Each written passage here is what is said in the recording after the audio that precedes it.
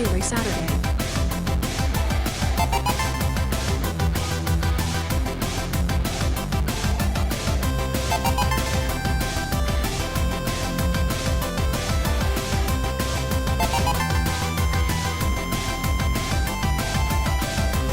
I am, as usual, going to do something silly during the ad break and then not explain it or address it at all afterward.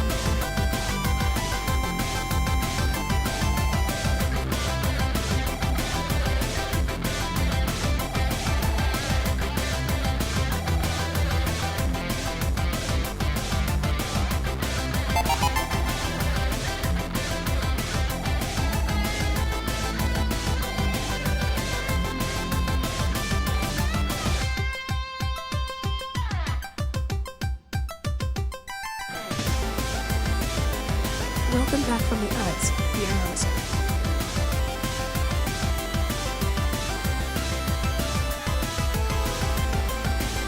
Please enjoy this kobold. I made her for you.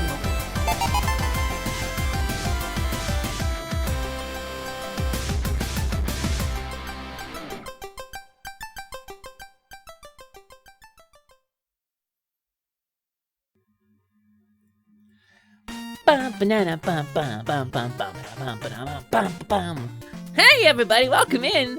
Welcome to Scaly Saturday. It's nice to see everybody. It's been a while since we've done this officially, isn't it? It has been some time. That's a kobold. Yes, you are correctly observing, Noelle, that this is in fact a kobold. Well done.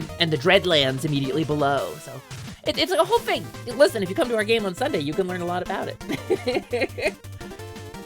Soulmas is not a holiday. It's not. Soulmas is not a holiday.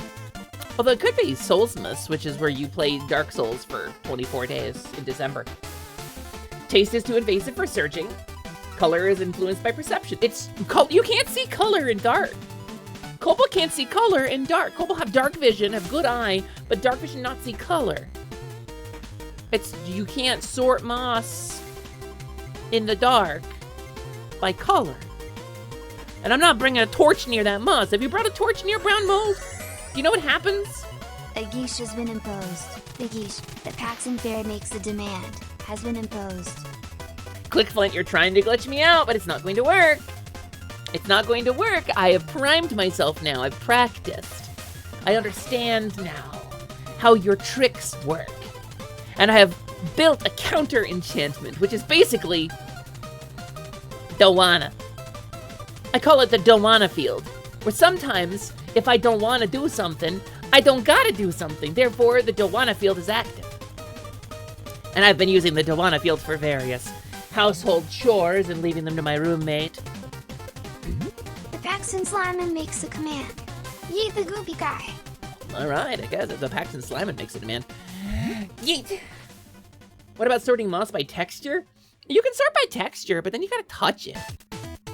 Some moss is gross. Brown moss plus fire equals explode. Thank you, Wolfwings. Thank you, Wolfwings, for understanding. You sort by color. I use shades of gray because dark vision, and I'm empirically correct.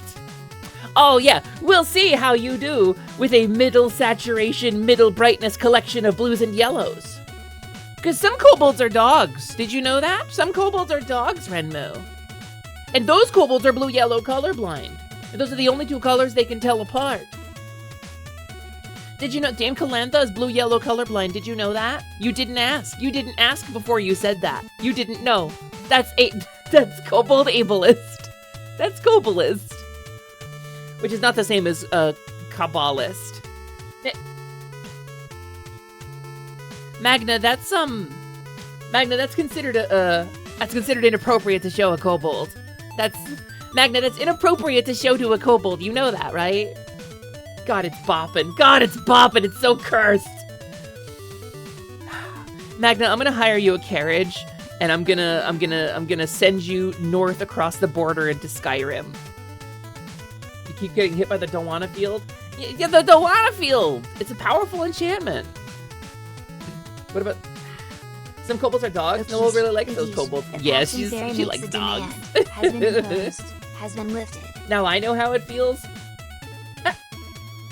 Are you suggesting that I have inappropriately shown you frogs? I'm gonna mail you in an envelope addressed to the sun. Dog. That's kind of a dog. Yeah, I mean, so I'm a flooper bold. Not every kobold got floopers, but I got them. The flooper's optional. But I also got a big swishy lizard tail, so yeah, you do the math on that one. See, dog! That's a kobold! That's a kobold! I know what that is! That's a kobold! I can identify it! That's a kobold! Get out of here, you. So, welcome in today. Welcome to Scaly Saturday. We got some stuff planned for you, but I guess we can yap too, right? We had some conversations going on about tabletop RPGs. We're gearing up for tomorrow. The finale of Expanse Enduring Heartbroken. Probably finale. Oh god, the horses. Oh god, I can see them in OBS! The horses! You don't think USPS delivers to the sun? No. Rain, sleet, snow, or fog can keep that courier from their appointed rounds. Technically, I guess solar winds and vacuum radiation could, but I kind of feel like the intent is that they won't let anything stop them. They won't, but the Royal Mail will. Deliver all Royal Mail to the sun. The horses! You're kobold sometimes? I have some friends who are kobold sometimes. At least 2 or 3 of them. And sometimes a cow who might be a kobold too. They show up in OBS. They do! The horses showed up over my OBS chat source. What are those horses doing on top of chat? I can't tell you. I can't tell you. It's because there is a thing on Twitch called combos now. And thank you so much for the bits, by the way. Where if you have bits, you can contribute to a combo. And as you combo to certain tiers, different effects will happen. And you can trigger different effects. We did this to Misa like a month or two ago. Misa, you know, member Positivity, the team I used to be a part of. And, you know, the fairy took over. And the horses get really, really weird. A cow turning into a kobold, that's wild, that's crazy. I think they would never consider a kobold. No, there's never been a cow in history who turned into a kobold, Noelle. There's never been a cow in history that turned into a kobold. So you don't have to worry. Oddly, you're one of the only streamers I know who has combos. Well, Misa has them. I think they're just a feature on Twitch, aren't they? Or like rolling them out like selectively, maybe? I don't, sliding your report across the counter with your paws. Welcome in! Thanks for checking in! This isn't the guild. This is the workshop. I'm far beneath Atelier Illumi at the moment, but you can still check in. It's the mechanic. I'm not gonna turn off the mechanics. You can check in at the guild, you know. They're everywhere. Okay, okay. I guess some people maybe don't have them. You should know Misa. I'm familiar with Misa. We streamed together for like a year. And sometimes I make appearances when it is funny or dramatically appropriate. What about a kobold that's turned into a cow? Wouldn't happen. Wouldn't happen for anything short of 5 gifted. Don't do that. Your favorite toxic Yuri besties of Hesper gaslighting Noelle. No, oh, come on. Come now. Come now, Professor Hucario, Mr. Lamps. Thank you, Wolfwings. Throwing potions around willy-nilly, you never know what's gonna happen. Look, I mean, the fairy, is she dating Noelle yet? Or are they just like a will they, won't they thing? I don't follow what goes on in the surface world, but it seems... I don't know, it seems like they're getting at something. I haven't figured it out yet. No, I don't follow it. I don't follow that stuff. Doctor, you want to know? I want to know too. Somebody ask the fairy. You've heard Noelle is trialing her HTGs. Hesper to go. Hesper the girlfriend. Hard to grab service. Hey, listen, I won't complain about it, will they, won't they, but it'd be fun to see them go for it. I'm a kobold and know little of such things. In psychology, evasiveness is... Hey, look! It's Castlevania! That's not Castlevania. Wait. Why can't I... I know this song.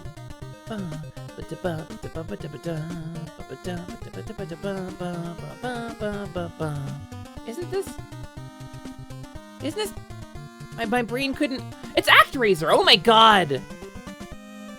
This is Fillmore. I don't know why. This is what happens. You get streamer brained and your real brain turns off and your streamer brain turns on. You go into like a dissociative fugue. Everybody else's streams knows about the dissociative streamer fugue, right? You've got the unregistered Hesper Cam ATM, but you mean maybe one day you'll register her. Maybe one day you'll enter a registration code. That's what it takes. Red knew it immediately. I mean, I should have known it immediately too. It's one of my favorite games. I built this playlist. Look, Flimmy, the last time Noelle did a bit about someone, well, let's just ask Noelle's girlfriend about it. What about Noelle's girlfriend? Let's ask her. What happened with that bit? No, I don't know. I figured the way that, like Dolly and Oceanax kind of hooked up was they sort of got bullied into it. I think that's kind of fun and charming, don't you? Black Flint! That's as many as 4 11s. That's as many as 4 11s! And that's 5 short of 9 11. Clickflint, did you do 4 11? That's that one time that plane crashed into the information service on US phone lines.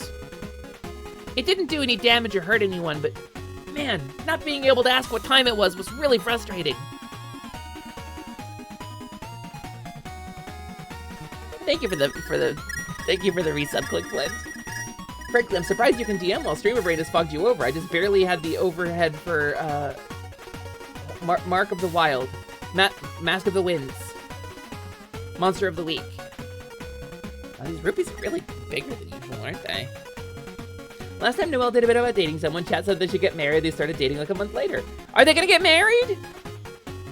I need to know. I'm deeply enamored with the affairs of a cow. Was not expecting the 9/11 joke. It's old enough to drive. It's old enough to drink now. It was 2001. It's 24 years ago. Did you know that? Babies that were born after Ground Zero was cleared can now legally drink. Monster of the Week, we got there. It's more fun if I guess, though. Guessing makes it more fun. She doesn't beat around the bush, did 9/11. I'm choosing not to engage with that. You're not saying it's too soon, you just weren't ready. You get like 1 or 2 per stream before it becomes like a cursed stream. You get 1 or 2 9/11 jokes.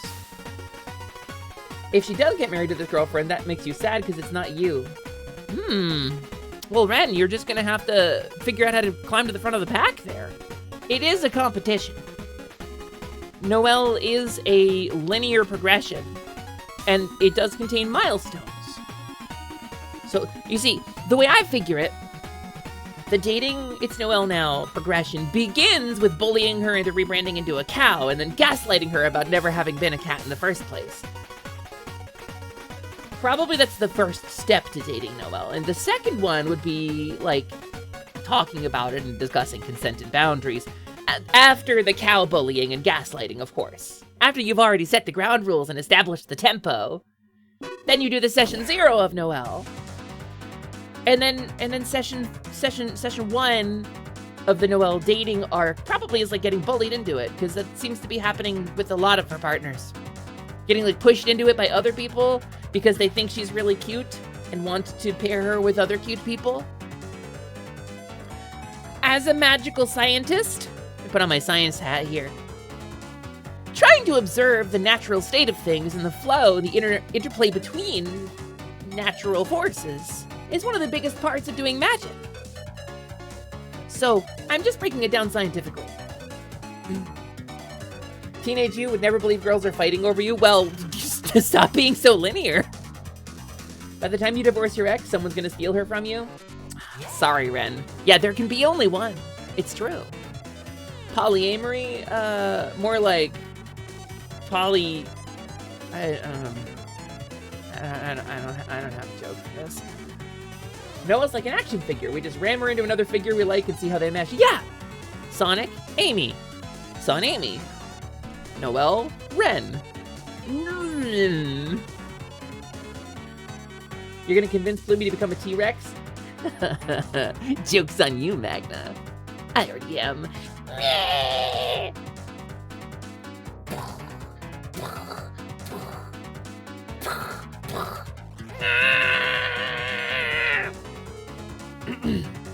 So, you know, I already was.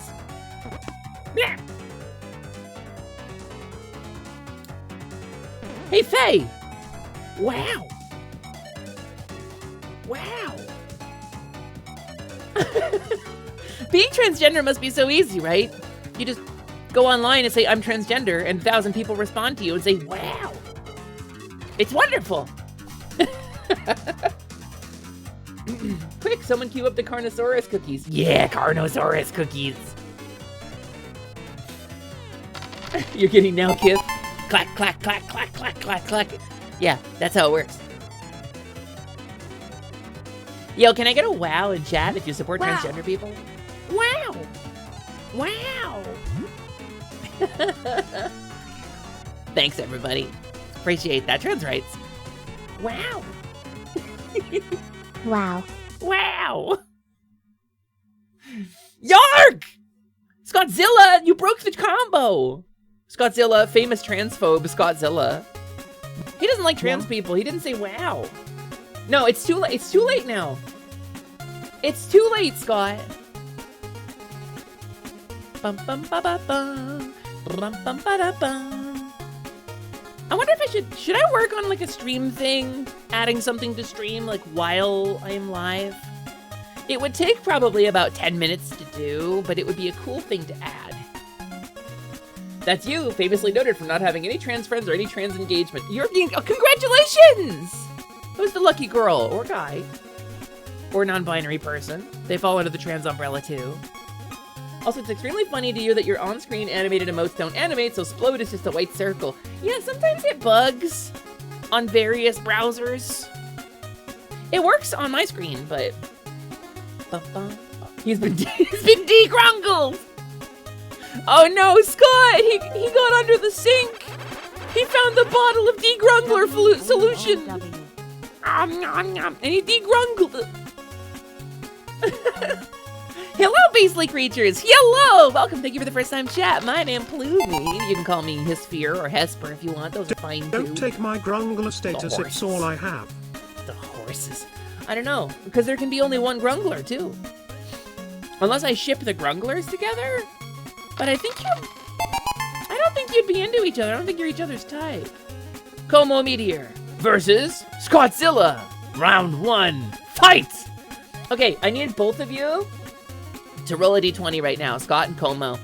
We are merging! Like Dennis Hopper. Gonna circle the wagons and get the friend groups touching. Gonna make them kiss. I need you both to roll a I d20. devoured the other grunglers and absorbed them. I can literally see him in chat, Scott. You have not. Don't lie to me. Don't lie to me, Zilla. Also, thanks for checking in, Moosin. Thanks for checking in, Magna, as well. I should put, like, a dice roll mechanic in the stream somewhere so you can, like, roll dice against each other. I should gamify more of my chat. Congrats on the crit. Oh, that was a crit! Wait, why didn't it... I didn't hear the crit sound, though. Huh. Hold on. We're gonna investigate that. We're gonna do a little stream work right now. I'm going to my action history. Check in for Magna. Ba-ba-ba-bum. Magna rolled 2 6s, but level increase only fired off as 1. Well, that won't do. First, I need to adjust Magna manually. Hold on. Magna, I'm adjusting you manually. I'm gonna take you in my hands and go... Okay, it's persisted global. It's a user global. Magna Num. And it's on Twitch platform. Magna Num. Character level. Let's make you 8. There you go. Congratulations. You're level 8 now.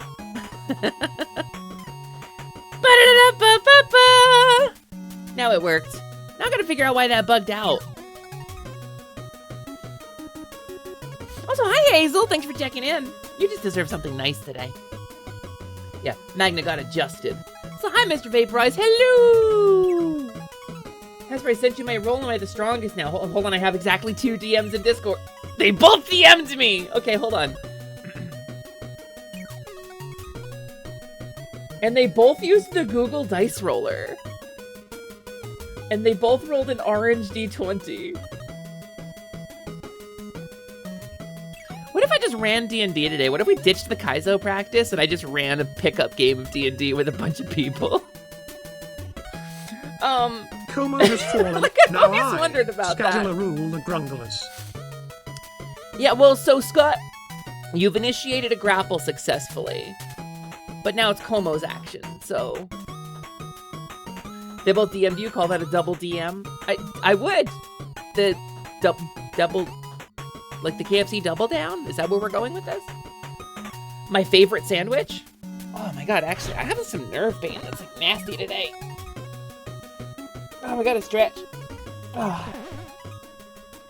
So, incidentally, Como rolled a 6 and was honest about it, and I respect that. Scott rolled a 12. But I assume he cheated. Can you make an unarmed attack while grappled? Absolutely, we're using 5th edition rules, so nothing makes sense and everything is broken. But I mean, like, what are you gonna do? Run 3rd ed? Oh, envelop the grapple, sure. Sure, that's a good rule. What page is that on? 318? Let's go. Yeah, you want to read about the enveloping a grapple rules? You want to do that? You want to process that? Or let's do Pathfinder grappling, where the most powerful grappling feat has 4 chances to fail, and you statistically do more damage by just using all of your attacks on attacks. And if you fail any one of those rolls, you fall prone and take massive falling damage. So you know. You're fighting a migraine today and it sucks. Prolo! Use missiles. I should put my grapple in an envelope. Yeah, I enveloped your grapple, and I mailed it to the sun. We've been over this. Hi, Hobbert! Please, I don't want to get the flowchart. No, get the flowchart. We're doing this. Or just do AD&D grapples where the rules aren't actually finished and don't make sense at all. Yeah, roll D100. There are so many other games. Why stick with 5e D&D if you know it's not good? You know, that's a very good question, Plushie. I actually want to answer this. I want to answer this honestly because I do talk about this on my stream. I play a lot of different systems. I play like a ton of different TTRPG systems. There are loads of other games. D&D is my comfort zone. It's the game I know the best. It's the game that hits the balance of grind versus character versus narrative in the way that I like the most. I appreciate that there are other systems and I enjoy them. We run Sword World on Sundays, not D&D. And that's very fun, it's very cool. But D&D is kind of always going to be my comfort zone. I like the lore, I like the... Like, it's changed hands a number of times over the years. Different writers have contributed to it, different companies have owned it and operated it, and sometimes it's been good and sometimes it's been bad. But it's still a construct that exists. And the outrage machine is a temporary thing. Because it... Let's say tomorrow... Hasbro sells Wizards of the Coast and they become indie. So let's say Dropout.tv purchases Wizards of the Coast, right? Pure hypothetical. Does D&D suddenly become good again? Well, let's say Darrington Press comes out and purchases Wizards of the Coast from Hasbro. Does D&D become good again? Some of the material is great. Some of the gameplay is really fun. It's the association with Wizards of the Coast that is driving most people away. And people are like, well, let's point out the flaws in the system. I'm like, yes. Have you looked at Pathfinder 2? Have you inspected feats? Have you looked at Daggerheart? Daggerheart solves the rules problem by not having any. So there's problems in every system. And I think the outrage towards D&D is primarily made up of people being sick of D&D being shoved down their throats every 5 seconds, which I understand. But that's Wizards marketing. They made partnerships with a bunch of people, and a lot of outsiders have been brought to the hobby now. A lot of people who never would have picked up a tabletop RPG in their lives are now playing TTRPGs because of that pop culture phenomenon. Because Critical Role made D&D sexy. So, why stick with D&D? I don't. The answer to that is I don't stick with D&D. I play lots of systems, but D&D is where I'm comfortable. D&D is what I enjoy. So, you're doing Daggerheart dirty? Probably. I haven't read it. Yeah, see? Thank you for dispelling your own misinformation, and I appreciate that. I am doing Daggerheart dirty, and I'm also doing Daggerheart true. I own Daggerheart. I bought it on release day. I supported Darrington Press. I think what they're doing is amazing. And it's a great system, but it's very rules light. Oh, sorry, I don't feel good.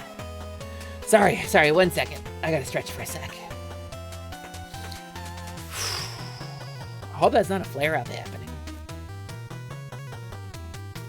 It's the Kleenex of RPGs. You don't know if we have Kleenex in this country, but you know what it is because of the marketing. I mean, well, D&D is? Absolutely.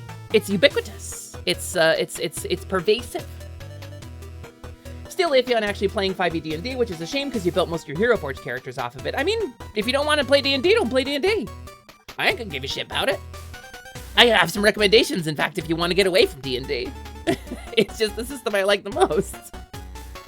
Crete Roll made D&D sexy, now we're making Sword World sexy. Damn straight, Scottzilla. Well, you and the fairy are making it sexy. I'm not involved in that. Kobolds over there are dogs. Did you know that?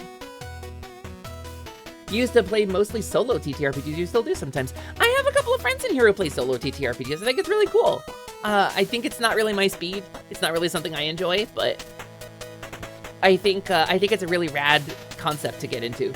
Ubiquitous, appearing frequently or very commonly.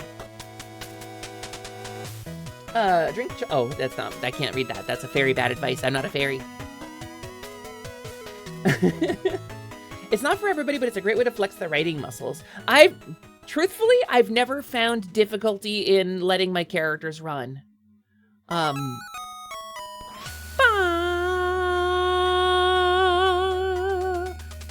I've never found that difficulty. I have difficulty in writing in other ways, but that's just not one of them. Thank you for the charm spell. It does nothing. Do you get kobold mid advice? Yes. Yip, yap, and occasionally yark. Kobold mid advice? Play DDO and try to get the attention of the developers by bringing hundreds of people in. That's mid advice. Ubiquity would be a cool rapper name? I think so too. You're thinking of becoming a dogbold because you went from kobold to puppy girl already. I mean, it's the comfortable middle ground. There's one of them in Expanse Enduring, actually. There's in Heartbroken, there is a famous dogbold. Her name is Dame Calantha. She's pretty rad. And she's one day going to nuzzle snoots with Tavel, the lizard kobold. And the two of them are going to meet. And I will ship them. Much like I ship fairies and cows, I will ship two different forms of kobold. We are merging! Her name is Dame Calantha, and you are love her. I am love her too. You mentioned wanting to play a particular character alongside her, Scott. I bet you didn't expect me to make her an NPC, huh? EE has truly wild number of delightful NPCs. There is an animated GIF out there of one of the Expanse Enduring NPCs, and I am so over the moon about that. Demeni and her perfect little pirouette. It's one of my favorite things that ever existed on the internet. Fairies and cows do go great together. Delightful. You can season your beef with a little fairy dust. Just, get the beef, slap it on the plate, take the fairy, crack it like a glow stick, and shake it like a pepper packet from Wendy's. Delicious. Oh God, the fairy dust adds so much. Demeni, the spin. No, so Demeni is not the spinner. Demeni is the beastmaster. The spinners are her pets. Please don't crack me like a glow stick. What would you do with a fairy?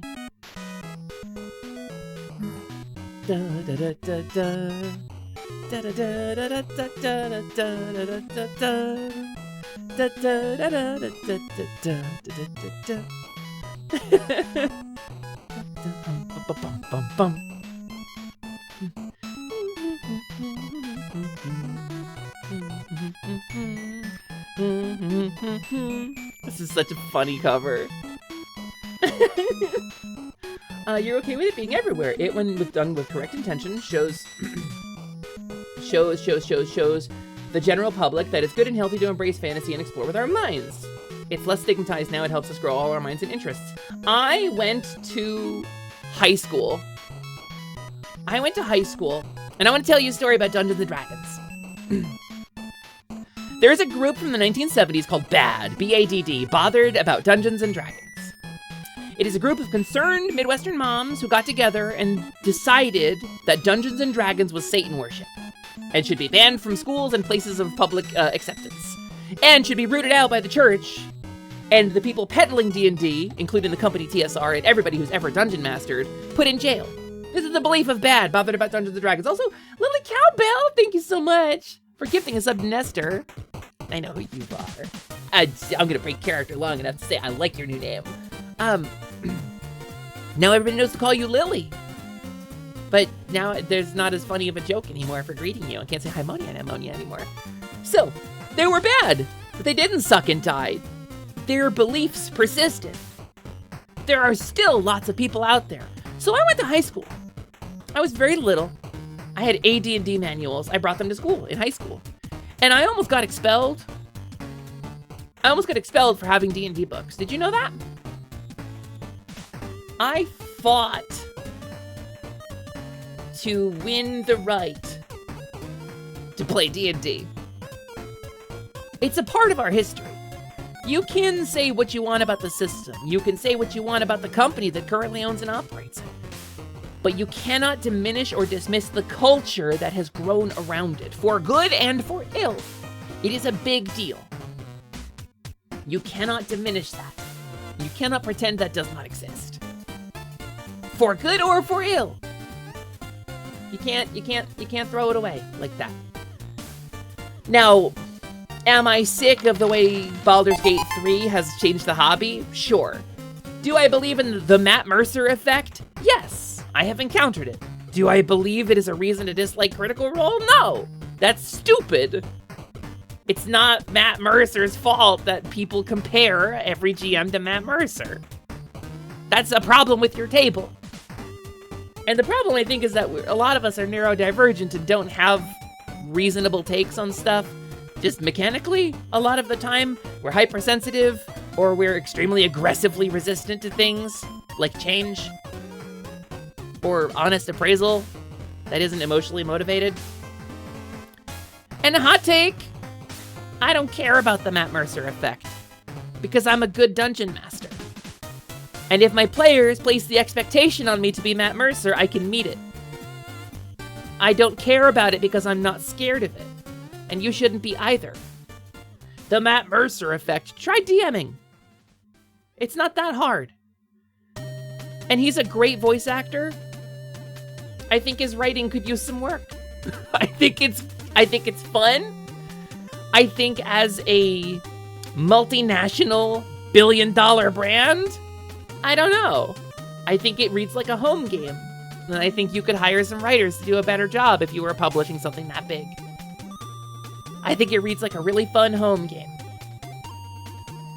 I think what people are referring to as the Matt Mercer effect is called the production value effect, and not about Matt Mercer. Compare them to Brendan Lee Mulligan, I'm not afraid. I think if you put me and Brendan Lee Mulligan in a room together, we'd have a good time. I think we'd talk about gaming, and I would meet him as a peer, and we would discuss DM strategies, and I'd have fun. Because here's the secret. The secret, heroes, is that anybody can be a good dungeon master. It doesn't take that much, actually. What it requires is listening and being flexible. That's all. That's what they're doing. Matt Mercer, Brendan Lee Mulligan, they're improving. They're performing. But they're engaged in collaborative storytelling. They know what yes and means, and you can too. And if the Matt Mercer effect upsets you, oh, get good. It's a hot take, but seriously. Or if someone's being a twat at your table, eject them. If someone's going, ugh, this is lame compared to Critical Role, then throw them the fuck out. You don't have to worry about the Matt Mercer effect. That's just a douchebag. Get rid of them. You don't have to play with that person.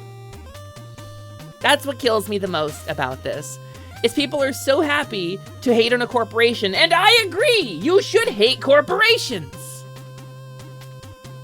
That they are drawing a line in the sand that is alienating half or 3/4 of the gaming community.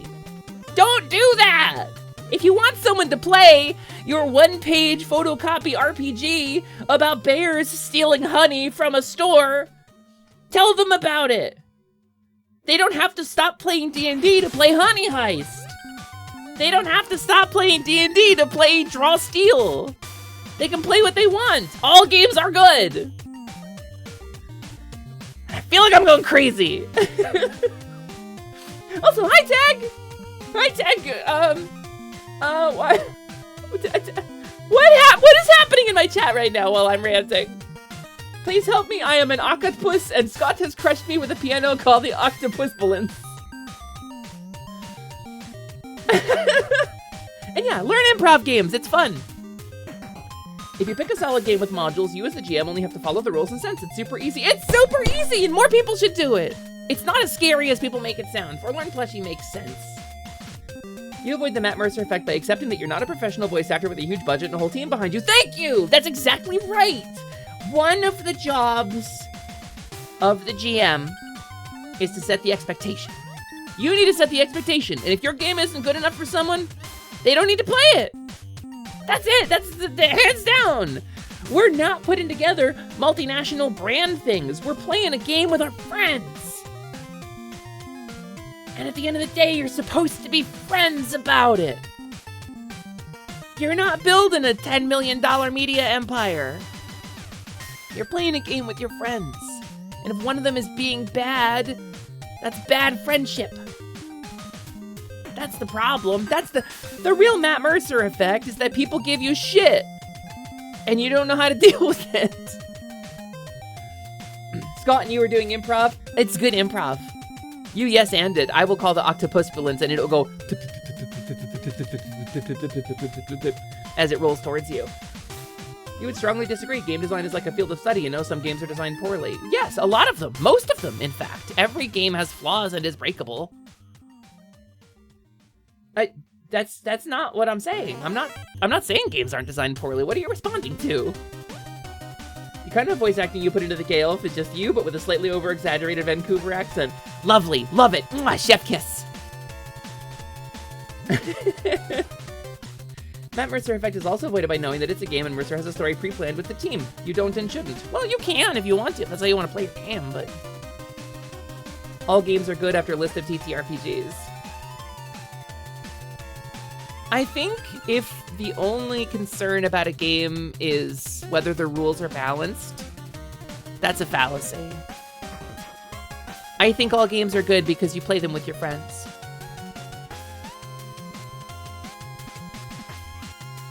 I think if you want to make an exception for shit like Fatal, where it's politically and misogynistically aligned and created by a group of fuckwaffles who hate women and have disgusting sexual kinks and fantasize about rape.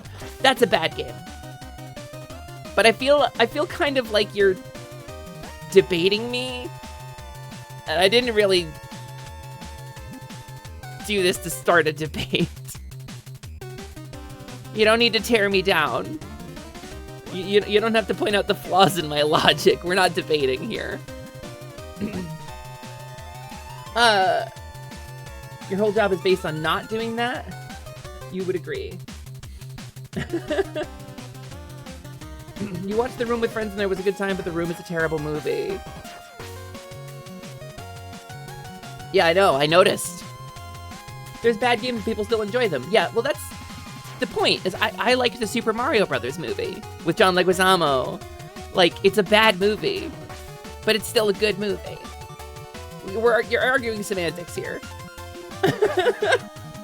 Hello everyone, and hello Hasper. Rexton here with a smile as always for you all. Hello Rexton, welcome in, it's nice to see you.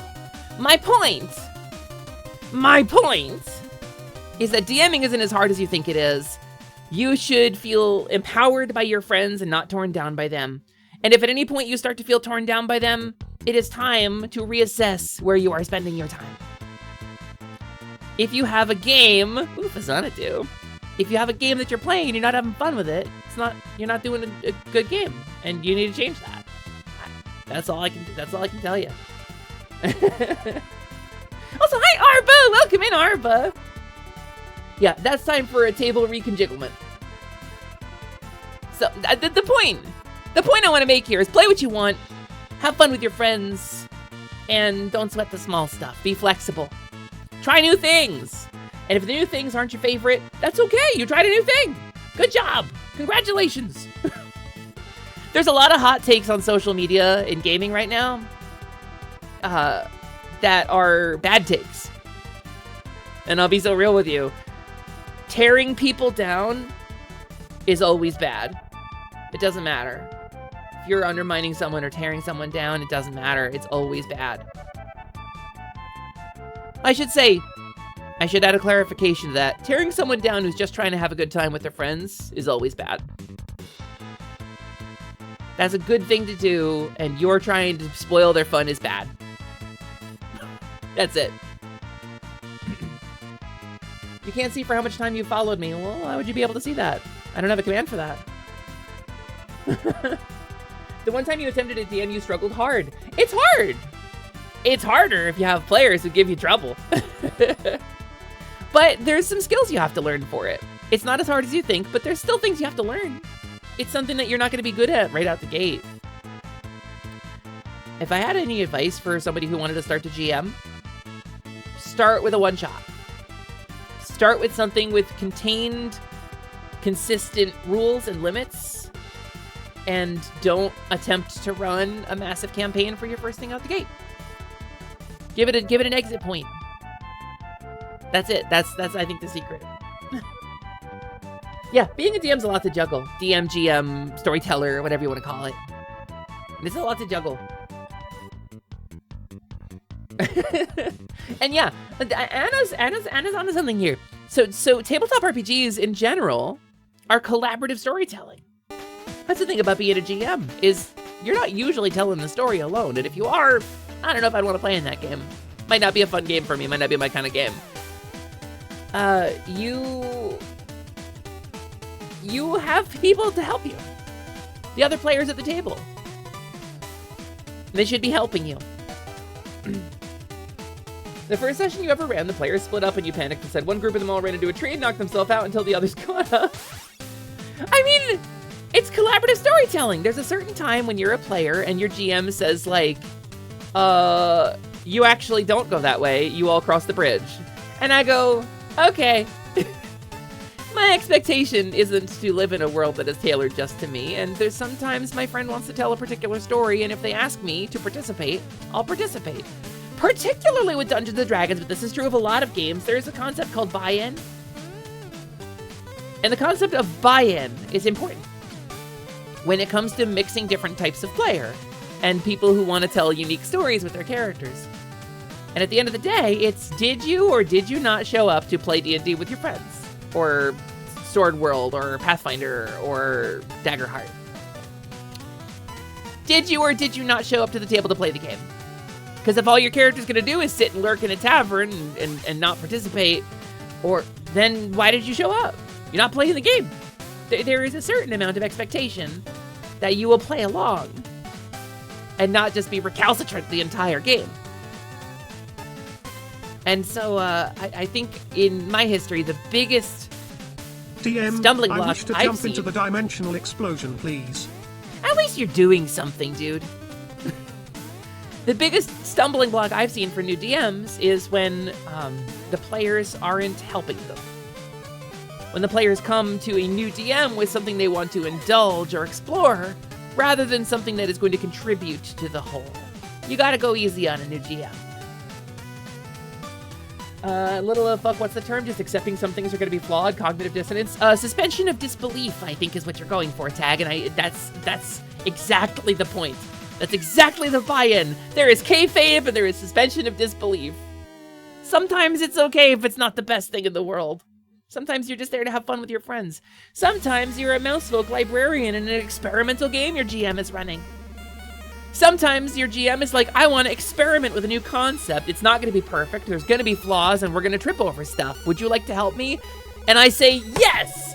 I will. Well, actually, no, what I do is I say nothing, and then while they're playing, I make the character and try to sneak it in because I'm an asshole. But the point is that sometimes it's not going to be the most flawless cinematic masterpiece ever, and that's okay too. Hi, Albert! A mouse folk librarian! Listen, if I had a mouse model, I would switch to it. Hey, Hesper. Yes, Lily, what's up? Suspension of disbelief. People say that's a bad thing, and you're like, you should commit to the bit. People say suspension of disbelief is a bad thing? I don't know. I don't think I would play with those people. And you don't vibe with people that can't suspend their disbeliefs? I firmly believe that. You know why I had to switch off pneumonia? I don't. Why is that? But yeah, you're accepting a flaw in a thing so you can have fun. Yes, well, that's exactly right. And I think at the end of the day, too, when it comes to issues like, are you constantly jousting with your players? Is somebody sulking and ruining the fun for everybody else? Does somebody take criticism poorly? You know, and it's like, does somebody have emotional outbursts at the table? Or unrealistic expectations? Does somebody call out the Matt Mercer effect on you and make you feel inadequate as a GM? Here's the secret. You don't have to play with those people. And not being invited to your table is their problem to deal with. This is important. This is actually so important. And I want to talk about this, too. You got a fever, so the solution was more cowbell. / ban 9,000 years. Jousting! Alright, buzzard bait. Ready to Midway's joust reference. In comedy, a callback is... So, what if you make yourself feel inadequate as a GM? Then don't play with that bastard. Invite the better version of you who doesn't. Wait. Sorry, Lily. So I want to talk about this actually. I have, and this is not just about me, this is also about you. I have at any given moment a black book of about 30 people who would play a TTRPG with me. I'm not exaggerating that number. I'm not overinflating it for the sake of drama. About 30 people. If I'm starting a game, a weekly scheduled game, I would have about 30 people who I would ping and they would say yes.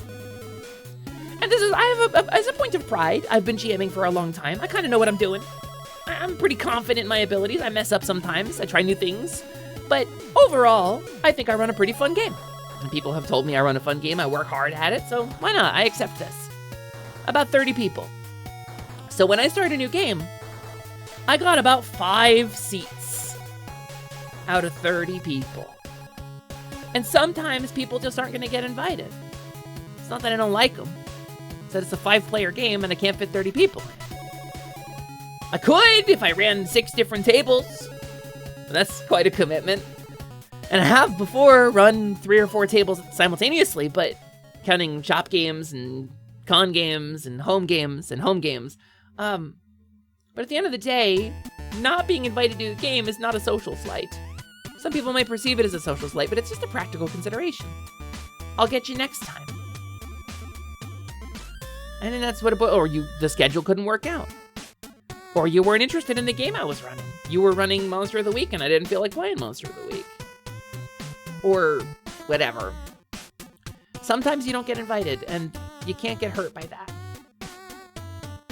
Sometimes you just don't get invited to the table. You can't sit at every table. That's important. That's important to know. You're assuming you're counted in that, but 32. Yeah, no, y'all are counted in that for sure. I have some games I want to run, but I have some characters I want to play too, and I've been on an arc where I get to play now, and I've been a forever GM for an embarrassing number of decades. So 100%, sometimes the table just doesn't quite have space, even if you want someone there. I mean, that's what I'm speaking as one of the people who I would love to invite to another game, Nestor. Yeah. Hesper as a PC has been a treat. I had this conversation with someone recently, and it was really flattering to me. They said I brought a lot to the table, and that meant a lot to me. But I tried to, you know? Sometimes, Magna, that's an incredible segue, and I'm going to steal that and pretend it was mine. Sometimes you don't get invited, and that's okay, because it gives you the chance to host. If you want to play in a game, this is the secret, this is the joy of this. If you want to play in a game, and you don't have a game to play in, you can make one. Pick a system. Pick some players. Try it. You could do it. It's free, most cases. Particularly in the case of Wizards of the Coast, there is a document published called the System Reference Document that contains all of the core rules you need to play D&D without giving Wizards of the Coast a dime. If that's your entry point to the hobby, if you got in on the Adventure Zone or Dimension 20, you can play it for free, that's all I'm saying. There's a Wikidot website that contains every published rule. Mallingham, hell yeah! Hell yeah! We talked about TTRPGs. Well, you didn't. Hesper Lightwing did, but... If we end up as villains, you'll be my bad bunny buddy. I mean... Wayla was your bunny buddy, it's true. But she's busy now. You and Hesper steals your dialogue. I'm gonna take all the letters out of your dialogue box and bury you in the dialogue box like a little shoebox. Bury you alive in a shoebox. All creative material created during Hesper's Quest broadcast are property of HepCorp. I wish I could say that, but it's not. We use Hero Forge for our minis. A lot of times I use published rules for stuff. We're playing Sword World, so it's the property of Mugen Games and Group SNE. So, you know, concepts like shallow abysses, they don't belong to me. No, the setting of Venom belongs to me. Absolutely. And Dolly, I let her write that too. So I shared the keys. Dolly's a co-author. This discussion has you abuzz with the need to capitalize on your Sword World ideas. Do it! Do it! Support the official release and do it. Play Sword World. Play Sword World. Play Sword World. Play Sword World. You'd love to run a table with people here. So when I first set up Atelier Lumi, back when it was called... back when the server was called Milk and Data, I set up Atelier Lumi, Milk and Data, with the hopes of giving out table space to people in the community so that they could run TTRPGs for each other. Like the back of a bookstore. And I gave a couple people the keys, and some people handled them irresponsibly, and so I had to be more careful about it. But there is a roster of vetted, queer-friendly, creative people in that server who could all be called upon to play TTRPGs. And a couple of times, because a lot of people are there because they want to play in a Hesper game, and they won't respond when someone calls for players, and that sucks. That just sucks. I try to help, but sometimes it happens too. I told you about my pixie swashbuckler. She was so much fun. I had so much fun being put off by her. I had so much fun being like weirdly incisive and aggressive towards her and hoping to explore that arc. Your next game is a cult one. You're not prepared for the edginess. I'm unfamiliar with cult, Arba. Your fairy artificer is perfect and you love her? Hell yeah. Also, actually getting to session 0 properly would be nice. You've had to hastily put tables together and not prep everyone a lot lately. We didn't do a session 0 for our Monday game with Bucket and Jing and Tequila and Hobbs. We didn't actually do a session 0. None of us actually like discussed our expectations or thoughts about the game. We were just gonna playtest this kind of like system that Bucket had in mind. So that was kind of as far as we ever got with it. It's fun. I'm having fun with it, but we didn't do a session 0 for that. But we're a group of people who trust each other too. Hi, Diggy! You do wish you could give D&D another shot one day, probably a one-shot. A one-shot's a great place to go. Truly, a one-shot is a great place to go. Especially if you're like kind of a rookie GM, set expectations. Limited expectations, you know? Say, I'm gonna run a 2 or 3 session little mini arc. Let's make some characters. And also, when you're playing a published system with a billion splat books, let me give you permission for something else. Pathfinder or D&D or even Sword World, it is okay to say, hey, please stick to the core book. Please stick to the core rules. I don't know these rules very well. Please don't bring any homebrew. Please don't play anything from a weird splat book. This is just so I can learn the game, and I promise I will try to make it fun for us. But please don't bring something difficult to my table that I don't know how to handle. I think that's okay. Also, Arba, thank you for giving a sub to Diggy. That's 201 subs in the channel. Diggy, please enjoy those emotes and the ad-free viewing. Although I think you're a Turbo subscriber, so probably. I appreciate you so much, Diggy. Thank you for being here. I hope you're doing good. When you have your footing with Foundry, you'll hit her up. I look forward to it. I'm so bad at Foundry. Yeah, please enjoy the ad-free viewing, Diggy. Gotta reach 250 now? Don't you dare. We're less than a month out from the Fix a Fairy fundraiser. You know, it's been 29 days since the Fix a Fairy fundraiser came to an end. You don't need to do that. It's been less than a month. You bringing silly UA things to your character builds in a campaign with a first-time DM? So I brought a homebrew race to Bucket's game. I brought a homebrew race that I wrote to Bucket's game, and that's the worst kind of homebrew you can bring to a DM's game. Sometimes it's great. Sometimes your homebrew rules. My homebrew might be a little overbalanced for certain builds. I don't know. But D&D doesn't have a canon playable mousefolk race, so I wrote one. One of your players did that. They brought a Yinglet. They brought a Yinglet? That's incredible. That's incredible. Do they talk like this all the time? Because of their teeth? A mouse folk homebrew! A Yinglet's basically a mouse folk. It's like a weird little rodent with long legs. Yes, they do. You have to. You have to. You're playing a Yinglet. You have to. That's important. I feel like on another timeline, you'd absolutely be a Yinglet.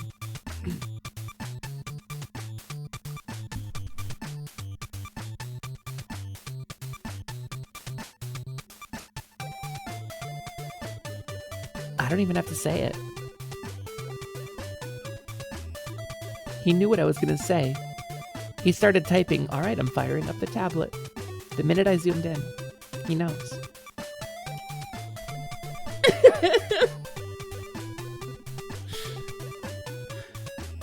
You know what you have to do.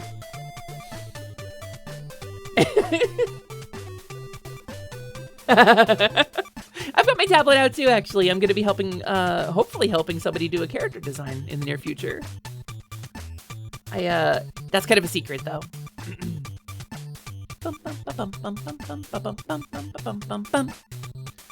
You have the couch tablet ready to go. The prophecy! The prophecy will be made real, Yingzilla! What if we were all Yinglets? What if, not only does the canonical, protagonist of that comic turn into a rodent, but they'll turn into a girl rodent? So it's like a very particular vibe, and that's how I found the comic. VTuber Yinglet AU.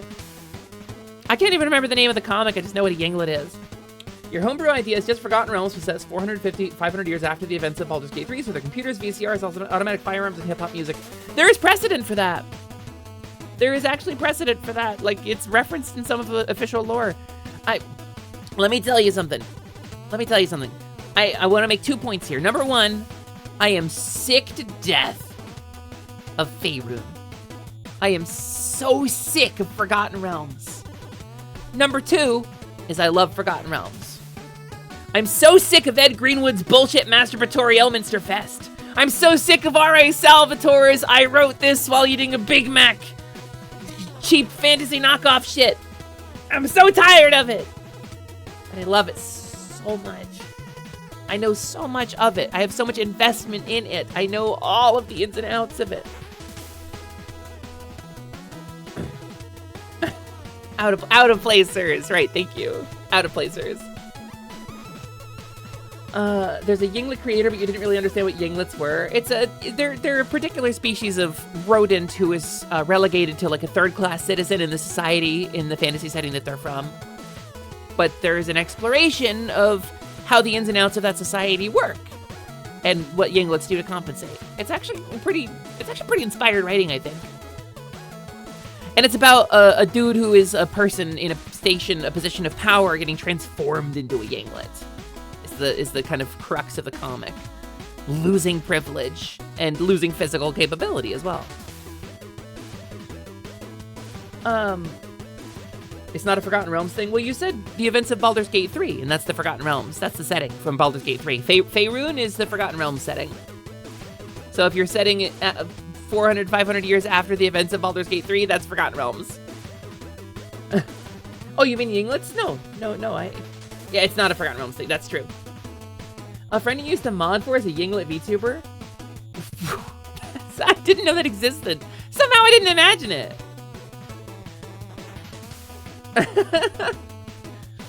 But yeah, no, I'm sick of Forgotten Realms, and I love Forgotten Realms. I'm also sick of Zelda. I'm sick of Hyrule. But I love Hyrule. You know what I mean? I don't know. Anyway, I have like a billion DMs. Let me take a second and check my DMs real quick. Magna, can I show this? Do I have permission to show this? This is so developed for art from you.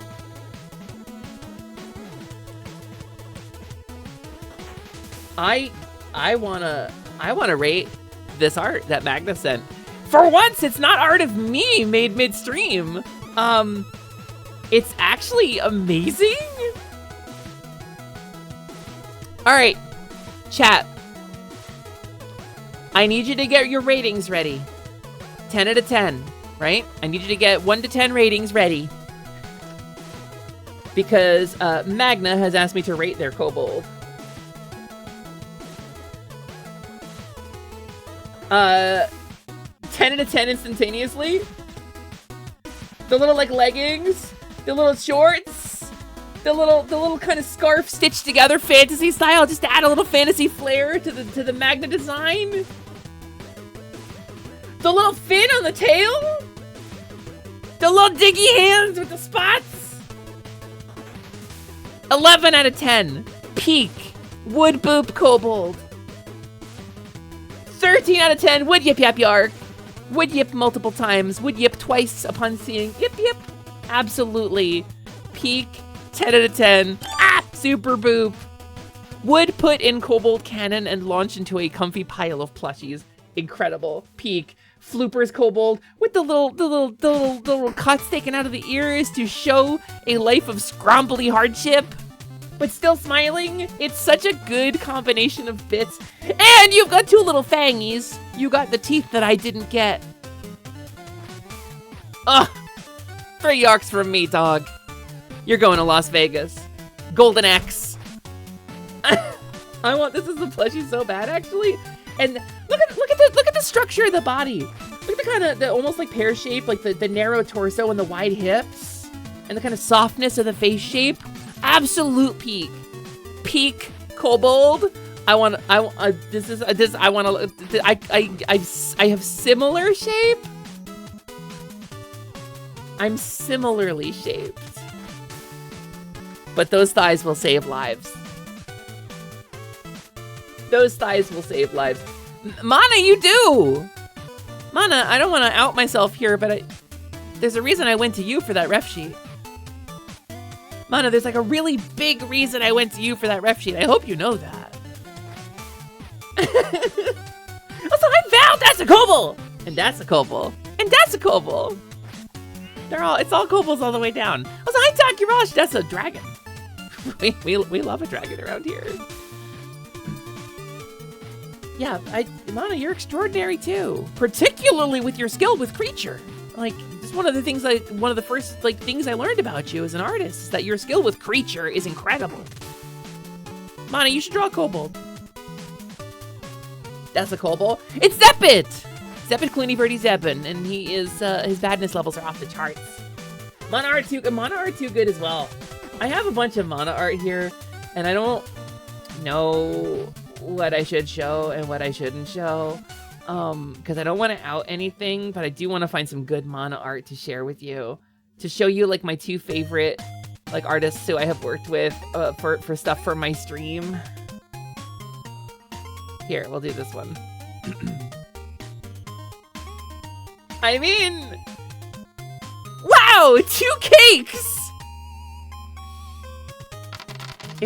It's just awesome, gamers. It's just awesome. I'm so blessed.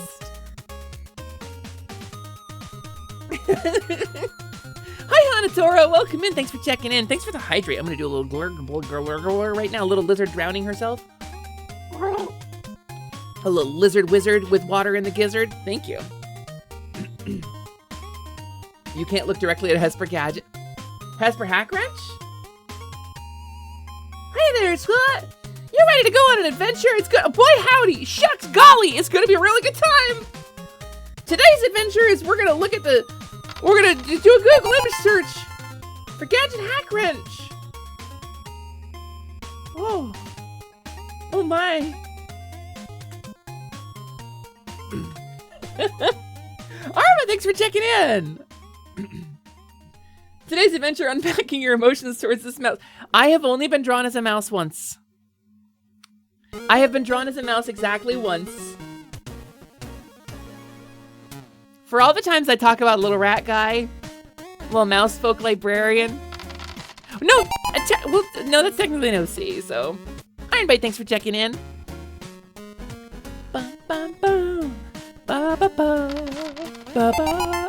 You know, I'm done. I'm not making League of Legends content anymore. I'm not making League of Legends videos. Goodbye.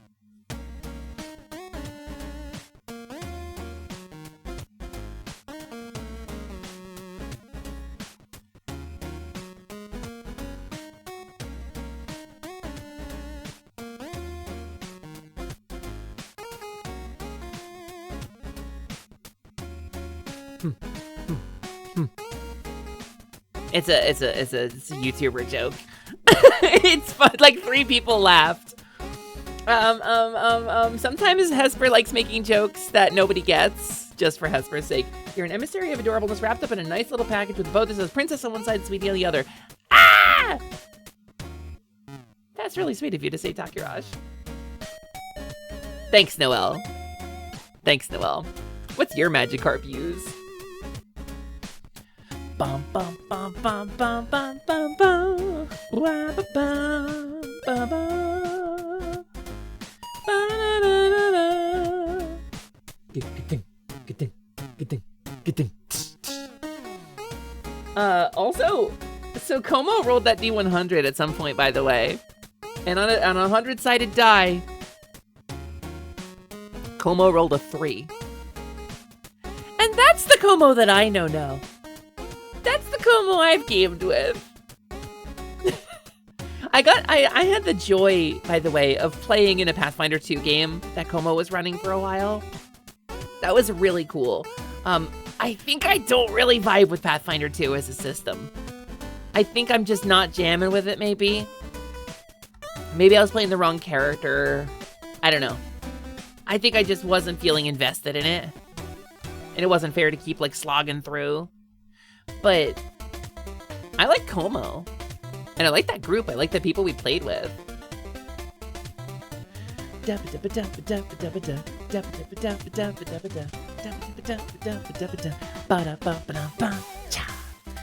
Also, please go check out Bulby.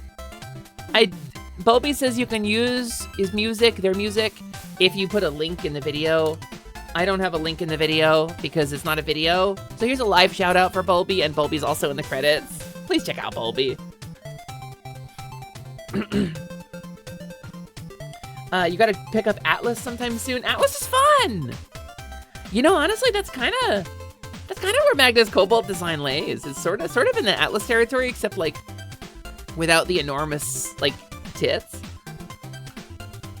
Kind of Atlas-y bold. Atlas bold. A little bit, Magna. But yeah, in the D&D server. There is a sketch of Quick in there. But that's not drawing me as a mousefolk. That's drawing my mousefolk OC. So.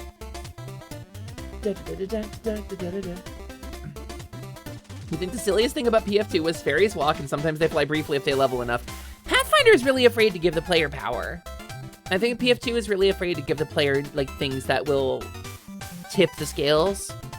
Everything in Pathfinder 2 is very much like stack small modifiers to create a tactical advantage, which I like. I like tactics, but it's like real afraid to give you something cool, particularly with flight.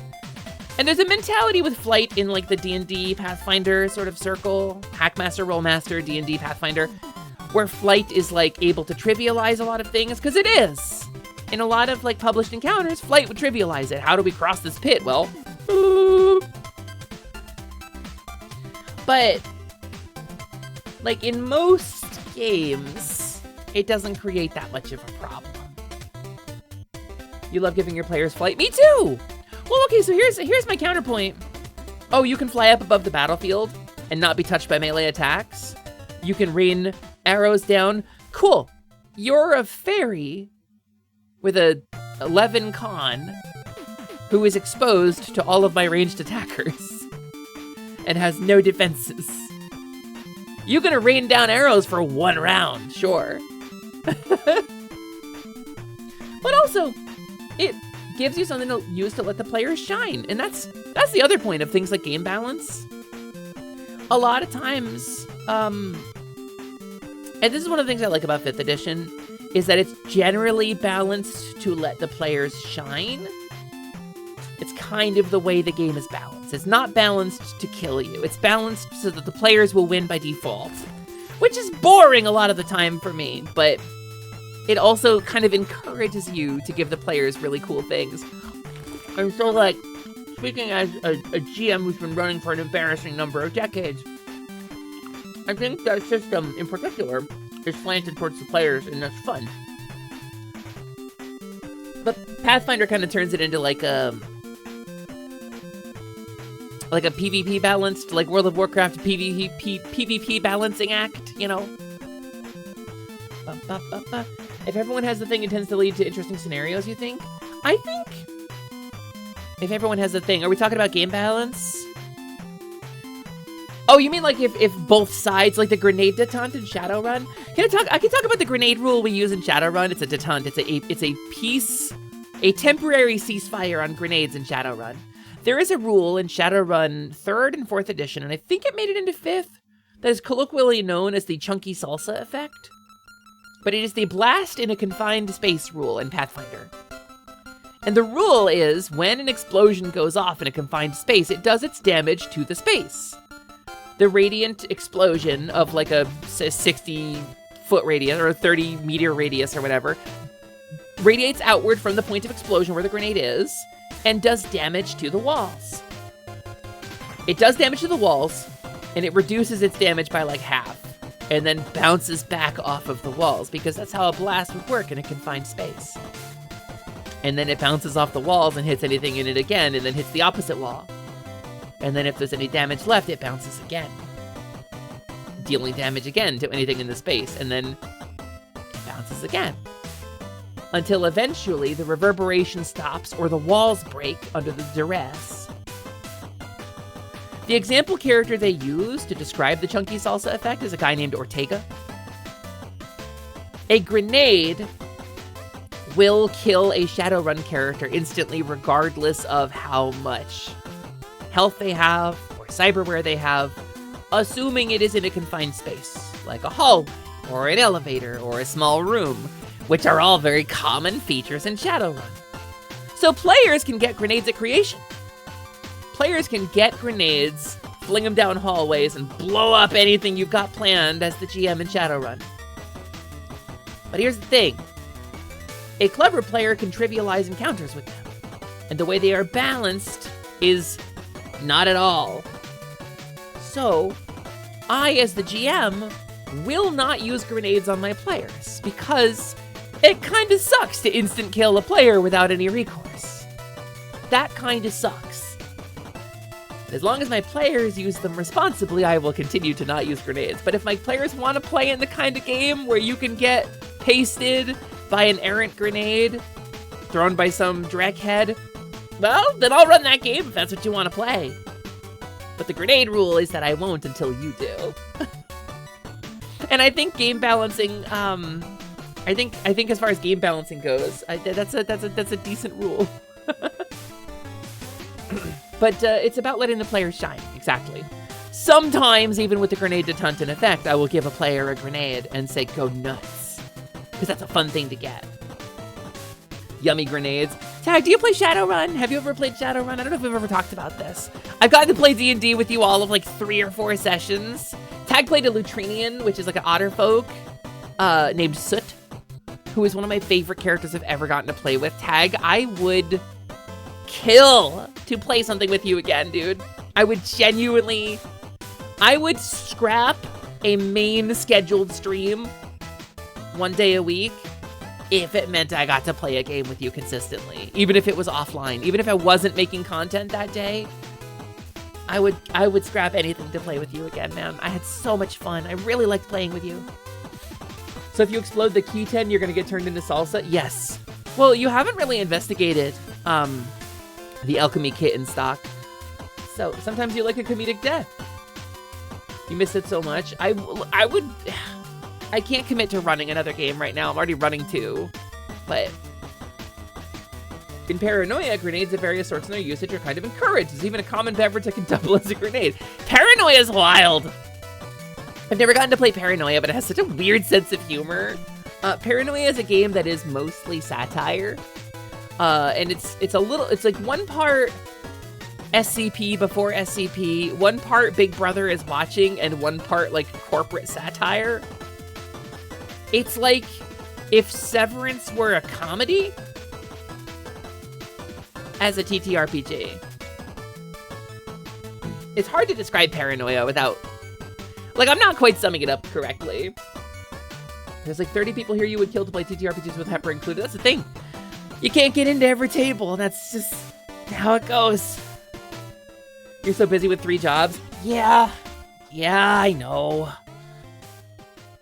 But some of them are so cool, Tag. You're doing such cool things.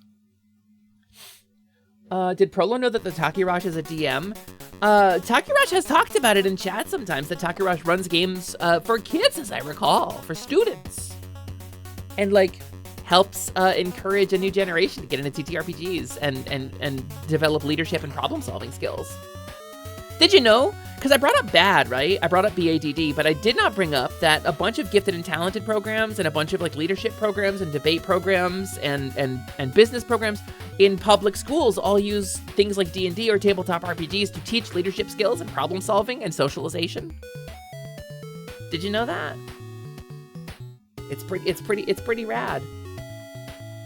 What am I listening to? What is this? Tekken 2. Oh, I didn't recognize it. I don't, I've added every song to this playlist manually. Well, that's kind of a bop, though.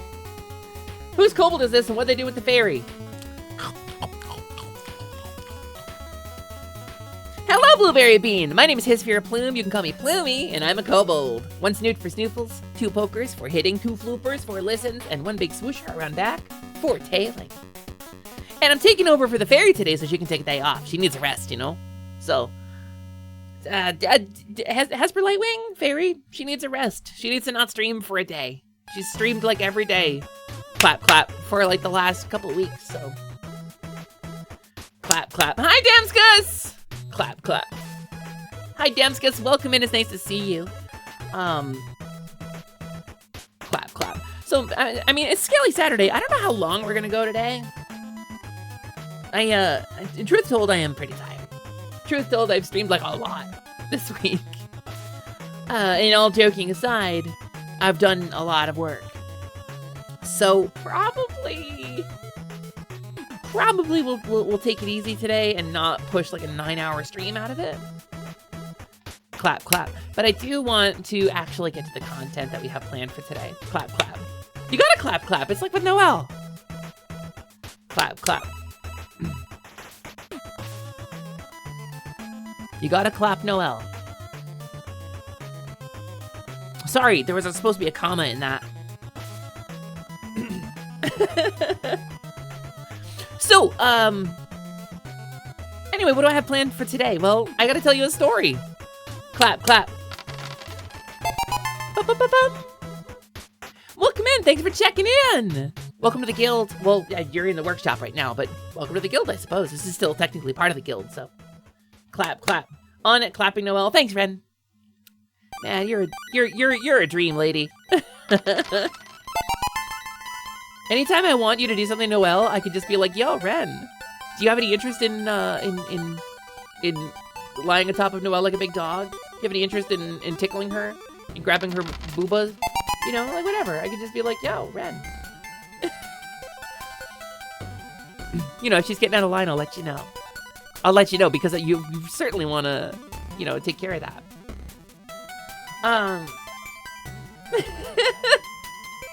Also, thanks for checking in, Bug Bite.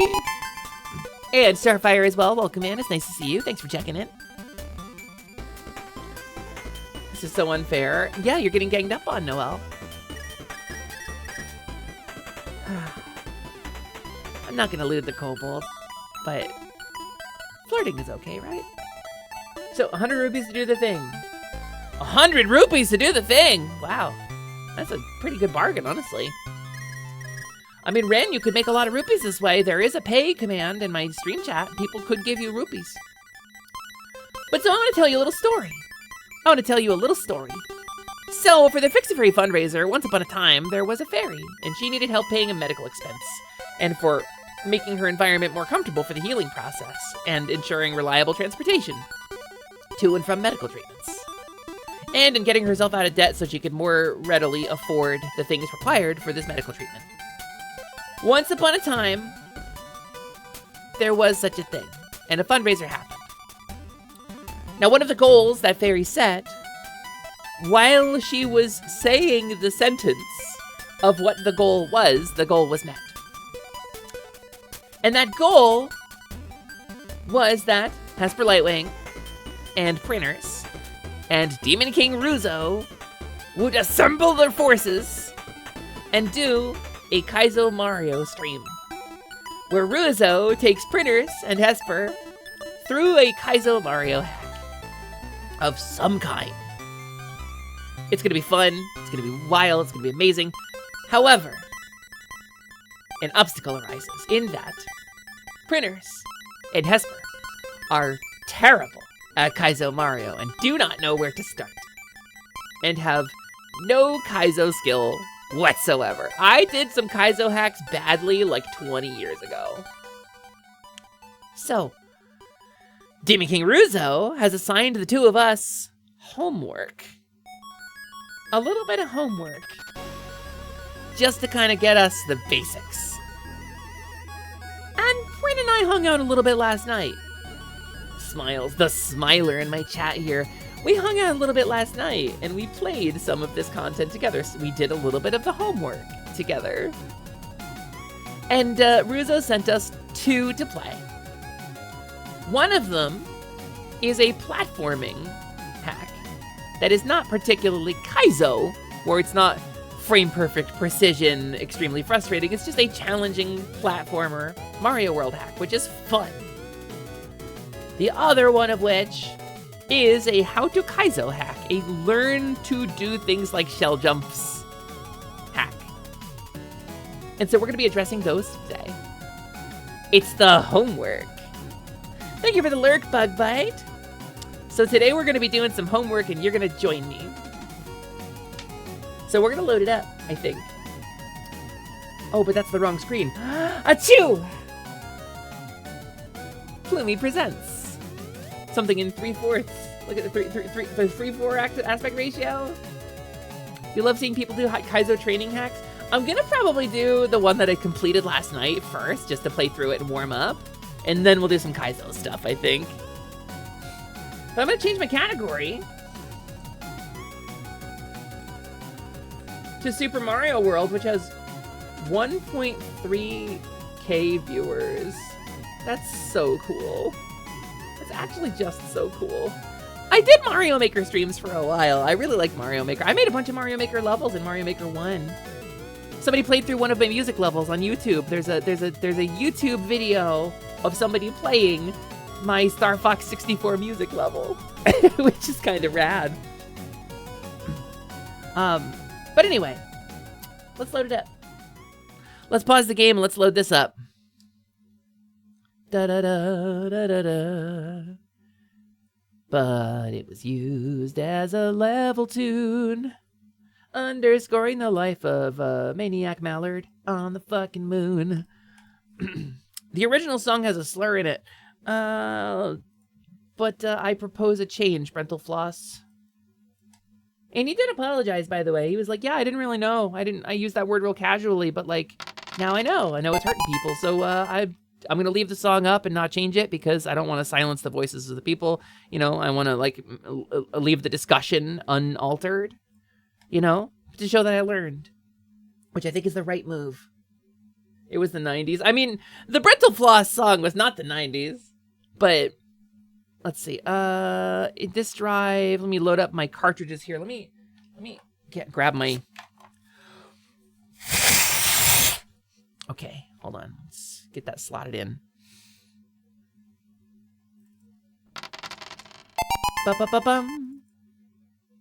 This one. Can I capture it? Can I just hit the capture button? No, I gotta do a window capture for this, don't I? I gotta do a window capture for this, don't I? I think I do. It's okay. Also, thank you for checking in, Sol and Lyfera. Thank you for checking in. It's nice to see you both. We're gonna do a little Mario just once I can, do I not have a window capture ready for this? I guess I don't. Okay. Window capture. Select this window. Da da da da da da da da. Da da da da da da da da da da da da da da da.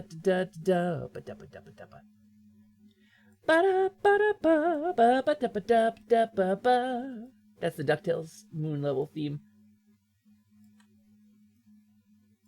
Wait, Uncle Scrooge, you need a suit out there.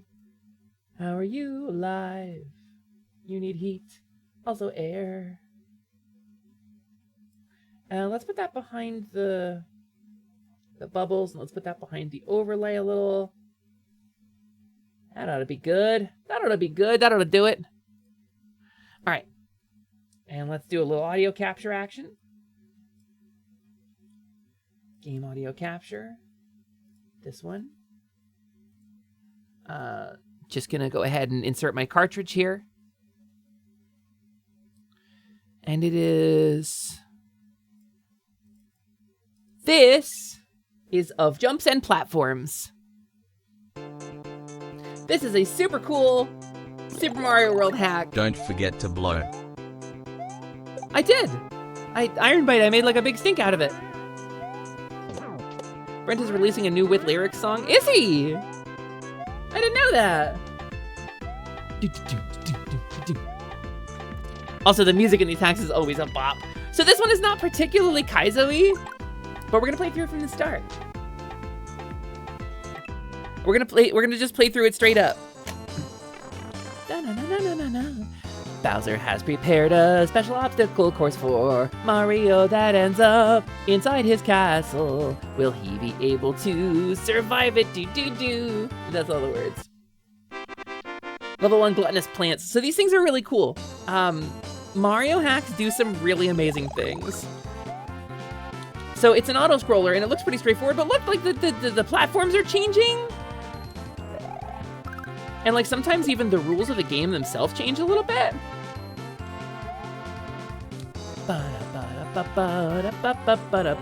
Also, this gave me a new respect for Ruzo and the fact that he locks the hell in and talks at the same time.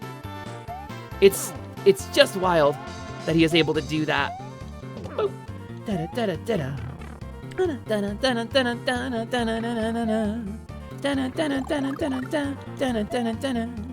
Meow, meow, meow, meow, meow, meow, meow, meow, meow, meow.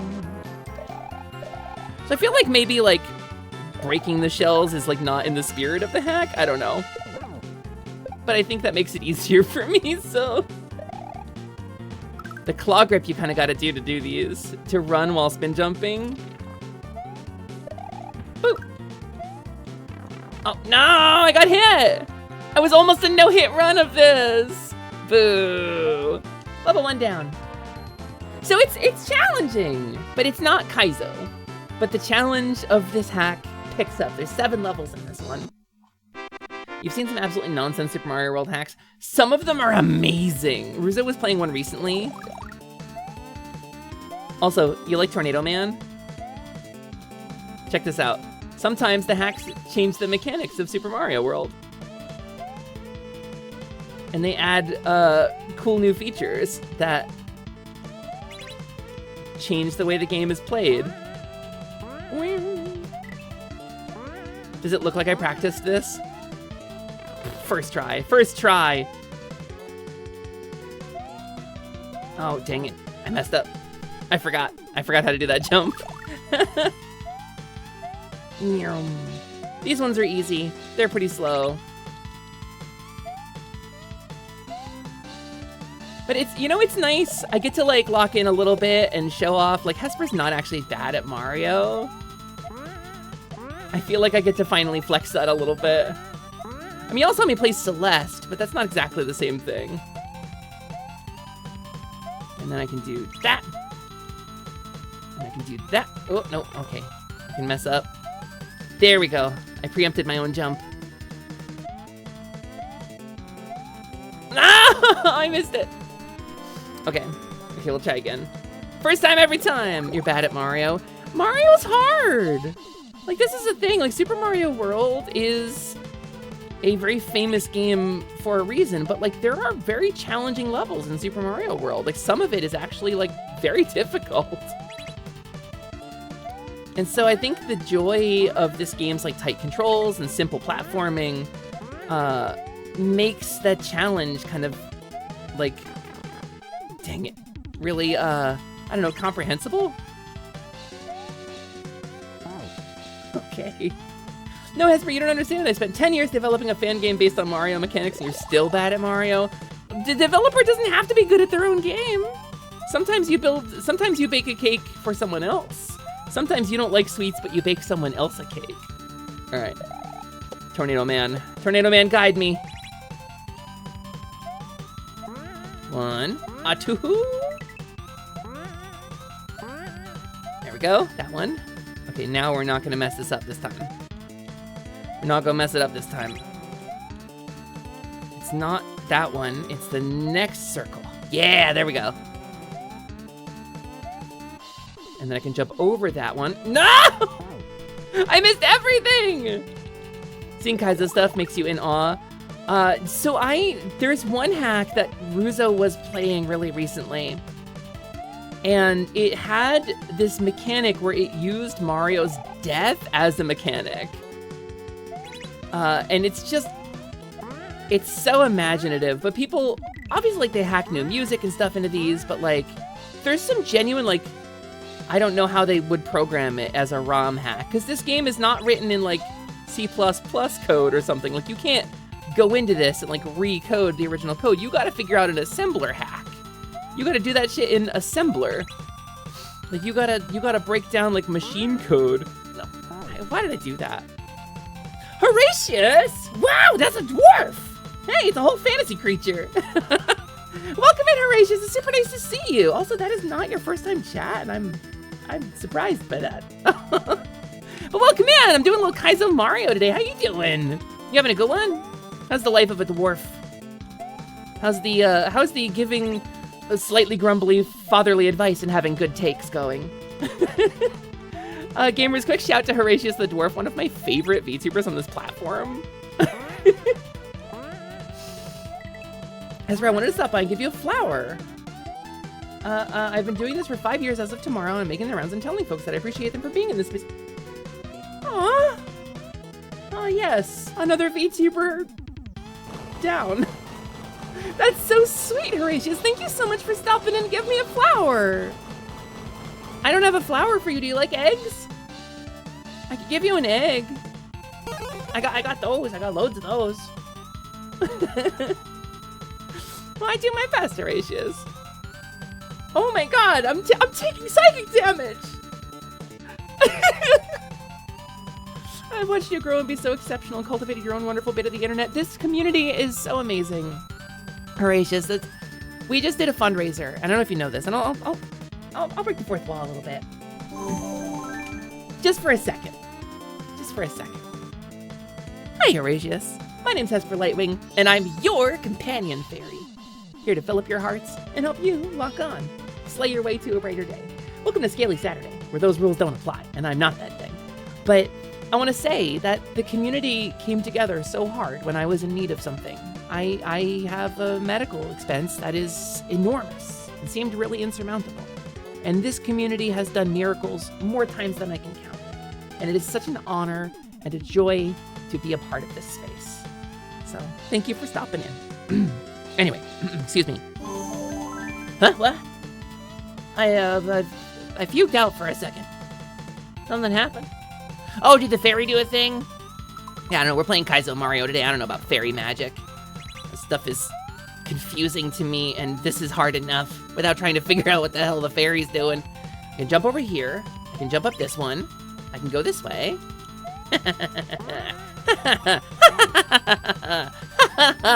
I was demonstrating how to fall. I was demonstrating how to cope with failure, is what I was doing. But this is a lot harder when you're talking. Aaron Hansen had the right of it. Dook! This one, and then I can swing over here. This one I bounce twice. This one I go here. I can just zoom across that one. This one I have to catch when it's on the way up. And then time it like so.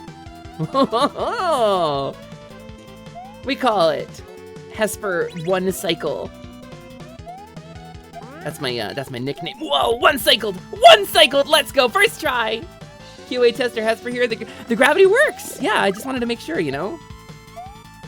I had to know for my edification. This part's an auto-scroller because God hates me. Also, what a cool mechanic, right? They do some really cool stuff with these hacks. So the brown platforms switch direction regularly. Woohoo! Spicy turtle! Oh, I was doing so good too. I was like feeling so good about myself. I was like, yeah, I'm gonna impress everybody. They're all gonna love me. But then it didn't happen.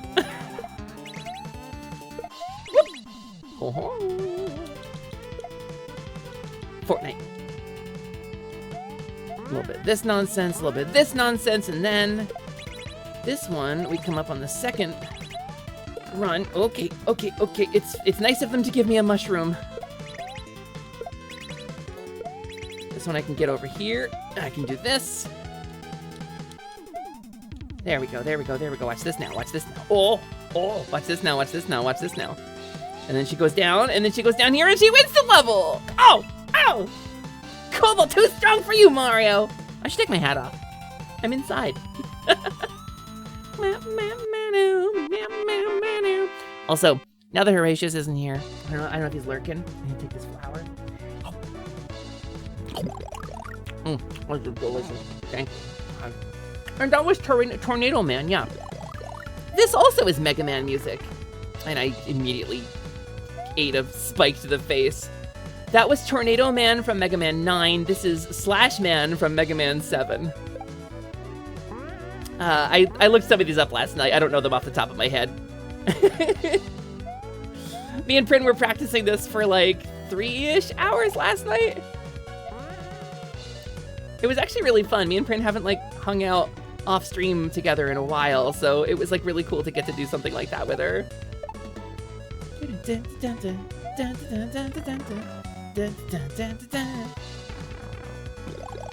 Alright, look at this, watch this. Kaizo hack mechanics or Celeste mechanics. It's just so cool what they do. Okay, well. Ah! No! There was a piece of music written for a Super Mario World ROM hack that is one of your favorite pieces of video game music ever. Potate, don't, Prolo! Don't leave us in suspense. What is it? Do you have a link? Can you share it? Video game music is like a big passion of mine. It's a big part of my life. No! Oh, what was I thinking? Please, Prolo. I would love it if you would share a link. So that I could check out this cool piece of video game music. I mean, it's what got me interested in music in the first place. We talk about music theory and stuff a lot on this channel.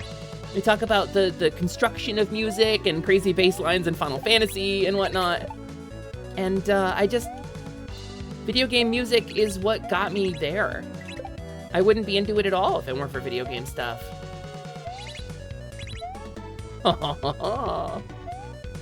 And then she hits this one, and then she hits this one, and then she hits, no!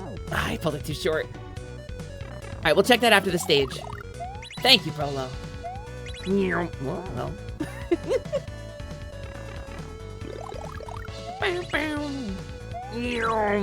Also, I don't know if I shouted him out properly. Moderators, did we do a shout out for Horatius, by the way? Like, I'm not blowing smoke when I say Horatius is one of the best creators on this platform. I follow him on social media. I lurk his streams a lot. Horatius is really talented and really cool and really smart and has really good takes on stuff, but has a general, like, warm, kind of inviting vibe in a way that, well, I guess we could just, what if we pulled it out? What if we pulled it out? What if we pulled it out from there? Well, we didn't. I failed. Thank you for giving Hora a shout out.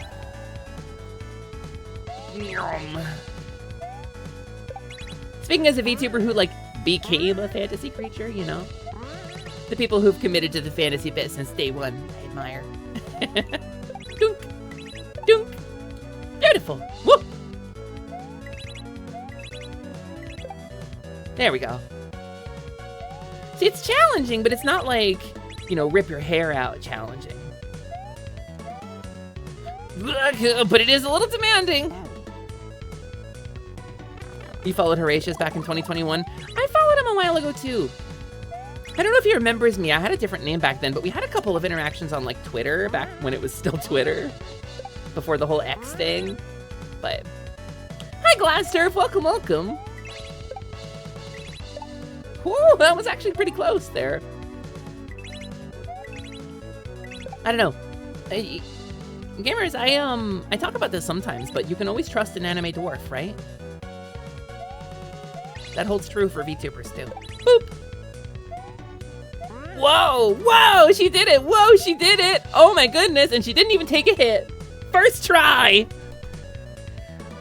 That's why she got first try in her name. Alright.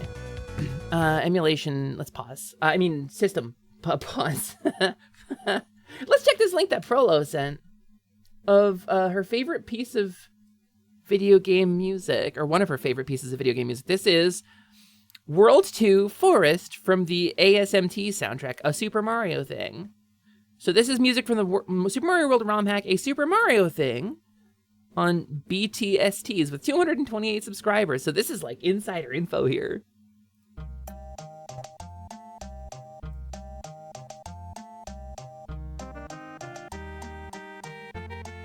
Wait, hold on.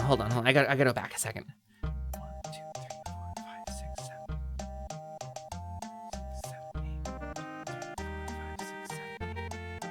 7. Okay. It syncopates, and I was like trying to count it out. Ooh. Ooh. That bass movement is nice. Hi, Cowie.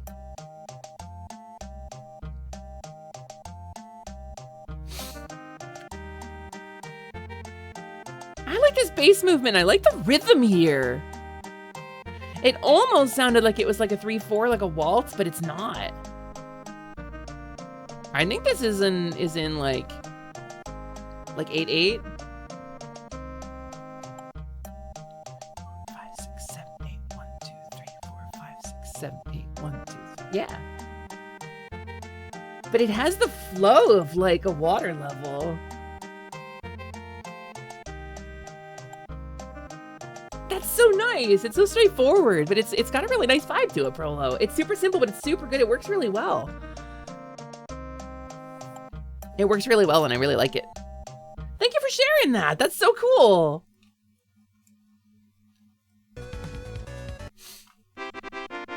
Morningstar. So I don't know this music. I tried to find it last night and couldn't. If you know this music, let me know. Whoops.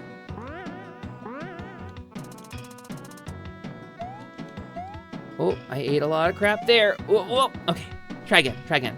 Lock in, Happer. Happer, lock it in. Woo.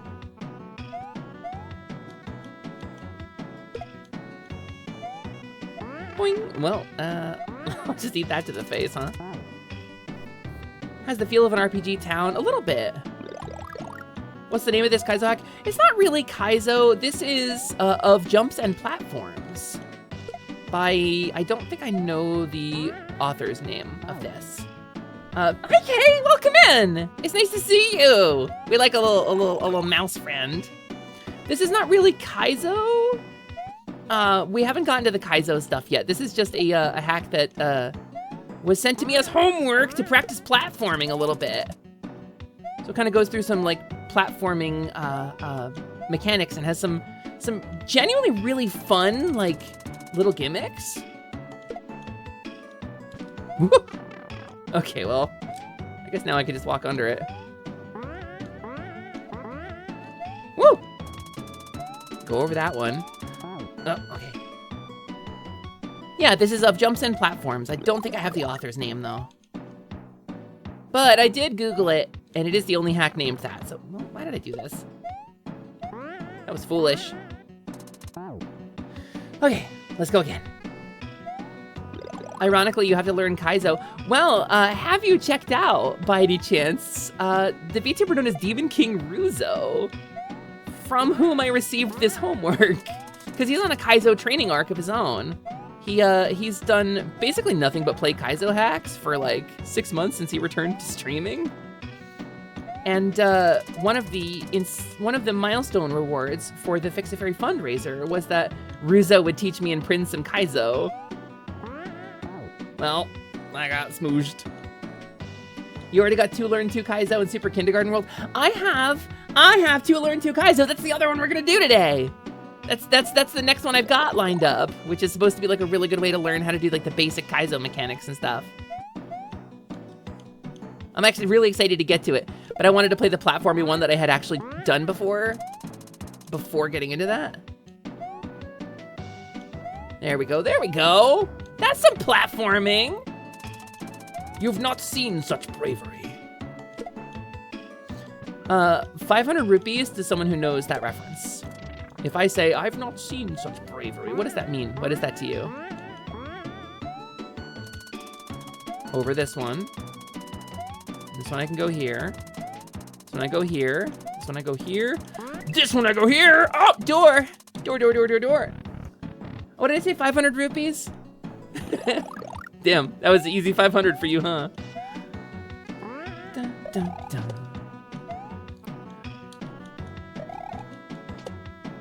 Oh, boo! I'm supposed to go on the... I forgot. Also, Brutal Moose? Really? Yeah, no, it's a gauntlet thing. Son of a... Okay. Not getted! Not getted by you! I am not getted in the slightest! I get it. Alright, hold on, I gotta adjust Glacier Nester 500. Please enjoy your 500 more rupees. Alright, Plummy cracked like crazy. Good boy. Okay. You have to kind of do the claw grip to keep running while you're spin jumping. I know some people like bind their buttons differently about it, or like use a trigger button to do the spin jump, but I'm not that cool. I don't know, somehow binding my buttons differently to make a task easier feels like cheating. And I know it's not, but it feels like it to me. It's my neurodivergent brain doesn't like it. But yeah, if you want a challenging Mario hack that is not gonna like break the emotional bank, this one's really good. Genuinely really enjoying this one. For many moons, that voice line was how he introed his videos. No way! The Flying Dutchman B! This is a nightmare. This one is a nightmare. The Castlevania music shows up, and that's how you know it's gonna get real. Because this guy has a little fire on him. Ooh, it's getting real. It's getting hot. It's getting spicy. A little spicy here. Woo! You can kind of bait him over and away a little bit. Please. But like if you don't bait him over, he gets so up in your business.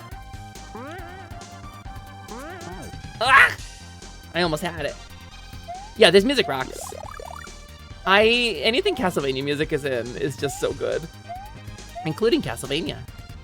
And this is a great, like, this song absolutely sets the tone for Castlevania so well. That's why it's a really good, like, first stage theme. I think about first stage themes a lot. Like, Shantae has a really good one. Mega Man X has iconically a really good one. Fatagan, I think this is the 4th time I've watched you roll double ones, Fatagan. Who waylaid you on the way back to the guild? Who would give Fatagan trouble? But this particular song, Vampire Killer, arguably Simon Belmont's theme, but used in many games, is a very good first stage level theme, and it cuts. It kind of gives you the sense of what Castlevania is, you know, and the rhythm of the game itself. All right. Doing, and then I can go doing. There we go. Look at that. And a drop down.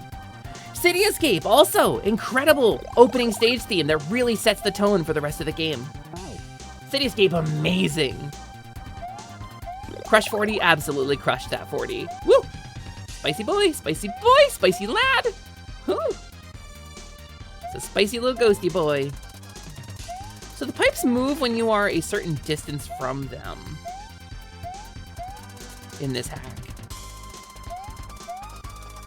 So if you go at like a steady speed through, you won't get stuck. But, why did I do that? Every Kirby first stage theme is great. Oz, that's such a good, Kirby is such a good take. Hi Oz, welcome in. Kirby's a really good example of that too. Because, like, the music in games tends to get more complicated as it goes, right? The soundtrack has more to say later on in the game. And, you know, more advanced musical techniques or more complicated intervals or chord progressions. But, like, the first stage is so important. And so many of them are just so catchy and immediately draw you in. And this is, like, a really good first stage theme.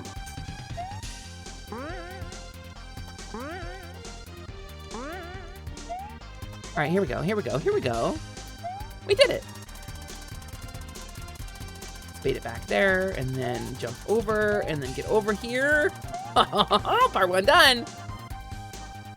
Oh, Simon's theme is super, you're right. Theme of Simon Belmont is actually a song in Castlevania, isn't it?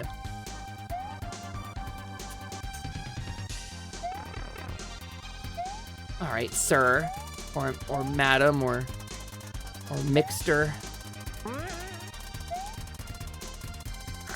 Cool. Spicy hitboxes there. Okay, I died. Contra 1 theme is used a lot. Which it's pretty impressive because it's only like 2 different motifs in the whole thing. Because it's that one and then it's and that's the whole. No, it also goes da da da da da da da da. I guess it's got 3 different motifs in it. Okay, Chomper. Okay, Chomper. Okay, Chomper. Yeah, I almost clutched it out. Okay, we're gonna clutch it out this time though. Watch this though. Watch Hesper doing her best purr. Okay, that was. Don't look. Don't. In fact. I think it would be really cool if you all just like turned off your video on the stream completely and just audio alerted me for this. We'll fix it in the VOD. Good. Yeah, we'll fix it in the VOD. We'll fix it in the VOD. We'll fix it in the VOD. Final VOD of this is going to be about 3 minutes long. Whoop. I want to know what's in those blocks. All right.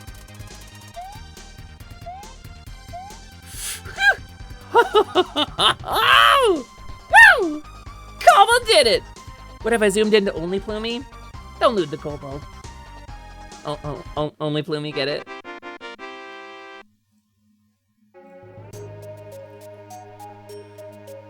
This one is Zen platforming, and I really liked this level. But I also don't know the music in it. This is the one you see during the intro.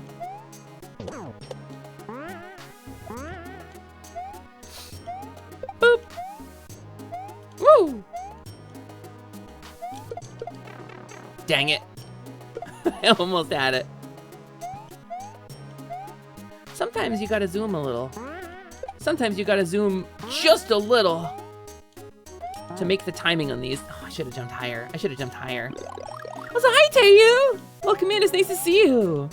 Hope you're having a good day. Whoa! Hope you're having a good day. Hope you're having some Zen platforming of your own. And by platforming, I mean platforming yourself on twitch.tv as a content creator! What if we zoomed? What if we just had no chill and went maximum velocity? Maximum velocity. Okay, no, didn't work. Although, some of these you can go pretty quick through. It's about timing, it's about learning, it's about memorization, it's about feeling the rhythm of the world around you. It's about letting go of what you feel in yourself and filling yourself with something else. It's about getting jabbed by spikes, but knowing that that's just the way of the flow. That's just the flow of the world you live in. And about finding that rhythm that you share with the rest of the universe. And with all the charge and chucks in the world. Kaizo Mario just looks like how adults remember Mario is harder than it actually was. This one's not particularly Kaizo. It's just meant to be like challenging platforming. But yes, I think you are correct. But also, Super Mario World is kind of hard. I'm not gonna lie, like, as much as like I remember Mario being tricky when as a child, Mario was actually tricky as a child. Like the first couple levels, which is all like a lot of people play when they try to get back into a game, right? They're like, okay, well I got my fill, are relatively easy and straightforward. But some of the later levels in Super Mario World are actually like crazy difficult. They actually get super challenging and present like all kinds of like wild things. Rude. I got chucked and charged. Here we go, here we go. And he goes over me, I go under him. And I can run across thems, and I can jump across this. Oh, she's cracked, gamers. Oh, she's cracked, gamers. Oh, she's cracked, gamers! You were so frustrated because the death jingle sounded like it was making fun of you. Boom. Of jumps and platforms. Time for the final level. So this level kind of ties together everything from the rest of the hack in a really cool way. Thank you for checking in, TGP. Hello, hello. I hope you're having a good day. I hope you're finding genie solutions today. Why did I do that? The music is so intense and it like makes me feel feelings. And thank you for checking in as well. I just ate that, huh? Woo. Glass Turf. Is this a Toho remix? This sounds like Toho. I don't really go to Toho. You know what, let's try that again. Let's try that again. Let's start fresh, let's start fresh.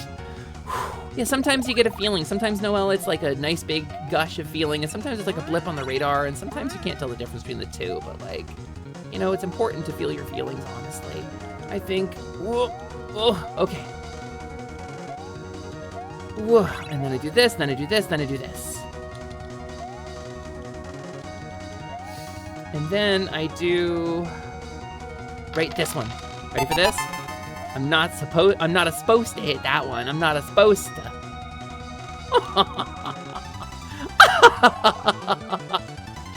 Oh, have you seen such platforming before in your life? I'm actually really, that's better than I did it at all last night anytime I tried it.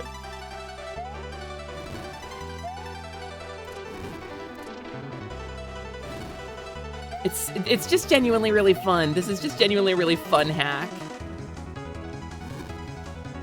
And I don't know, like it was meant to be just like a Ruzo will teach us some Kaizo stuff, but I don't know, maybe I'm having fun with this.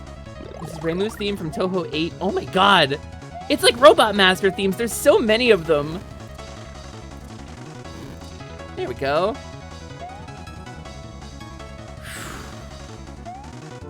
I'm not tense, you're tense. No!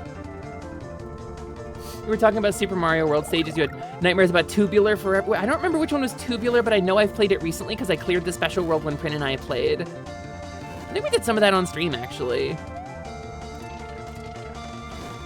Okay, I can only drop straight down if I get it on the first block. Otherwise, I have to stall there. Not too bad, not too bad. Not too bad, gamers. She didn't do a great job there, but that's okay. It's okay, because she's further than she was, you know? She's further than she was, and that's a growth arc. That's what we call progress. We call that progresso. All right. Oh, up through here. And then we'll bait him back here a little bit. No! Ah! That's like the end of it. That's so close to the end there, though. Okay, here we go. Here we go. No more crying. No more tears. We got the special shampoo now. No more tears. Don't you random fire! You random fire jerk! You call it Frogress?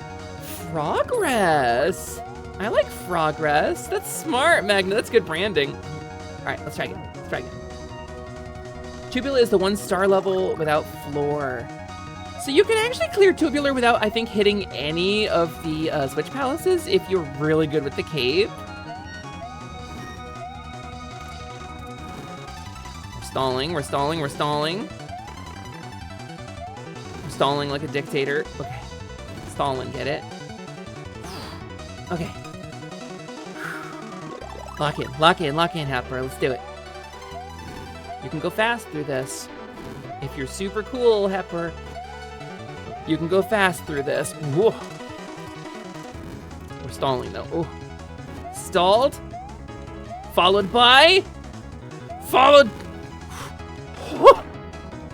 No, no, no. Okay. Okay, okay, okay. Followed by.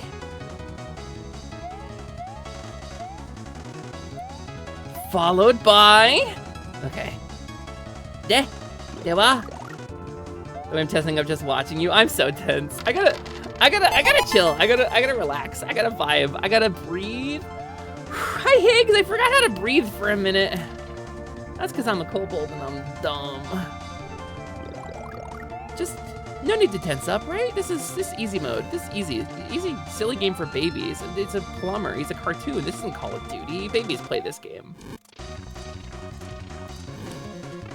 Babies play this game. Babies play Super Mario World, you know? Actual babies, like with mush. Actual babies with mush. It's not really a Kaizo. I'm telling you, like, you're gonna see, you'll see. We'll do the Kaizo learning one and you'll see the difference. This is just challenging platforming. It's not really Kaizo. Kaizo, which I understand means frustration, I think, in El Nihongo. I believe it means frustration. But don't quote me on that. Correct me in that, in fact, if I am wrong. Okay, baby. Okay, buddy boy. Okay, Mayo. Mr. Mayonnaise. Mr. Mayonnaise. All right, part 3. Oh, I know I can go over that, I think. Rude. That's so rude. It's just so rude, though. Actually so rude. I wonder if it helps that I played like a ton of Mario Maker Challenge levels. Okay. Okay. Easy quest for babies, though. Easy quest for babies. For children and infants. Do not take if over the age of 4. Easy quest for babies.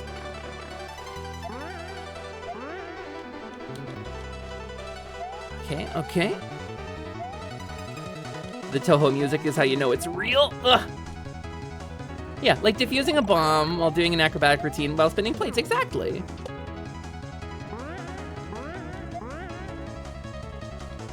Rude. Well, very rude! Okay, just damage boost that, that's fine. Woo!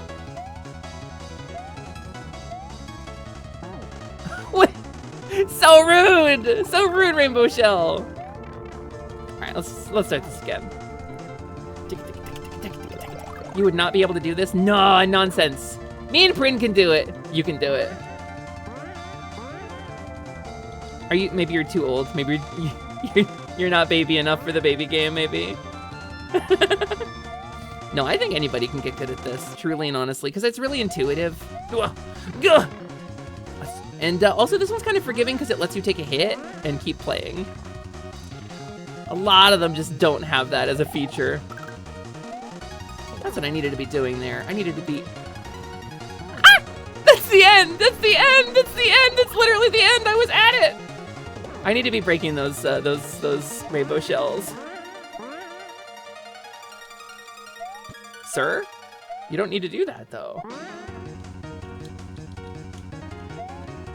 All right, we're gonna do this without losing our mushroom. We're gonna do this without dying. We're gonna do this without taking any more hits.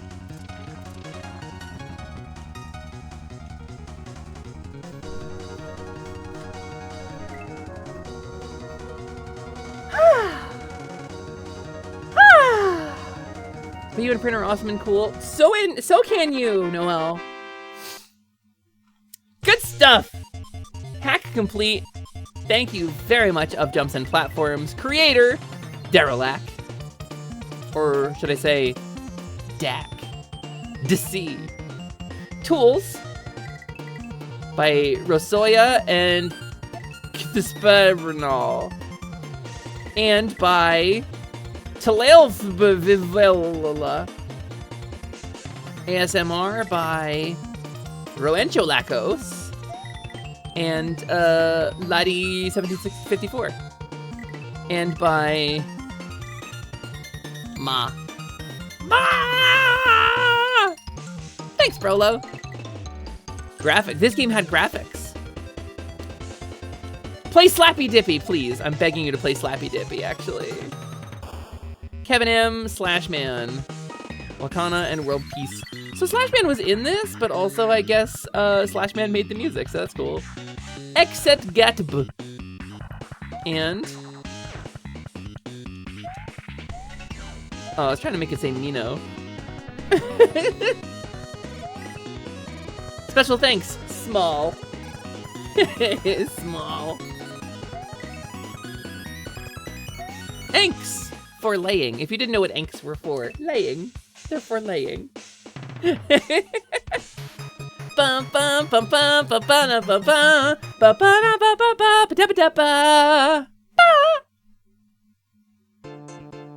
I was in the wrong key. Bum bum bum bum. I think that's the right key. Anks for laying is a good raid for Anks for laying. I think people might misread that. It's gonna depend on who we raid into. Get your starches from Mash. Yeah, get your starches from Mash Man, and make sure, like, if you don't eat any of it, that you throw it in the trash man. And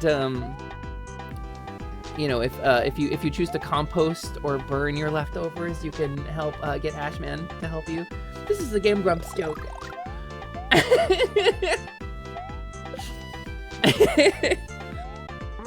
So gamers, that's of Jumps and Platforms by Derelic, and now it's time for the one I've been dreading. To Kaizo to Learn by Blue Ribbon. So there is like a full playthrough of this, but I don't know if you could tell, but Kaizo is a very different animal from a challenge hack. Kaizo, in particular, relies on frame-perfect practice a lot of the time, tricks that exploit the game's physics engine, glitches, or unique, extremely difficult hacks. What a nightmare! What a nightmare! Let's have it. Hi. Welcome to Kaizo to Learn. This is a tutorial hack designed to teach you many of the mechanics unique to Kaizo Super Mario World hacks. It is not comprehensive, but you will see these tricks in beginner hacks. Good luck on your Kaizo journey. Blue Ribbon High Life. Thanks, Blue Ribbon. Thanks, Blue Ribbon High Life. I'm Plumie, and I'm terrified.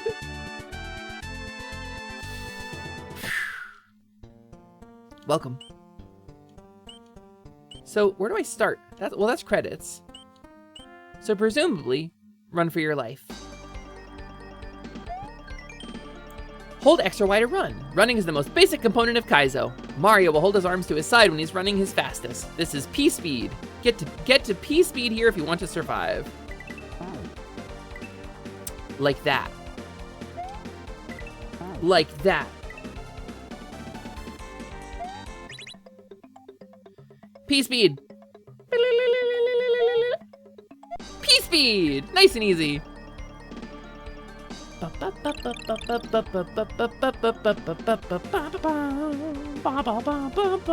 you have to get Tiny Cosmic Heart to the bathroom, you hit P-speed too, yeah. It's nice that it's formatted like a traditional Mario level. Where does this path go to the left, though? Jump test. Beginner section. Learn to jump. Okay, so there's tests for each section. That's so cool, actually. It's like actually formatted like lessons.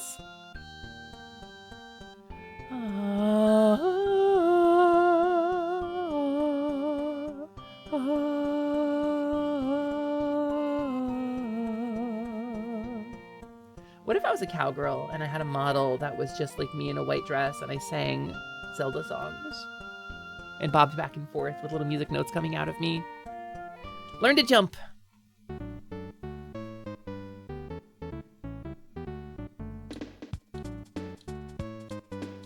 Ooh. Okay.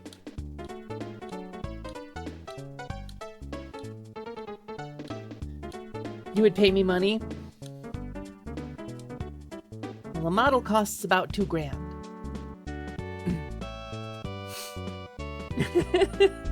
You can pretend I'm your pet horse.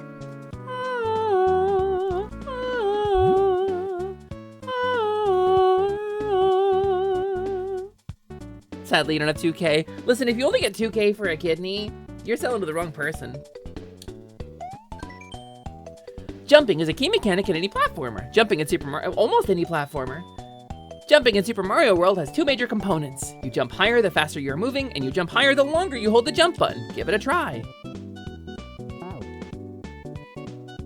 Good night, everyone. I never said it was my kidney. Yeah, but now put the comma in a different place. Put the emphasis on the wrong word. I never said it was my kidney. I never said it was my kidney. I never said it was my kidney. I never said it was my kidney. I never said it was my kidney. I never said it was my kidney. I never said it was my kidney. They all have different meanings, right? Okay, let's try this again. And then, whoa! I think I need to keep going. I think I need to keep dashing there. It's like you hit the P speed like just at the end of the platform there. Whoa! Mario has 2 jump types you can use. B gives you a normal jump, A is for spin jumps. Spin jumps, I'm learning. Spin jumps give you a lower height but equal distance and can be used to kill enemies or can be used to safely bounce off certain dangerous enemies.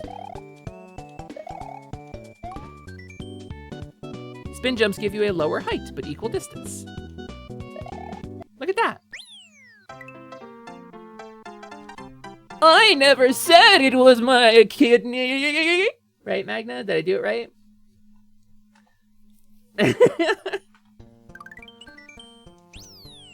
Regrabs. To regrab during a jump, take your finger off the jump button and then, and then repress or regrab the jump button. Regrabs cause you to fall slower so you can cross a longer gap with less height. Oh! I didn't know that! Okay, look. You can see on the bottom of my screen the little letters, right? That's the A button. So a normal short hop is like this. See how fast I fall? And a normal full jump is like that.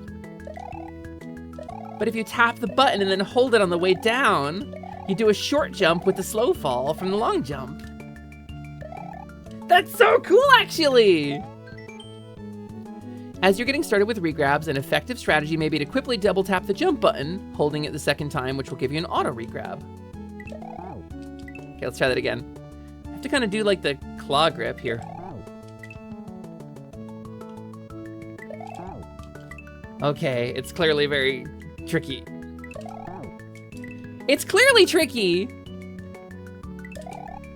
Huh? Ah! Oh. Come back! Come back, I need you! Ghost, please come back. Huh! Huh! That's cool! What is this?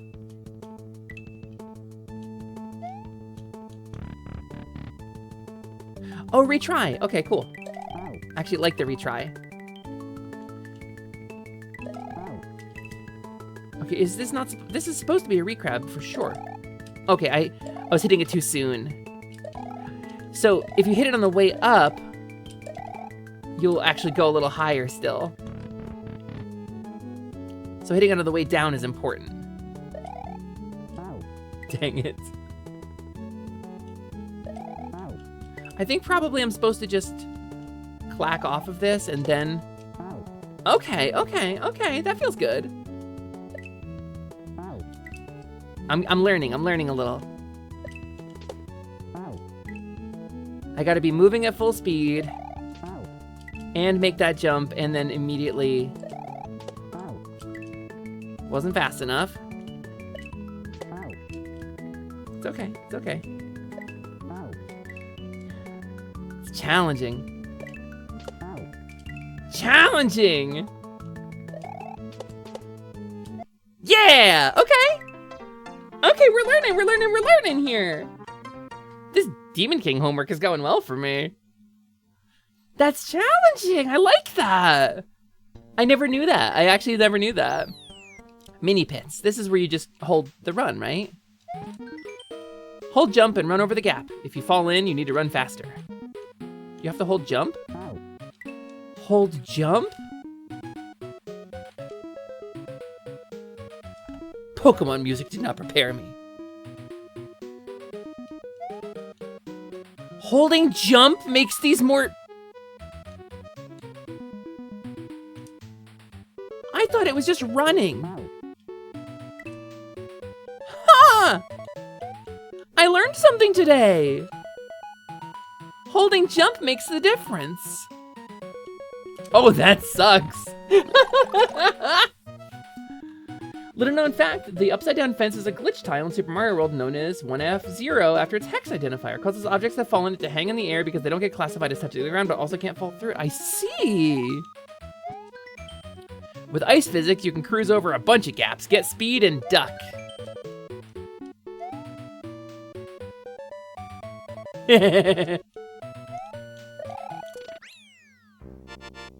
Bum bum bum ba bum. Ba ba bum bum ba ba ba ba. How do you get a duck? I practice. Probably practice.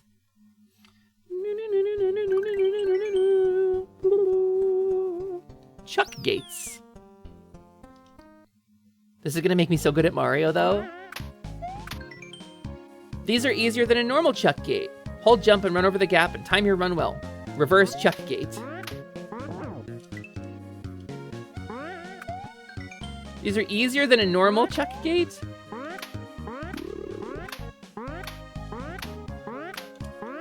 What's a normal chuck gate? That. To get through a chuck gate, get the Chuck to jump and run under while he's in the air. Chuck will jump if you are about 2 tiles higher in the air when his hands are on the ground. Try to spin jump and run for this one. Okay, well.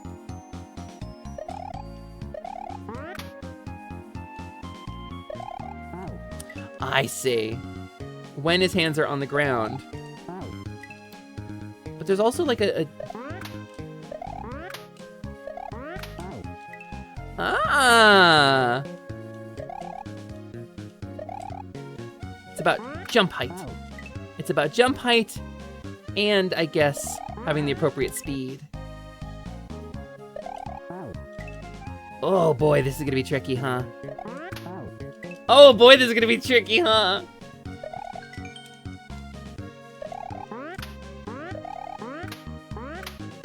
I cheat. I cheated and I still failed. Okay, how do I do this? How do I do this? Ruzo Spirit, guide me.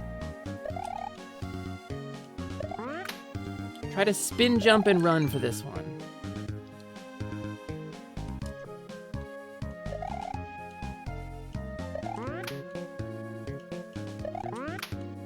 Okay. Okay. So you need to be about 2 tiles.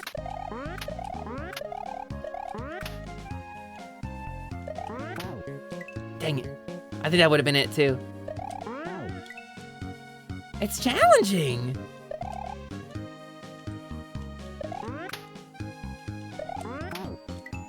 Dang it, Chuck Gate. Chuck Gate, Charles M. Gate. I wonder if I'm doing this right. Heroes, by the way, normally backseating is not something I'm super into. I second guess myself. But if you have hints or things that will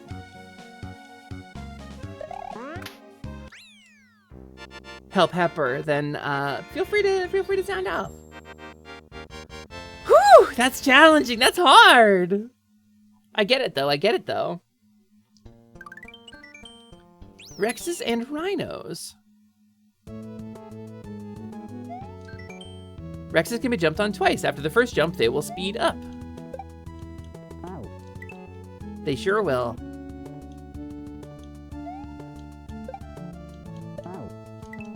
I just got hit a little later. Any opinion on the Topical Game Award this year? No. Heck, the Kobold Hunt! That's a Kobold! Heck! Yep, Kobold! 1 Kobold present.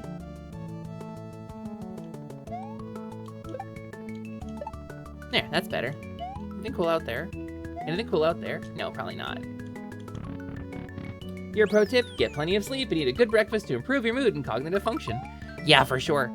Dino rhinos can also be jumped on twice. When you jump on a dino rhino, it turns into the smaller dino torch, which will spit fire after a certain amount of time.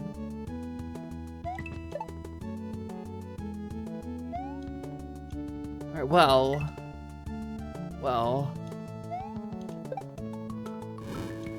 Dino torch. A bobillion. Wait, where's the exit to this one? Oh. Oh, I see. I see. I see! I understand now, Mario. Dino torches, like their larger friend, will try to jump over small walls. Kaizo designers love to exploit this.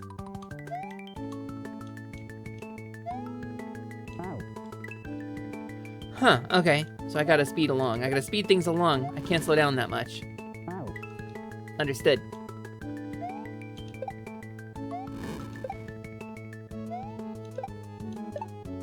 Ha-ha! Pepper figured it out. How'd it go? Oh! Oh! I can't! Oh, I can't jump! I can spin jump, but that will kill it instantly. That'll defeat it instantly. Hi, Pren! Spin off a Rex for a large bounce, which will kill the Rex. Your B button has been disabled in this room.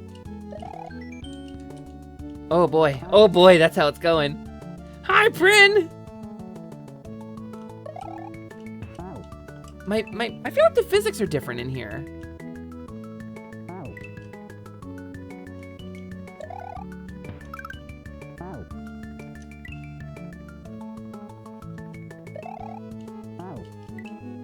Okay.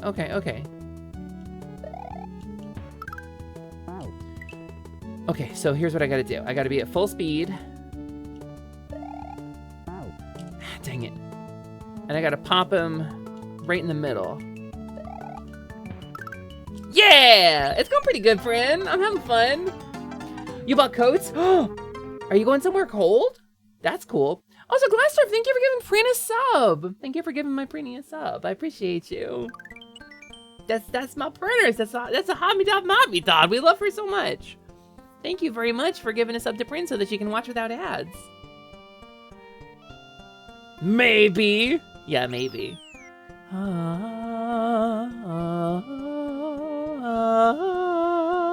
So Prin, I'm doing okay so far. I've cleared the first 5 lessons. I'm having fun with it.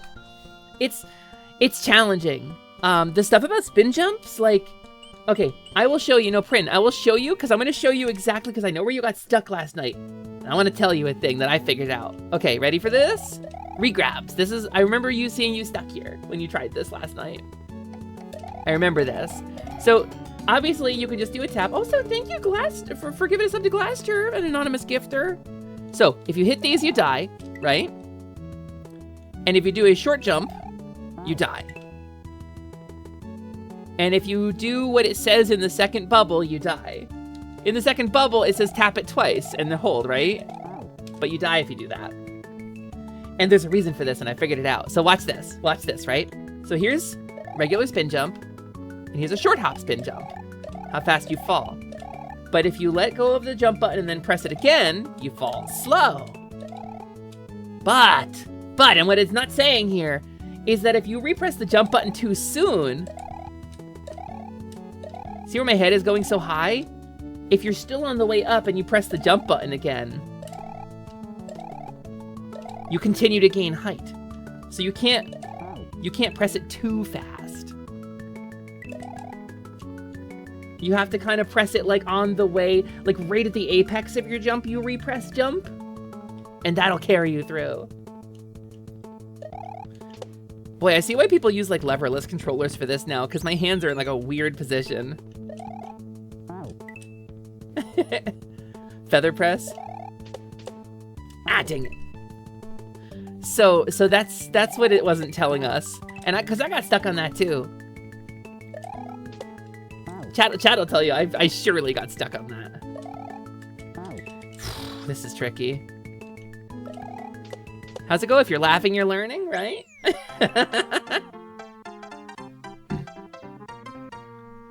This was where you got stuck, so you got through the first part then. It's hard. So what do there? What do there? Okay, let's go. Me and Prin exchanging notes on an assignment like we did when we were in college. What do there? It's a short jump and then re-grab after bouncing off, but do not hold the spin jump button for the first bit. Press and hold it after you bounce off the first one. Hesper's doing what they call a frog maneuver. Yeah, I'm gonna maneuver this frog into the middle seat in the back of an SUV between two sticky children. So that, like, let it go, and then after the first clack, press it and re-grab it again. That was, you heard the clack I pressed it too early there.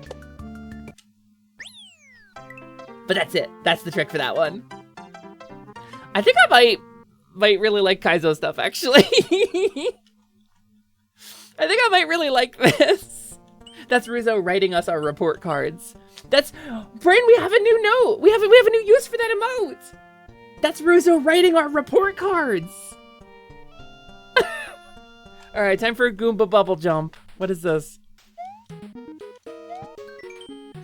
Not as jank as you have led to believe. That's a great way to start. Jump near the top of the bubbles, holding the jump button as you fall. Wait. For some setups, you may need to wiggle the pad left and right slightly to align the jump correctly. What is this? Jump near the tops of the bubbles, holding the jump button as you fall. I see.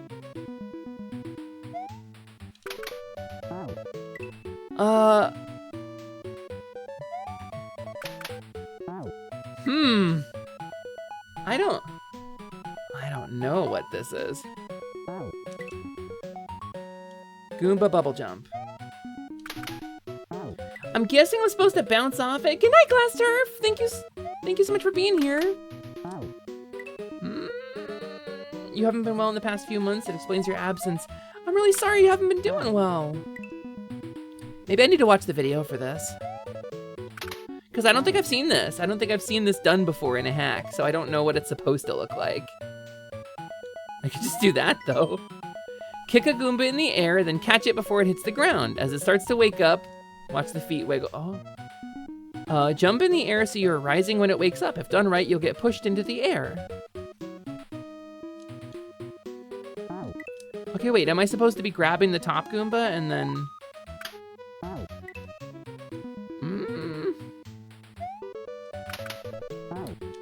Alright, do I have to grab the Goomba? Are you able to bounce off the Goombas? No. I think that's the intent here.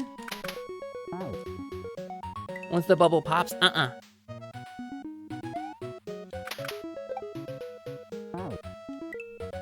can do that.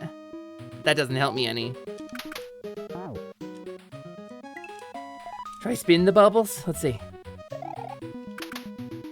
No, nothing different. I'm gonna watch the video and see what, cause one of the things we got was linked the actual playthrough of it. Give me just a moment, please. From the creator. Just a sec. Dun, dun, dun, dun, dun. See, even the creator's dying a lot. All right, Goomba bubble jump. Where are we at? That's a key. That's not what I'm looking for. Oh.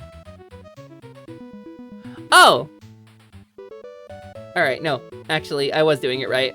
I actually didn't do anything wrong. So here, what it was is that's the intent of the Goomba bubble jump. And then I don't have a Goomba over here. Oh no, what do I do? That. I just do that.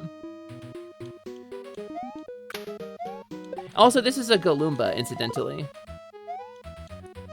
Okay, wait. Kick a Goomba in the air, then catch it before it hits the ground. As it starts to wake up, watch the feet wiggle, jump in the air, so you're rising when it wakes up. I messed up, but... I definitely messed up.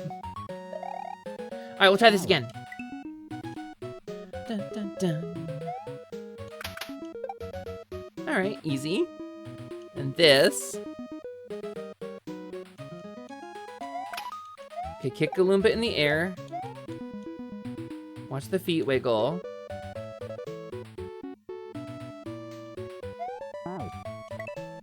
And then it needs to wake up while I'm rising, and then I can bounce off of it.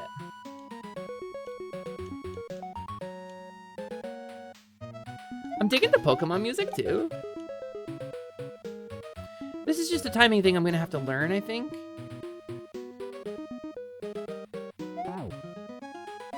Well, I was rising at that point. Maybe I'm doing something else wrong. Hold on. Let me watch this video again. Let's grab the video. Let's see how the creator does it now. Okay. So he grabs it and he kicks it up. Oh, because I didn't kick it up. I didn't kick it up and catch it.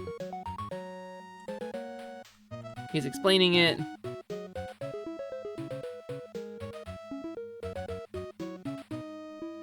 Okay, yeah, he just straight up jumps up.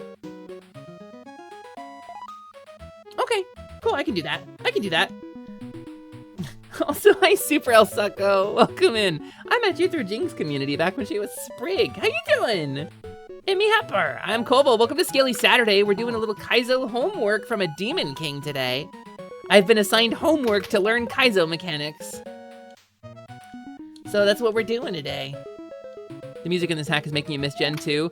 I happen to know that there is a very good Gen 2 hack.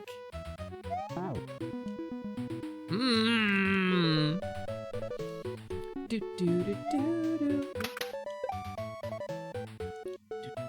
Polished Crystal is really, really good. Dang it, I messed up. Also, happy anniversary. Is it Pokemon Crystal's anniversary? Is it really? Can I do this again?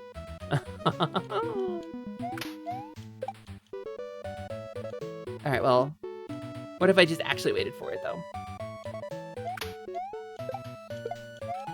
Okay.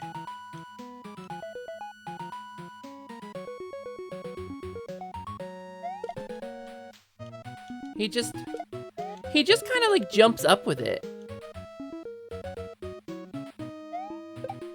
Oh! Oh! Oh, that's okay! I didn't have to do anything there. Oh!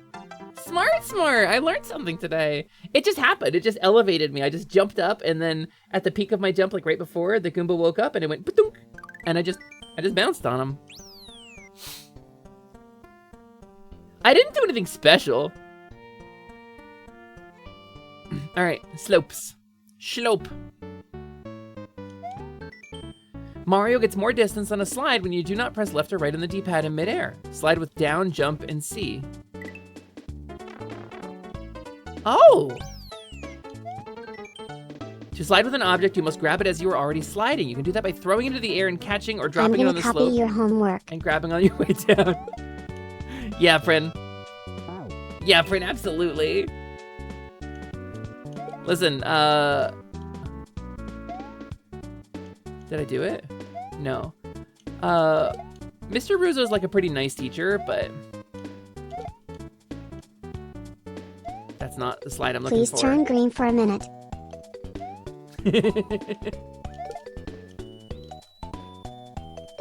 Oh, I kind of had it. I was just backwards.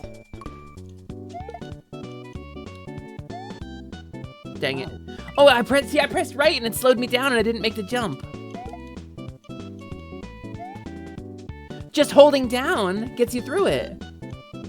That's so cool. Mario will keep slide state even for a short time upon landing as long as you don't press left or right. Okay, Okay, wait, I think I need to hold jump there too.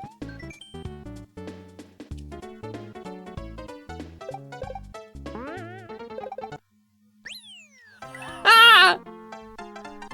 Okay. Okay, Kaizo homework.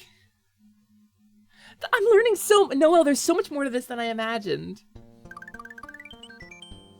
There's genuinely so much more to this than I imagined. All right, jump test. Time to test myself. Time to put the tricks from the first section together. This test is intended to be beaten at your own pace. Do not feel like you need to master it before moving on. Oh, good. Oh, no, I didn't mean to exit. No, I played the death music. Okay, okay. All right, slide, hold the button. Little jank. Little jank, I'm jumping at the wrong time. Ah, I almost made it. And then it's a chuck gate. Okay, I'm not quite getting the speed I need for that, so I can... There we go. Oh, first try chuck gate, hello! Okay, what do I need to do for these? Hold on. I think I just need to speed along through that. Maybe?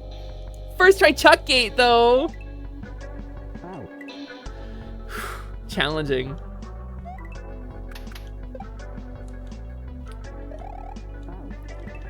Dang it. Okay. Oh, well, okay. We'll get there. Oh, the bass in this music's actually bothering me a little bit. I don't know, I might turn the music down on this because it's hitting that really like unpleasant, like low bit for me. Okay. It really is the Dark Souls of Kaizo's? I don't think so. I think this is easy actually compared to other stuff I've seen people do. Watch Ruzo, I'm telling you. You gotta calibrate your Kaizo sensor because some of the stuff he does is like, I don't know, it's like weird video game poetry. Dang it. Okay. The urge to use save states is like so powerful, actually. But I won't. I won't give in.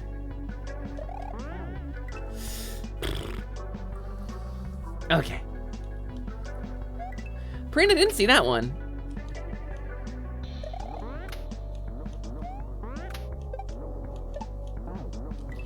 I just gotta be faster there. I just gotta be faster there. Rude! He didn't jump!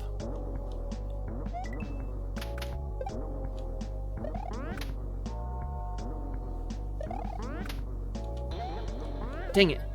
I gotta commit after the... Oh, there we go! Okay, this has gotta be the regrab, right? No, that's the end of the test! All right, actually, we're like so close to it, though. We're so close to it, though. We're actually so close to it.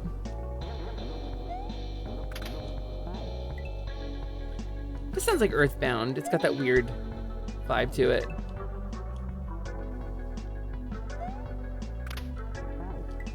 All right, Goomba jump. All right, Goomba jump. So hold down. Jumping too early.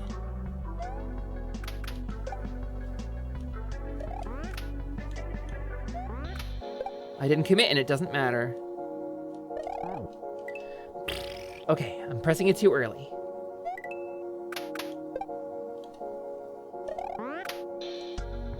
First try chuck gate. I'm getting better, I'm getting better.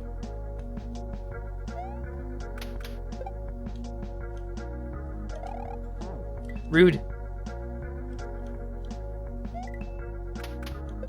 Very rude. All right, we'll try again.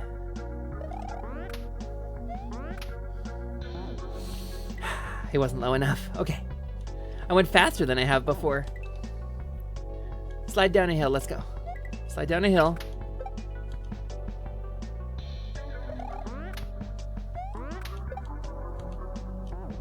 How did I did everything right. I did everything right.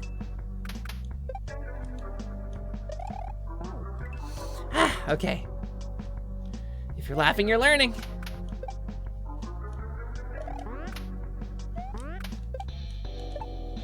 we go. Okay, so definitely it's not a spin jump I'm supposed to do there. So what jumping technique do I use for that?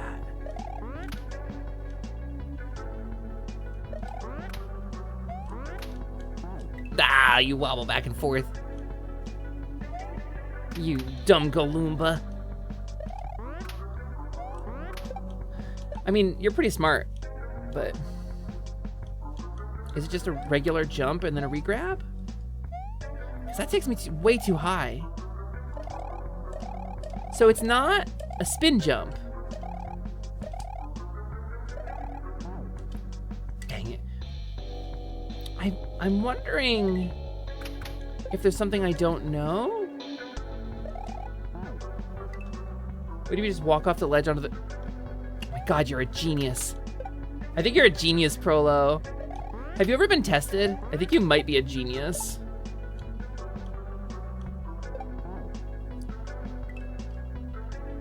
Okay, so it's not quite that. It's not quite that. Hey, thank you for the follow, new friend. Welcome to the Glade. It's nice to have you. I'm doing a little homework assigned to me by a Demon King.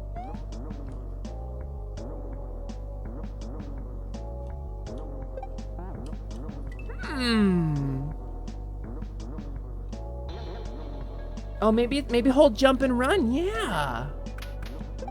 I think you're probably right. I think you're probably right. I think holding jump is probably certainly not regular. Maybe holding the spin jump button because it gets less height. Holding jump wasn't it. Okay. Got that one. Super Mario World was your introduction to console gaming, so this is homework you can get behind. Hell yeah. Okay, so it's not hold jump. Maybe it's hold jump into a regrab? So, hi, welcome in. It's nice to have you. My name's Hisfear Plume. You can call me Plumey. I'm a kobold. 1 snoot for snoofles, 2 pokers for hitting, 2 floopers for listens, and 1 big swoosh around back for tailing. And I'm currently doing a little homework that was assigned to me by a Demon King to learn some basic Kaizo mechanics before a stream we're gonna do together. Okay, so what if I... Okay, no. Holding the jump button when I hit the guy is absolutely death, even if I let go immediately. So, I mean, the first part I've got on lock now, though. So what if it's just that? What if it's just about timing and like doing a jump into it? I mean, that kind of almost worked. Rude, rude, rude. You're supposed to be charging Chuck, not standing there like a jerk, Chuck. Okay. First name, but thank you for the raid. Welcome in. It's wonderful to have you. Thank you so much. Good luck. Thank you so much for the good luck, Kaizo. Welcome in, but it's wonderful to have you. Thank you so much for the raid. What were you doing? How was your stream? How did it go? I, for those of you who may not know me, am Hisfear Plume, aka Plumey, the Scaly Sorceress. And I'm currently doing some homework that was assigned to me by a Demon King to learn the basic Kaizo mechanics and how to do a Kaizo. So this is two Kaizo to learn, and it's my first time ever attempting Kaizo stuff in like 20 years. So it's been a long go time. Thank you, but welcome to Scaly Saturday, where the Kobold takes over the channel. There's normally somebody else here. There's a whole other thing. Thank you, Derek. I appreciate that. You were playing Kaizo. It was very fun. What were you doing? What kind of hack was it? And obviously, let me clarify before I go asking you a million questions and talking about your stream and talking to your raiders and stuff. Hi, raiders, by the way. It's nice to meet you. Let me clarify. We follow what we call kobold rules around here, as again, I am a kobold. Snoot, pokers, etc. And kobolds value 3 things above all else. The 3 pillars of kobold life, and those 3 things are, and you may find this relevant, snack, nap, and shiny, the kobold holy trinity. So if you have to go get snack, nap, or shiny after your long stream, please, under no circumstances should you ever feel obligated to stick around. But it's super nice to have you while I learn some Kaizo for the first ever time. Here's a Goomba jump. And here's me falling into a pit. That's pretty important. Dram 3, so it was tough, same level. 7 hours, that's Dark Souls level! Oh my goodness. Did you win it? Do you have 2 kobold friends to fill out a trench coat? I do. I have emotes for it, actually. They're FFZ emotes, so I don't know how to do them off the top of my head, but we do in fact have a kobold stack emote that is 3 of us in a trench coat, me, Sprague, and Bucket. So I do have that, yes. I don't know how to do them off the top of my head. I provided them for other people who are smarter than me. Thank you for the follow, new friend. Welcome to the workshop. Okay. And then the Goomba jumps. Okay, and then I failed. You got trolled at the end and your hands were shot after a few more hours. You have to kind of do the claw grip, right? Yeah, so that's me on top of the kobold stack, but there's 2 other emotes in there. And it's, I think it's like this. If I do this, I have to actually do in like a thing? No, it's Bucket Jacket and Sprague Jacket are the names of the emotes, but I don't know how to do them. Oh, there's Bucket on top! Speak of the kobold, that's a kobold. Hi, Bucket. Let me tell you something about being a kobold real quick, because I've been a lot of things, you know. In my streaming career, I've been a lot of different things. There's a lot of things that I have taken the time to be over the course of streaming. And, you know, being a fae VTuber, being a cow VTuber, it's like, oh, hey, we have these things in common. Cows, oh, it's fertility and softness and femininity, cool. Oh, for fae VTubers, oh, you like theater, cool, drama stuff, nice, awesome. You like singing, cool. Faes have that in common. Kobolds? Kobolds have a special trait. The time I spent being a kobold on the internet. Because truthfully, I'm not a kobold so much anymore. But the kobold takes over the channel on Saturdays. There's the thing about kobolds you need to know. And being a kobold, seeing another kobold for the first time is the closest you will ever get as a bipedal creature to being a dog getting excited. Because you see another kobold, and the immediate reaction is, that's a kobold! We're best friends now! And you become best friends with the other kobold instantly. It doesn't matter. Doesn't matter. You have differences. Political differences, gender differences, ideological differences, differences in height, differences in size, difference in what type of kobold you are. None of that matters when you're a kobold, because that's a kobold! You got that dog in you. Yeah, some of them are dogs. It's true. I have some cousins in Japan that are dogs. Okay, let's try this again. Doop, doop, doop. And then we doop it. We stoop it, we doop it. You have so many kobold friends because of that reaction. It's so true! How many kobolds in the chat? Can I get a yep in the chat, please, from kobolds? If you are a kobold and you are in the chat, yep, yep! You would say there can't be that much ideological difference, but you remembered Zeppet and Moss. Yeah. The Moss argument is more than a joke. My life is a joke to you, and that makes me really sad. Okay, I need to do...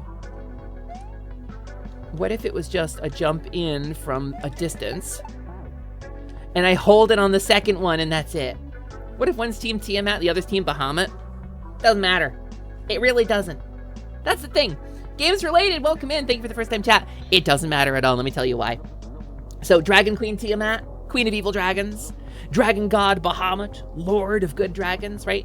Ideologically could not be more opposite. Brother and sister, both children of Ael, the dragon overgod, right? Doesn't matter. And you know why? Because kobolds is still kobolds, and we all got a job to do. It doesn't matter if the job that we do is because our job doesn't define us.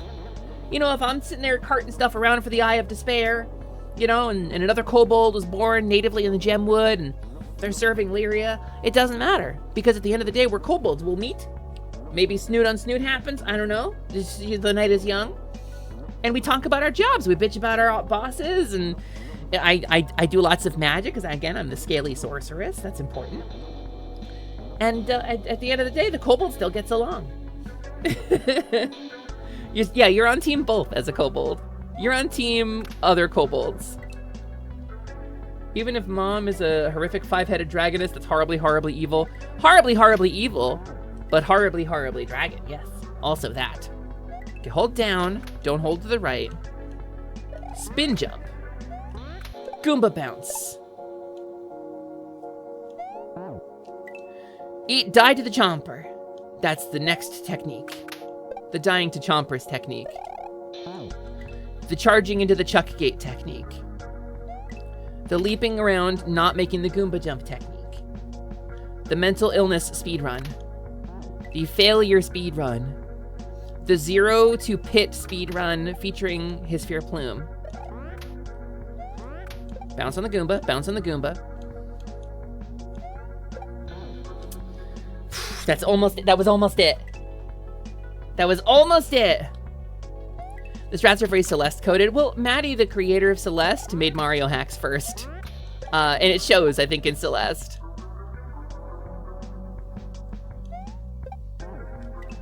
They've got to be closer together than that. That's all. I think we have it. I think it's just a matter of perseverance and hitting them when they're closer together, too. Not that close together. Maddie is the best. I mean, firmly agree. Hard agree. Celeste is one of my favorite games. Celeste is the game that turned me into a kobold. It's the first game I ever streamed as a kobold. There are still some clips of it on the channel and on our website at positivity.space. Okay. I'm getting the yips here, as they say in Kobolds. I'm getting the yips. Hold down. Goomba jump. Perfect Goomba jump. Chuck gate. Run into the chuck gate. Continuing through. Oh, Galoomba jump. There we go. Galoomba jump. This last jump is like, it's really got me. It's like, it's a little spicy because it didn't like tell me exactly what to do. It's a little bit of problem solving, I guess, which is kind of the nature of this.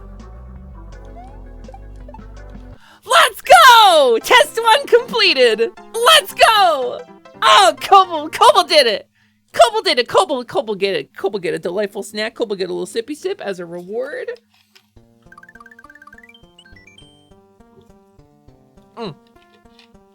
Lesson 1 complete. Slam. I am so proud of that. I am so proud of myself. We did it, gamers! We did it during the ad break too, so half the people didn't get to see it. I'm gonna look and see how the creator of the hack did that one, because I want to know if there's something else that I didn't do, if I just cheated it, right? I'm skipping ahead. There's the slopes, slope jumps, blah, blah, blah, blah, blah. There's grabbing the key. He spent a long time on that, actually, or they spent a long time on that. Okay, so the test, they did really well. I'm like watching, there's the chuck gate.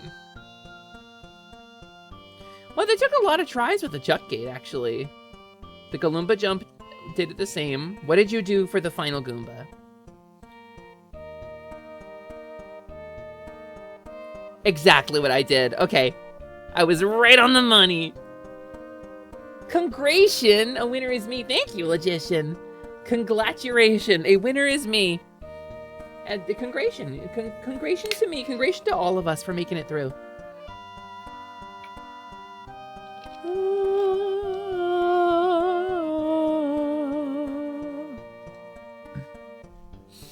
All right, section 2, platform section. Here it is, gamers.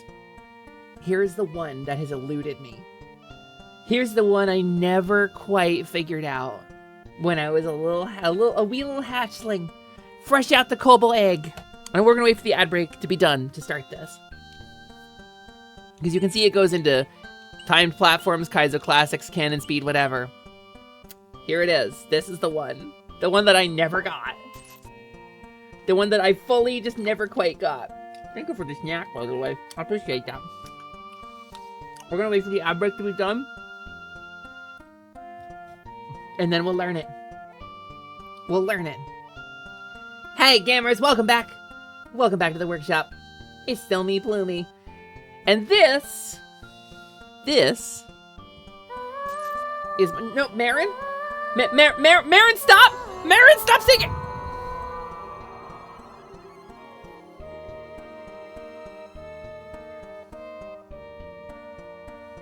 A properly executed egg jump is an excellent way to flatten your kobold with the windfish egg. So tragic, and yet so funny. So, Yeah, no, the windfish egg is really big. This is the one. This is the one I never got. When I was younger, when I did challenge Mario hacks in the early days, I never figured out shell jumping. I executed it a few times. I can do a shell jump. And it's been like 20 years since I did a shell jump. I was a wee little hatchling. Hepper Bold was playing video games since she was a tiny hatchling. The elders wondered how she summoned such an otherworldly device to play Mario on. No, they didn't. The elders in the Rocky Hills, please. Now, my parents were supporting and loving kobolds, right? Who nurtured me from an egg. But most of the kobolds in the Rocky Hills were too hung up on Baronot. And let me tell you something. Baronot? Not even the dragon who founded Gemwood. Aphion is the dragon who founded Gemwood, but I had some children of Baronot. That's I don't understand. There's five great dragons arrived here from beyond the stars, you know? The Lenwi and Baronot and Aphion, etc., etc. And I'm just gonna tell you, being a child of Baronot in Aphion's kingdom, boy, oh boy, did I get ridiculed. Okay, the shell jump.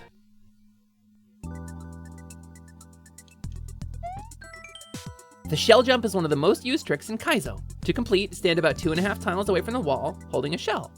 Jump, and right before the peak of your jump, release the shell by letting go of Y, but continue to hold B. If you let go too early, the shell will go beneath you. If you let go too late, the shell will hit you. All right.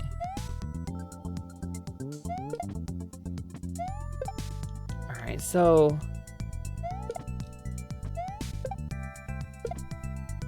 I have to, I'm about 2.5 blocks away. And I have to do it right at the peak of the jump. Ah!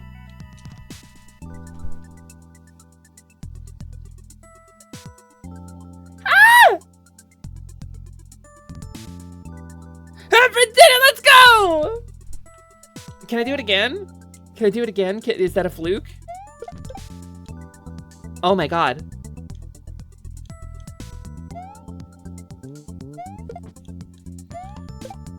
Okay, wait.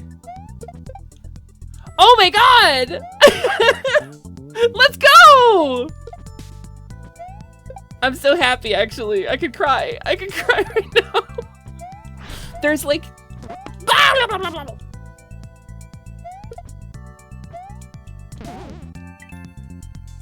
There's like a little... Okay, so there's a trick I saw in a YouTube video like a week ago, which is that you let go of both the jump and the run buttons and just kind of go boop, boop, at the top of your jump, and that does it. And that worked. But then there's another one where you hold the jump button and you roll your thumb off of the hold button and then back on. And you can see my buttons in the top left of the screen there. I'm gonna keep the jump button held this time. And that's a cleaner shell jump. I learned that was a cleaner shell jump, and it's better because you don't lose speed. So you have to kind of roll your thumb. And I learned this. Woo! Woo! Woo! We're so happy. Oh my goodness. Thank you so much, everybody, for being here for learning how to Kaizo. I'm having a blast. If you let go too early, the shell will go beneath you. If you let go too late, the shell will hit you. Okay, here's the real test. Here's the real test.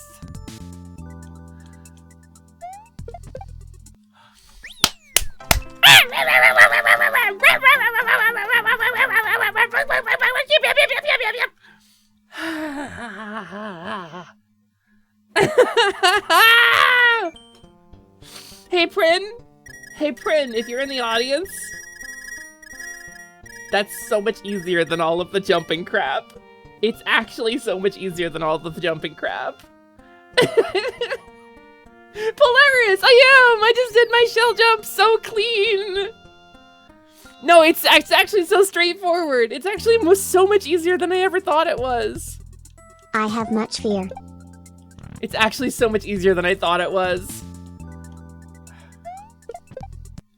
Look at that. Look at that. Oh, I learned it. I'd seen people do it. I have executed them before, but I never got it clean before. All right, I'm happy now. I'm so happy. Prin, you can totally do it.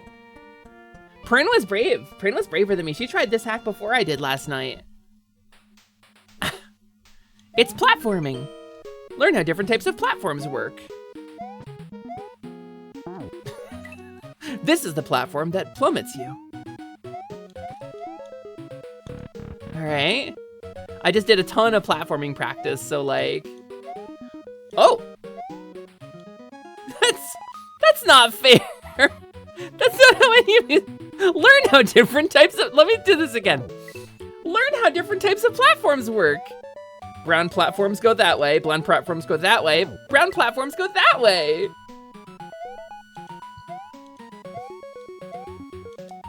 Just to be a little goofball.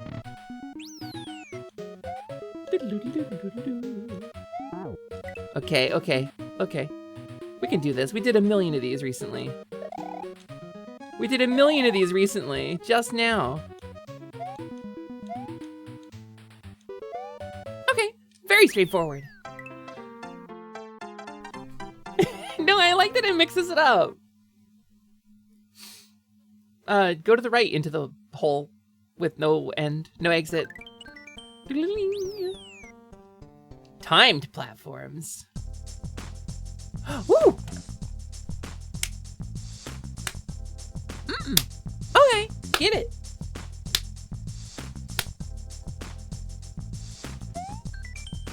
Time platforms fall after a countdown. You can land on these midair as they fall. You can also do some P-speed shenanigans with these that we won't get into here. Understood. Oh.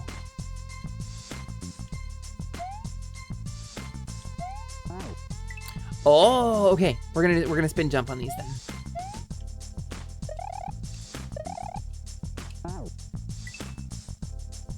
Okay.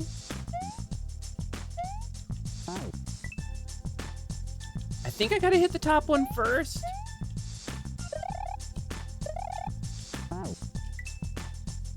How am I gonna get up there?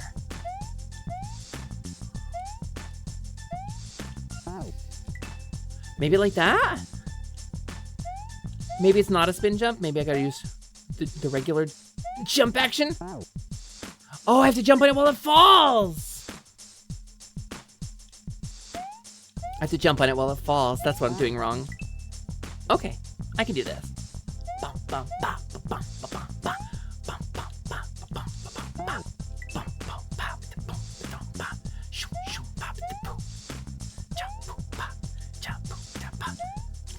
Okay, I gotta stall a little bit on the first platform and buy myself a couple seconds.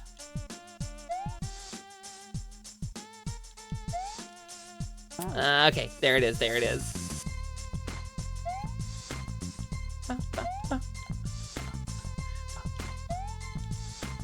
Okay, we're almost there. We're almost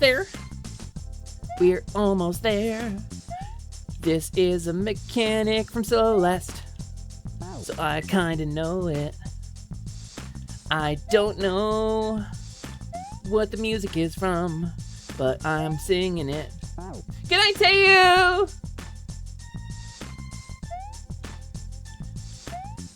I mean, kind of get it though, this beat either way. It's just right there. It's just right there. Heroes, it's just right there. This one. And we gotta do the short jump, followed by the regrab to get across that cleanly, and then I messed up. Sometimes we mess up and that's okay. It's right there, Noelle. It's just right there. It's just right there, Noelle. It's right there now, Noelle. You don't know it, but this isn't hell. Oh, we landed! Okay, progress. If you're laughing, you're learning.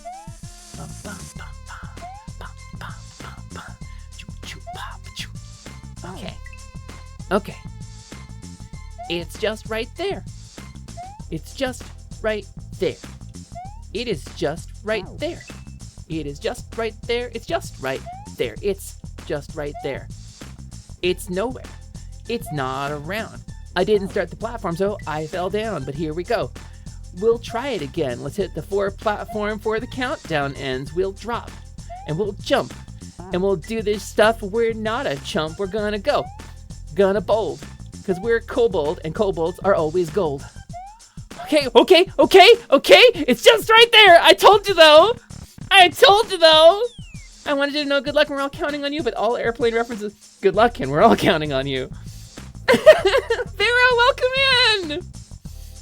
Did you like my song? Ding, ding, it's just right there.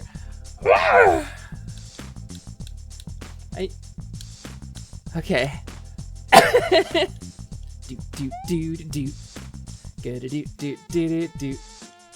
This is traumatizing, yeah. I just wanted you to know, good luck, and we're all counting on you. Yeah, I'm grooving. I don't recognize the music, but I'm definitely grooving. Okay. Listen, Noelle, it's hard to improv a rap. I don't know rap music. I'm bad at it. I did good. You should see the positivity cipher that I wrote. You should see I wrote a verse for everybody in positivity, and I'm averse to sharing it with anybody. I did the positivity cipher. Patagon has seen it, right? I did good, Kobold. Thank you. That's sweet of you to say. Kaizo classics. All right, time for classics.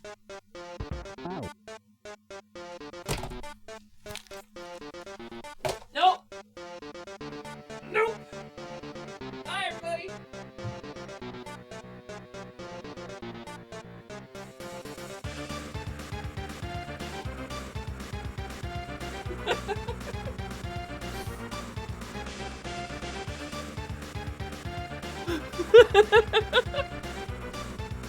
Actually feels pretty good in Super Mario World.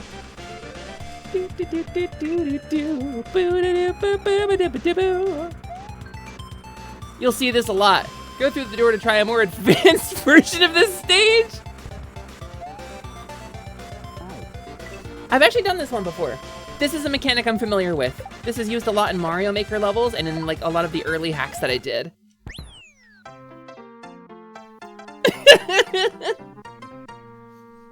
Never has a first note caused such a... Really, it was fight or flight. It was genuinely fight or flight, Potate. Hazel, it was fight or flight. Yeah, the bullet bill jumps aren't that bad. And there's also a Torpedo Ted spin where you spin, jump, and ride a Torpedo Ted through a level. We did that too.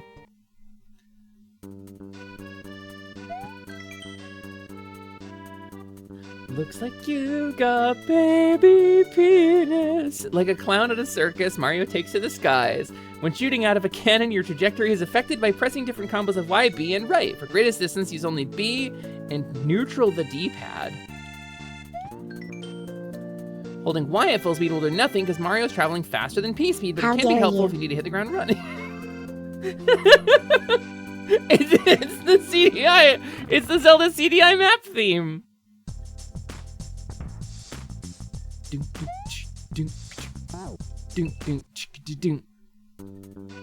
like you've got baby penis. This is the Game Grumps did a bit about that. Okay, so I need to not press right. Bloomy crashes. Listen, Kay! Listen, Kay! If I don't press right, I go further. So pressing right puts me in running speed. Oh, and holding Y doesn't do anything. Okay. Pepper, I'm laughing so hard I'm crying. DCH is asking you why. Well, say that the kobold tickled your funny bone with a delightful jape. 'Twas an inside joke. 'Twas a joke born of joy, like a delightful a fairy alighted upon your funny bone, like angel's wings. Okay, so the minute I press right, I slow down. So I just need to not press right. You had to be, yeah. Tell your child you had to be there. Okay. This is more challenging than I thought it was. I did the shell jump easier than this. Also, hi, Ryu. Okay, this one. This one. This one! I literally just had to hold 2 buttons. that cloud's like, hmm?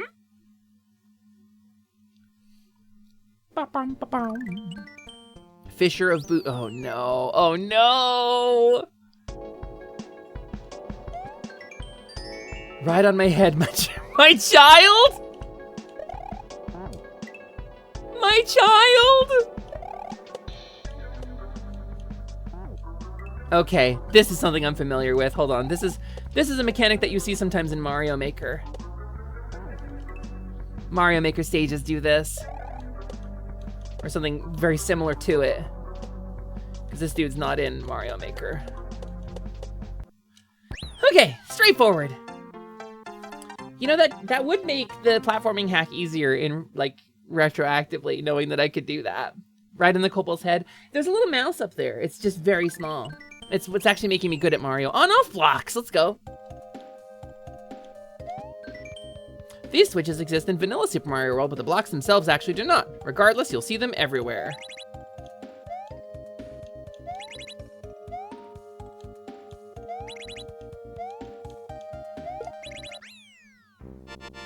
All right, straightforward. I need to get the little, I want to do, okay, here's what we need, heroes. If you are a 3D modeler, I want to give you money. If you're a 3D modeler, I want to give you money because we need a new 3D printers for Prin's new design. And I will give you, for an FBX, even if it's not skeletally bound, a painted FBX file with a texture, I will give you hundreds of dollars. I will not give you thousands of dollars, but I'll give you a couple $100 for a print that I can potentially skeletally rig and weight paint so that I can put a little print on my head for collab streams so that we can print a Tui. It's the reverse of the So Hepatui. Hesper can give me a new skeleton. I mean, I'd love it if you would skeletal like weight paint it, because I hate weight painting. I would love it if you would do that too, but you know.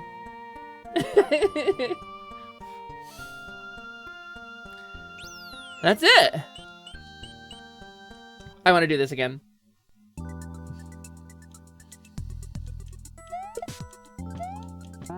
I died instantly. Okay, let's yellow shell. Shelby, please. The Shelby jump. There we go. There we go. There we go. UV mapping is your bane. UV unwrapping is actually not that hard anymore. If you use stuff like Substance Painter, and like painting seams on a model is not that bad anymore. And Substance Painter lets you line up stuff on islands like really, really well.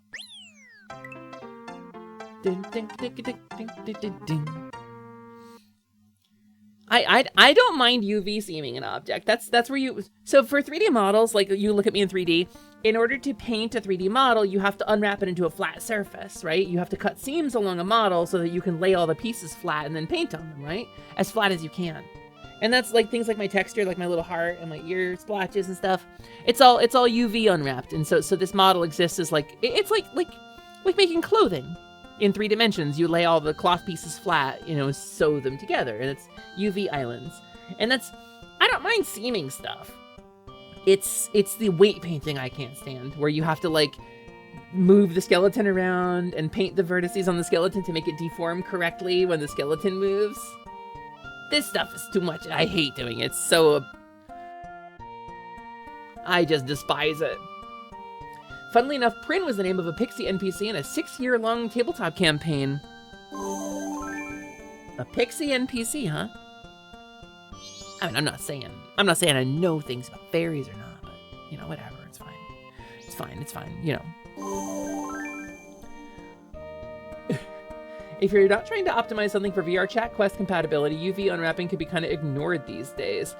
I feel like you'd get a lot of texture smearing, though. Yeah, Bergamot could never. Platform test. Okay. Okay, wait. We're starting strong, huh?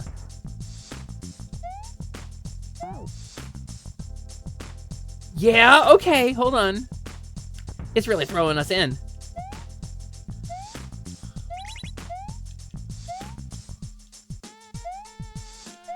Okay. And this one, I gotta jump up here. Ah! We were so close. Generally speaking, it's only moderators and certain people who've reached like certain incentive goals or things like that, or VIPs. VIPs have access to Slyman, who is my familiar. Originally, Slyman was a channel points redeem, but people misused him a lot. People can't be trusted. Okay, this is demanding. Volk, hi, thank you for the hydrate. I'll do that in 1 sec. I'll do that when I beat this level, this run. People cannot be trusted. It's true. Am I shocked? No. I was disappointed, but I wasn't shocked.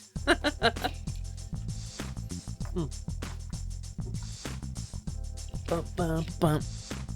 Ba-dum, bum, ba-dum, bum. You can't be trusted because of you as Slyman. They had to roll back the days since sign on the War Thunder forums. It's true. As your ClickFlint did feed Slyman a bunch of like classified war documents. Thank you, Volk, for the hydrate though. How you doing, Volk? Volk Gamers, not to put Volk on the spot or anything, but Volk is like an amazing artist who absolutely has drawn some amazing things. Goat Mom Celeste and Draco Shroop. Is this a double raid? Is this a double raid? Unlike people, can be trusted. Yes, the Fae can be trusted. Goat Mom Celeste and Draco Shroop, welcome in, both of you. It's wonderful to see you. Thank you so much for the raids. Thank you for bringing your wonderful communities by. How are your streams? How's it going? And if you came in with the raids, please feel free to tattle on your streamers and tell me what your favorite part of the stream was, even if they don't want you to know about it. What's the most embarrassing thing that happened during the stream? You were playing For the King 2 together? What's that? I feel like I know the name. Is it like a tower defense thing? No, that's not what I'm thinking about. You got some really great loot. Ooh, I love loot drops. Welcome in, everybody. You might understand, but I am the Scaly Sorceress. My name is Hisphere Plume, aka Plumey, and I love a nice loot drop. As a system answer myself, I always appreciate when the numbers line up on a loot. Turn-based RPG like for... Oh, right, I do have that. I actually have that game. Aurora, yeah. Turn-based RPG of like 4 people. You go through dungeons and try to keep the world from falling to chaos. It seems fun. I remember trying to start it up and it being very complicated, but I did buy it. I think I saw somebody playing it and I bought it. I'm glad you got some good loot though. We love loot drops around here. You minned the cannon. Whoa, I don't know what minning the cannon was. That like manning the cannon except you're min, so you minned it? Well, welcome in, Raiders. It's wonderful to have you. You can call me Plumey. I'm a kobold. That's 1 snoot for snoofles, 2 pokers for hitting, 2 floopers for listens, and 1 big swoosher around back for tailing. And that's kobolds. But kobolds also consist of 3 iconic pillars of kobold life, and that is the 3 pillars of snack, nap, and shiny. So if you need to go get snack, nap, or shiny after your long stream, no kobold in the world is going to stop you, and I will not be upset if you gotta lurk or work and lurk. You gotta raid and fade, whatever you gotta do. But if you're interested in hanging out, I'm doing some homework today that was assigned to me by a Demon King to learn the basics of Kaizo Mario. And so we're going through a hack called 2 Kaizo to Learn, and learning the basics of how to do Kaizo Mario. You gotta go get fried chicken. That sounds so rad, actually. Draco Shroop, roll a 20 for me, okay? You gotta go buy, hun, gotta get food. Celeste, please have a wonderful food. I recommend goat cheese, actually. And I know that would be weird to recommend to a goat mom, but goat cheese is delicious regardless of whether you're a goat mom or not. Yeah, no true kobold. It's a fallacy, but I still ascribe to it. Well, how do I roll the dice? Probably pick them up, put them down, maybe with a little bit of force. Not too much force though, because then they'll fall off the table. Dun dun dun dun dun. Ba ba dum dum da ba da bum. Or if you're wondering how to roll them in the stream here, that's the quest check-in. We actually roll to see the success of your quests since your last visit to the guild. And that's just using channel points. All right, wait a minute. We passed the test, gamer. Hi, Hepper. I was summoned by goat cheese mentioned. Goat cheese on pizza. Goat cheese on pizza, and I'm not even kidding. Hey, congratulations, Draco Shroop. You beat up some imps. That's a heck of a quest, huh? First try, baby. 3 is the spin section. Spin with object, lots of spins, falling spike, thwomp jump, torpedo Theodore! By the way, I was like this years old when I realized that Bullet Bill and Torpedo Ted are Bill and Ted. Ba-ba-ba-ba. Whoa, Ultimate Banana Boy. I haven't seen you in a while. Welcome in. You truly are the ultimate in all Banana Boys. Oh, there's a lot of these. Oh, there's a get good section. Yeah, Bullet Bill and Torpedo Ted are Bill and Ted. That's they're a reference to the film. All right, spin section. Spin with object. Let's keep doing it. Ooh. Excellent. Wait, what's this music? To spin while holding an item, you need to catch it while already spinning. You can make this happen by throwing the item in the air, then spin jumping.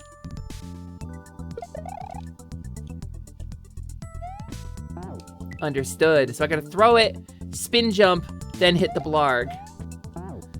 Oh, that's gonna be difficult. Oh, that's gonna be troublesome.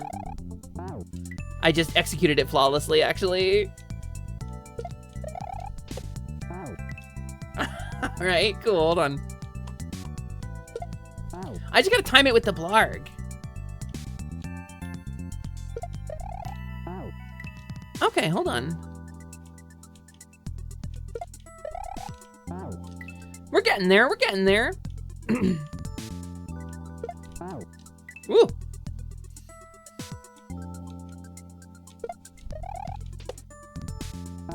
Almost! There it is. There she is. There she is! There are so many levels, and I'm gonna clear every single one of them for homework, Arba. I've been doing pretty well, Banana Boy. I've been doing pretty well. We did the Fix Fairy fundraiser last month. That went really well. I have enough money to cover all of my medical expenses and all of my comfort for recovery. And get me out of debt so I can more safely and keenly afford to take care of myself when I'm recovering from surgery. So that's really cool. That went pretty well. Apparently you still get people with tails. Is really, yeah, miles, tails per hour. Miles per hour.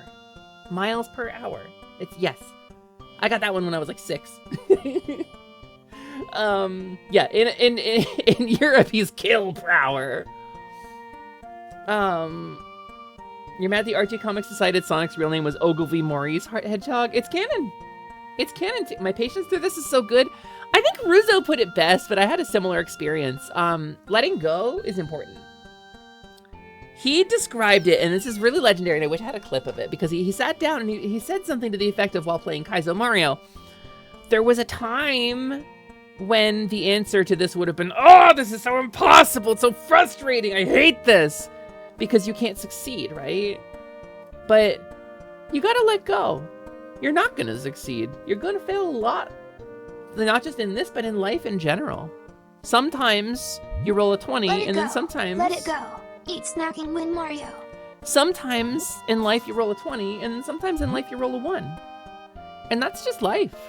You have equal chances of either. And so I think Kaizo reflects life in that way. I think this is art imitating life. Because sometimes you roll a 20 and sometimes you roll a 1. And that's just the way the egg crumbles. And so what are you going to do when life rolls a 1? What are you going to get mad every time? You're going to get cheesed off anytime life throws you a 1? Stay happy anyway. I think stay happy anyway is the best advice I've ever received. And it doesn't mean that you're... And here's the thing. This is something that was hard for me to realize. Being happy even when things are bad doesn't mean letting go of your desire for things to be better. It doesn't mean accepting things as they are. It just means not internalizing the way they are. It just means things are bad, but I can still smile. I can still do things that are nice. I can still feel good about stuff. I can still mash egg into my face, even when things are bad. But it's okay, because things will be better again. All things are temporary, even this. And I think that's so important, and I think Kaizo is very much like that. Baby penis. When you spin kill an enemy, it gives you a small period of float in the air. Kaizo often uses this to give you a moment to move left or right as you descend. Okay, well.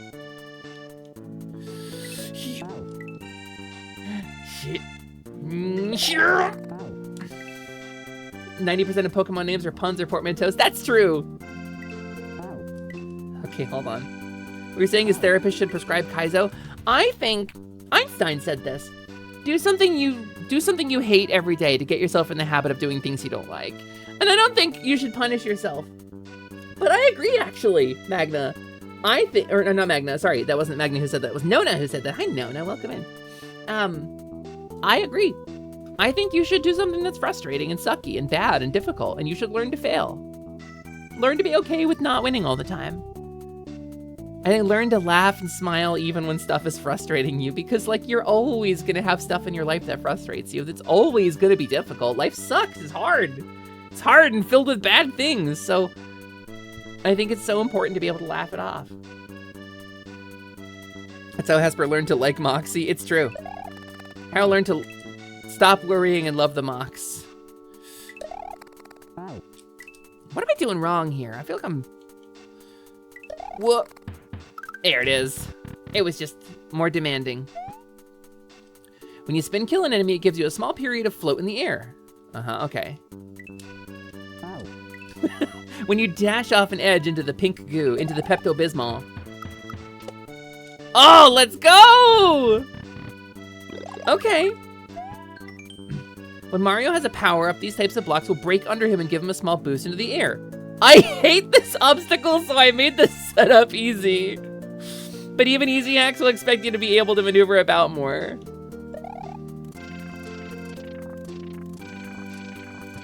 That's all over Mario Maker.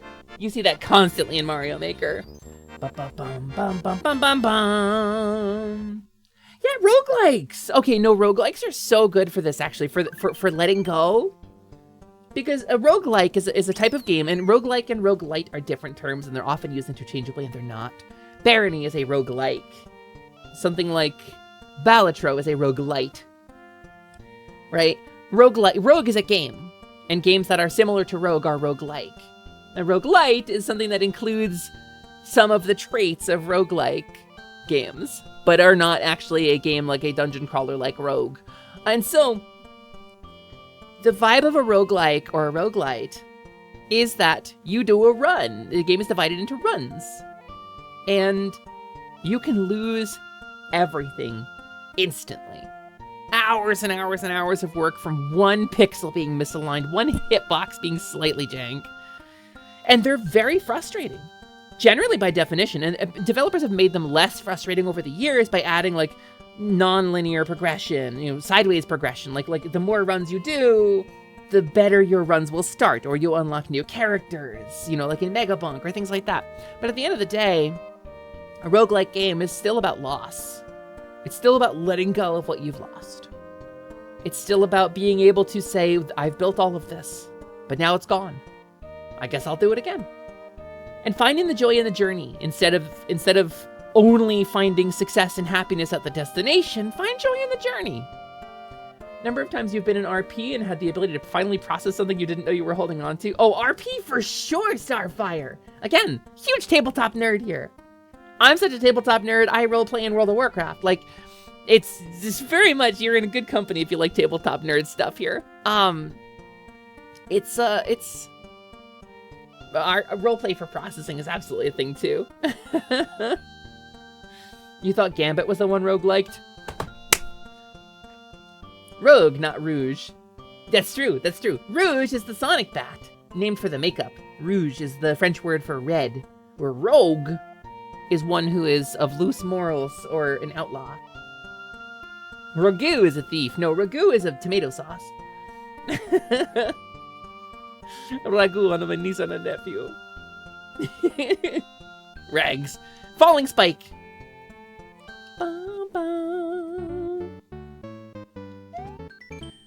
Mario can spin on top of the falling spike. Get close to set it off first. The 1 F0 will help you in this room, but in the next room you will need to be much more careful with your timing.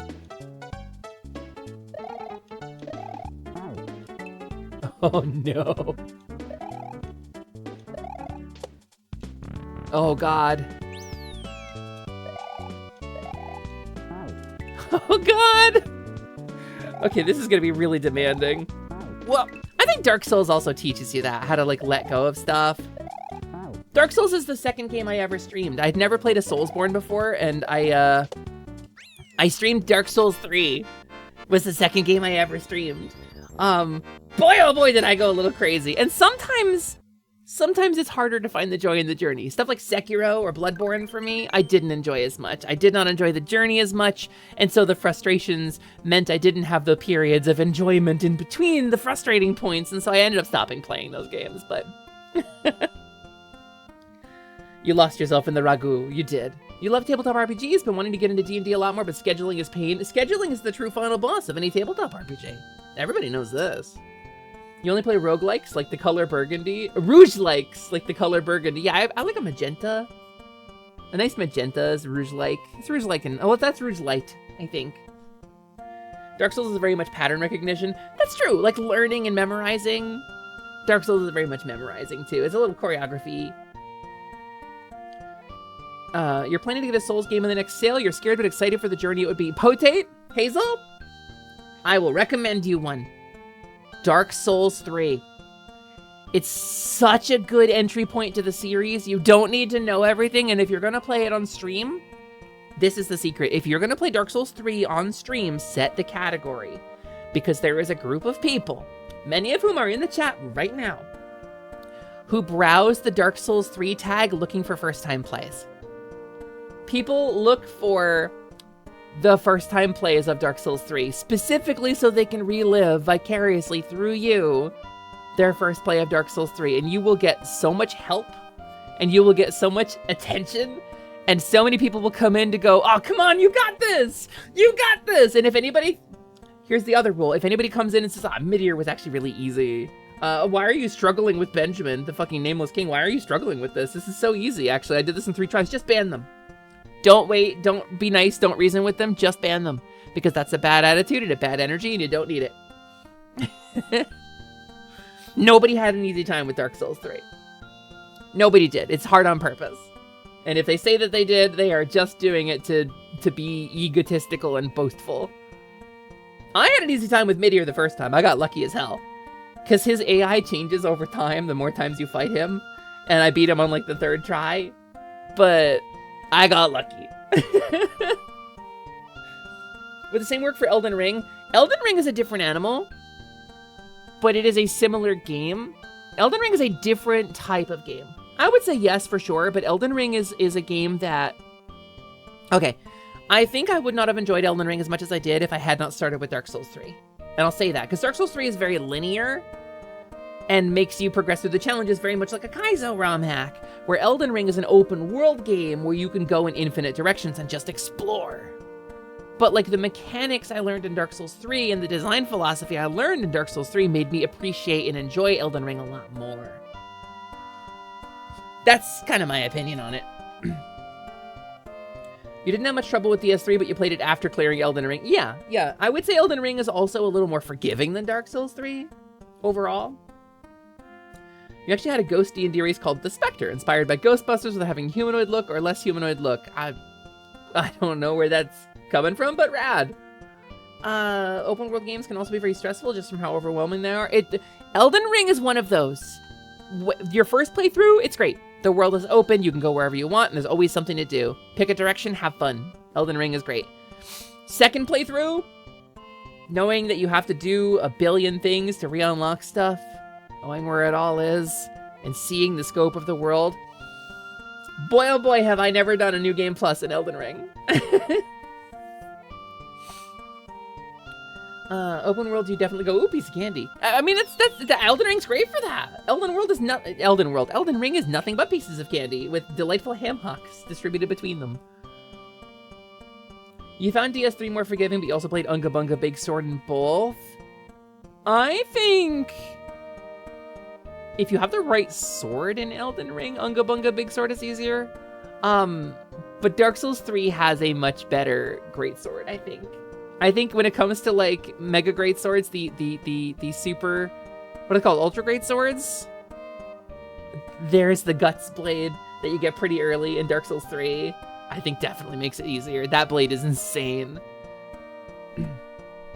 Yeah, Goonlight Meat Sword, Goonlight Meat Sword, Goonlight Meat Sword, which is much better in Elden Ring than it is in Dark Souls.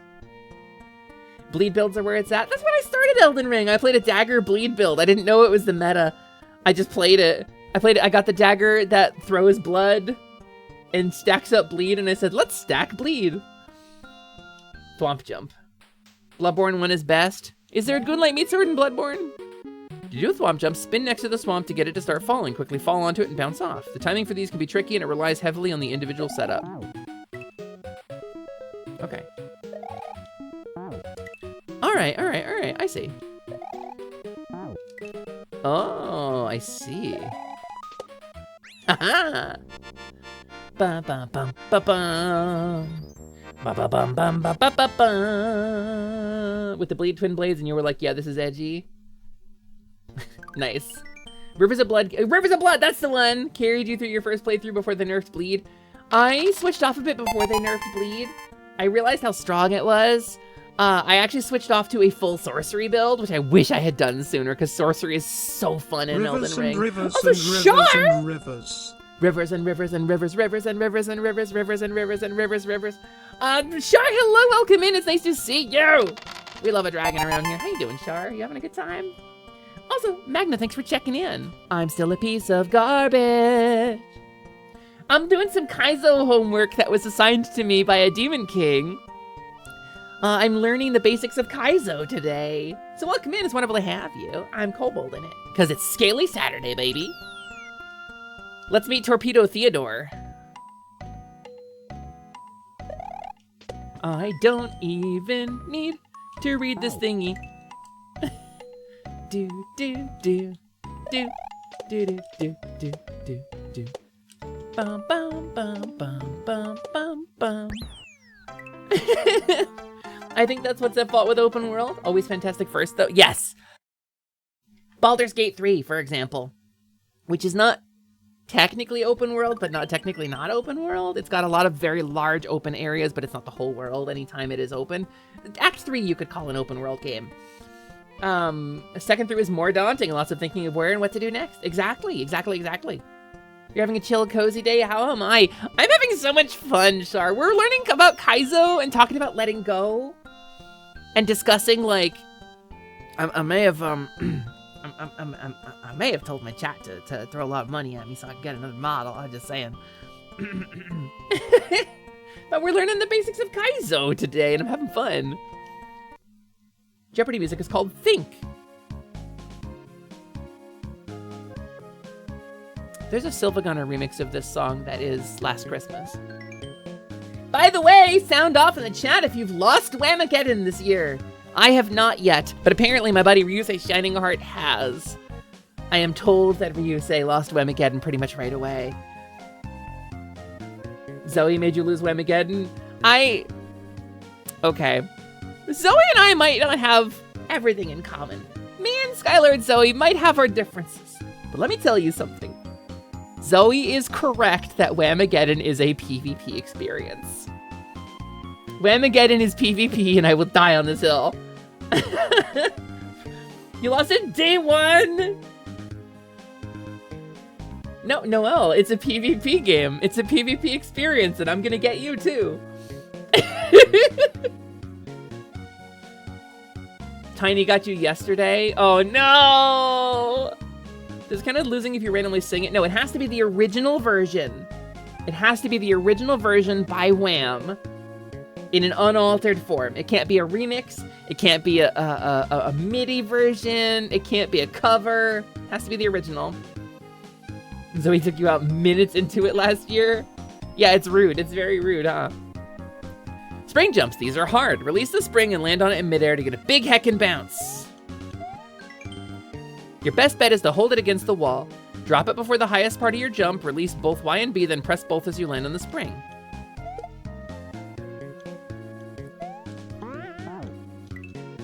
Well, I did it immediately, but then I hit the chomper.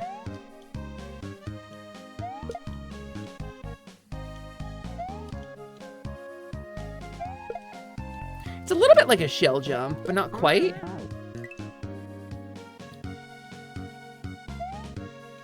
All right, hold on. I have to kick the... All right, here. Ha! Ha! Spring jump. Kaizo seems so hard you could never... You could, Char! Look up 2 Kaizo 2 learn. This hack has been holding my hand like crazy. I've learned some stuff that I never thought I would be able to do. I'm having so much... The hack that I did earlier than this, like we played a hack earlier, which was called of jumps and, of platforms and jumps. Wait, no, of jumps and what is it called? It's called of jumps and platforms, and it was really good. It was really fun and really enjoyable, and it was harder than anything I've done in this. You didn't know you were winning a game. You didn't know you were playing. Well, time to go lose the game and listen to that song. Yeah, it's Last Christmas by Wham. You want a mix of Last Christmas that replaces every noun with Christmas?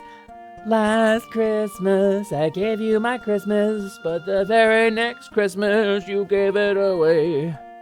This Christmas, to save me from Christmas, I'll give it to someone special. I thought you said Char. It is Char. It's pronounced Char. It's like a soft sh at the start of Char. There. I thought it was Char because like dragons, you know, but it's Char. I was corrected, and I'm very careful. I did say Char. I am also Faerun pilled at the moment, Figwin. Mana, my dear. Speaking of which, without saying too much, Char, model artist extraordinaire, 3D modeler, please meet Figwin, aka Mana, a beautiful artist, an amazing woman who is making me a reference sheet for something. Please shake hands in my chat. Hello, Raiders! Ilya Rieka! Hello, welcome in. It's wonderful to see you. Local wolf girl in your area goes, ow! Hello, welcome. It's wonderful to see you. Thank you so much for the raid. I hope you are enjoying your day. Thank you so much for dropping in. I see Magiternity. I see some names I know in there. Hello. Welcome, Raiders, to Scaly Saturday, where the Kobold takes over the channel. I got 1 snoot for snoofles, 2 pokers for hitting, 2 floopers for listens, and 1 big swoosher around back for tailing. And that's Kobolds. Today, I'm doing some homework that was assigned to me by a Demon King to learn the basics of Kaizo Mario. We're about to do the test for Section 3. So welcome in. How was your stream? Ilya Rieka, how was your stream? Did you have fun, Ilya? Did you do something cool? Did you win? Did you beat the boss? Did you Kai the Zo? I Kai'd the Zo at least once. And thank you so much for the raid. Oh, you beat Prime 4. That's right. You were playing that last time you came in here too, weren't you? You beat Samus's big lesbian motorcycle expedition. I gotta ask you, without spoiling anything, how's the lore? How is the lore? Is it fun? Did you enjoy the lore? Is it good? I'm a Metroid fan. It's okay. Oh, it's okay. Oh, there's like a very loud thing outside right now. I'm hoping it passes quickly. I have my noise canceling headset on max and it is still vibrating me in my chair. Are we done? It's like the same time every day. It's not gone yet. You have your issues with the game? That's disappointing to hear. I really liked Metroid Prime. Okay, can I turn this down now?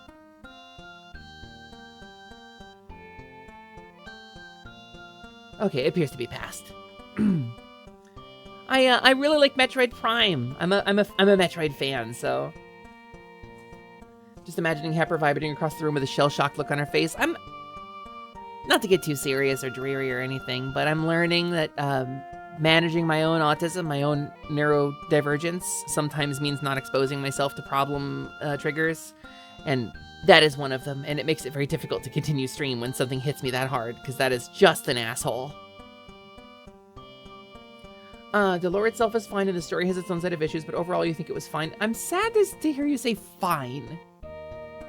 It's Metroid Prime. We've been waiting so many years for it. We were kind of hoping for, like, this is a classic. Fine is less than I wanted for it.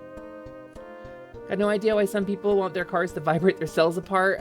That person is clearly just, like, how do you drive that around and not, like, bleed from the ears? Like, that's a person who's sacrificing a part of their body to bother other people. It just doesn't make sense to me. Hesper, I know there's single player, but when we play a Metroid game together, you've never played one. Noelle, I would love to play a Metroid game with you. Super Metroid is like the one that, hey, Dino Rider, good check-in. You meditated so much, you leveled up. Congrats on 4. I think people will say Super Metroid is a great place to start, and I agree. It's a good boiled down kind of iconic classic. It's the center of the Metroid series. Triton, your first roll, and you underestimated a bunch of kobolds. Never underestimate the kobolds, Triton. But Super Metroid is not my favorite.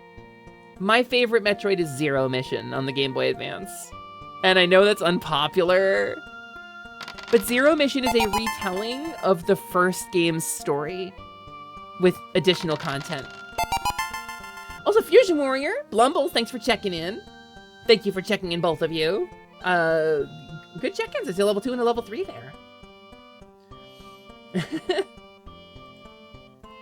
Y'all like Zero Mission too? I usually get crap from Metroid players when I say I like Zero Mission the most, but I also like Zelda 2 the most out of all the Zelda series, so.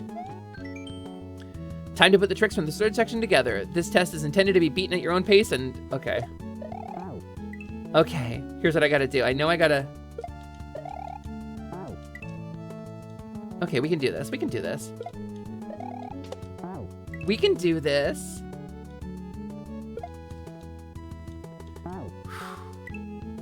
Here we go. Locking in.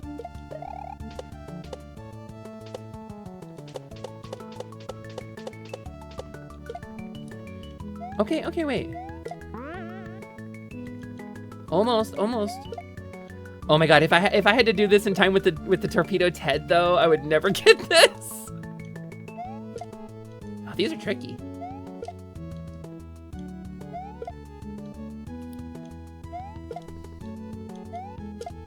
Come on, how do I... Spring jump. Am I releasing it too close to the wall? Maybe? Maybe... I had it before. Just not quite getting enough height off of this. I might... Ah, there we go.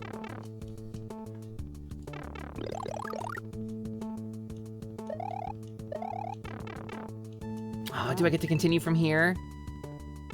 Nice. Okay, we got it though. We actually hit it though.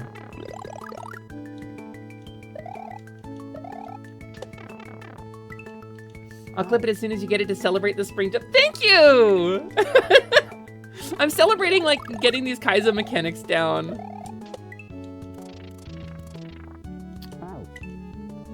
Honestly, I'm feeling pretty cool about myself today. I don't need to go that high.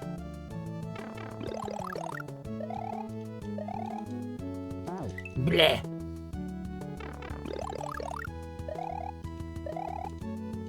Bleh.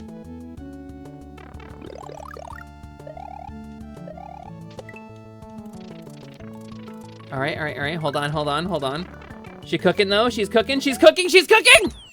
Test complete. I took a hit, but test complete. Kaizo mechanics can be really tricky. Yeah, it's demanding. You gotta throw yourself at it a billion times. It's basically Groundhog Day. You have to play it perfectly a lot of the time. Well, that's 3 sets of lessons down. I feel pretty good about that. Chuck hell. Oh, we're off to a strong start. You don't have the level of dexterity for Kaizo personally. Speaking as a person who is disabled, I am fortunate that my disability does not extend to my hands. Because there's a claw grip you kind of gotta do. Right? Hold on. I can show you this. I can actually show you this. Give me a sec. Where's my button for this? I have a button set up for this. Do I not have a button set up for this now? I guess I lost it. Okay, well. Game capture scene. I'll show you what I'm doing. Oh, I gotta go to this screen. Hold on. I gotta go to the wrong screen for a sec.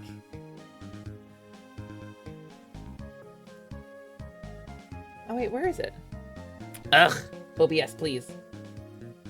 It's because my window capture is over it. Hold on. Hold on, hold the phone.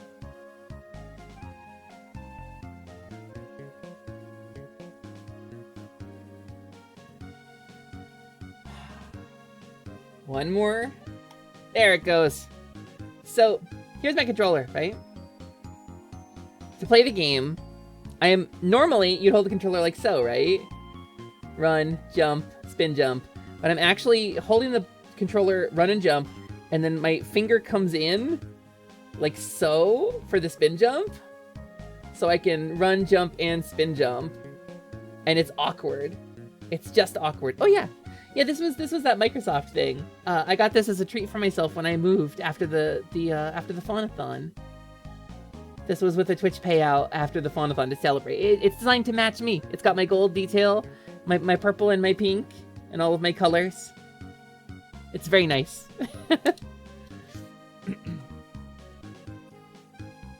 Thank you. I like it too. Okay, I gotta go over here. Gotta turn off my camera now. Gotta go back up to here, back up to this one. There we go. It was a really nice gift from the community. Okay. So yeah, the level of dexterity for Kaizo absolutely is a thing. I'm assuming Chuck needs to charge through that wall. Chuck can do many things. Charge and Chuck can run through turn blocks and hop over small barriers.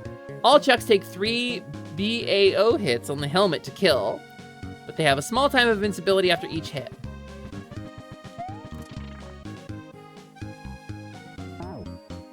Oh, I see. It is Chuck Hill.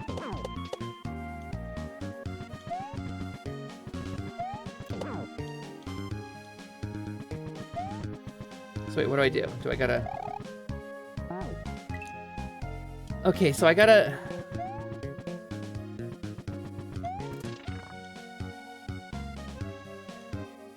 I'm guessing I have to follow him through?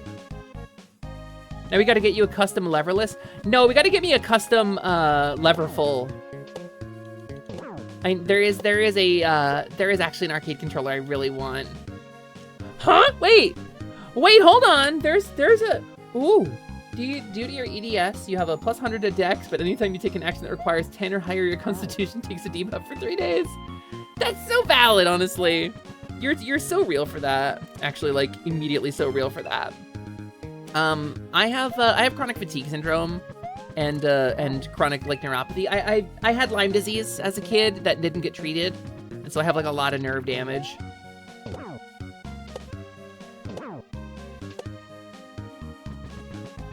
Oh, Happer did it! Happer did it right away! Happer went through the cool door! Chuck can do many things. Diggin' Chuck will dig up small rocks that will hurt Mario to the touch. Spin jump as per usual.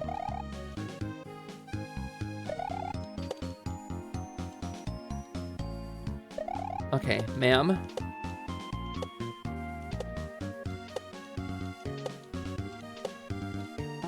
Ma'am? There's a moon up there that I want to get. I want the moon. Heckin' gabapentin. God. If ever there was a medicine that should not be on... Is Twitch? I will not make medical claims on Twitch. That's not what we do here.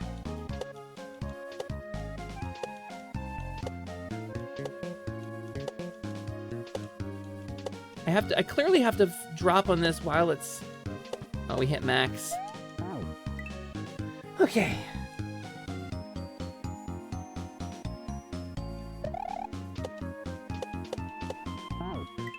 How do I... You're one of the lucky few that gets no side effects from it. God's speed to you, honestly. That's it. One short jump and then big jump.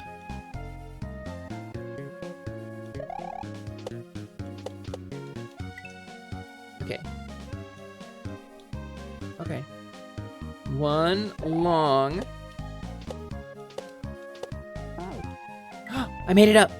Okay, there's a pixel where I can stand up there.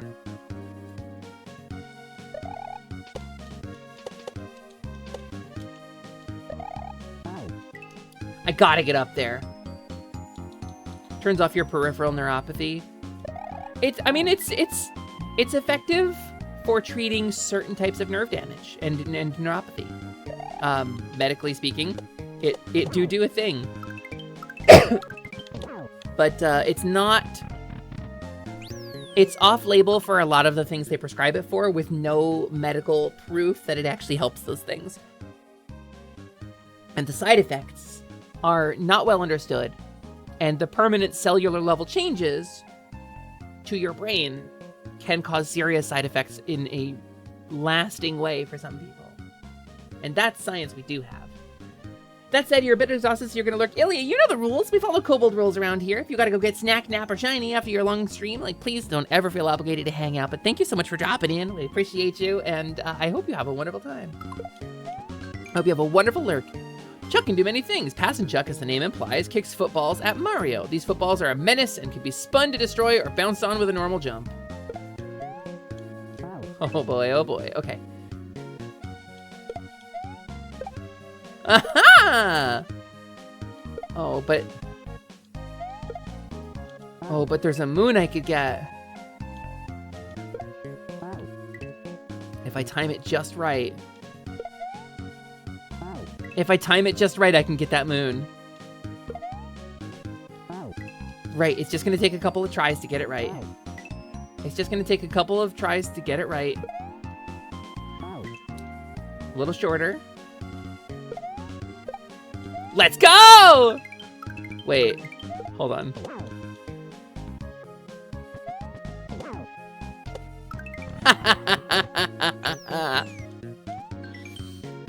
Chuck can do many things. Here, football man throws baseballs. If you're at a certain height, those balls will be thrown higher. You can jump right before a throw to manipulate that.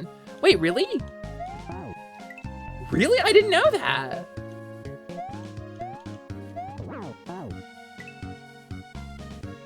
What's this, like, moons down below there? What's this, like, moons down below? What's our raid message? Football man throws base. No, I don't want man in my raid message. I don't want people to think I'm announcing that man threw baseball. Never dangle a moon in front of a kobold. This is why there's no longer a moon in many a lore. With kobolds, there is no longer a moon. Look what I can do!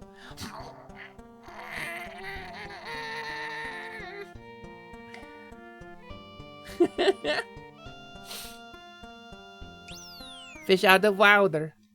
Alright, fish out of water. Let's do it. God, baby. This friend swims back and forth a few times, then pauses and leaps into the air. Hit them when they go up. Their name is Cheep Cheep. Okay.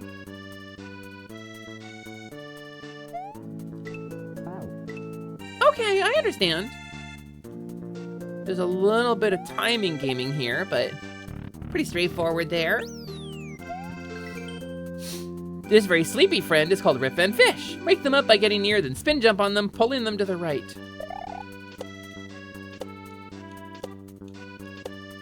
Easy, easy, Rip and Fish. Ooh, ooh. This Fugu friend is the strangest of the bunch. They will keep falling at a slow pace. They can move back and forth to track you, but they also move with the screen scroll.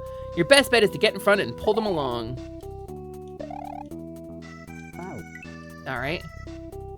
Just gonna... They will also move with the screen scroll, so you can drag them pretty far, I bet. Oh, no, oh, okay, so the camera. These guys are weird. I just gotta keep them facing right. We actually take a month to eat the moon, but the moon is very large, so time moves more slowly. It's very far away. Yeah, we do frequently eat the moon, actually. That's part of the creation myth of Venom, is that kobolds ate the moon.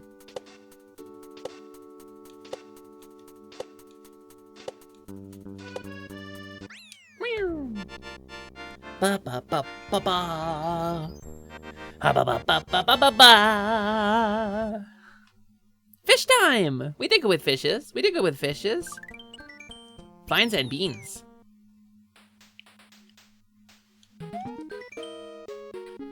Ba ba ba ba ba ba ba ba ba ba ba ba ba ba. It's an easy example, but this type of level is a sky tree. You need to allow the vine to keep moving up. One big tip is that to jump off a vine, you may want to let go of up, press B, then press up again to grab back onto the vine. Press B, then press up again to... Oh.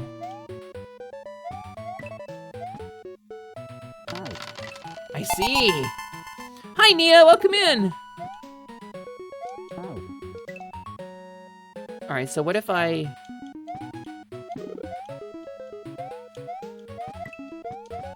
Oh, do I just have to... Okay, hold on. I instantly died there.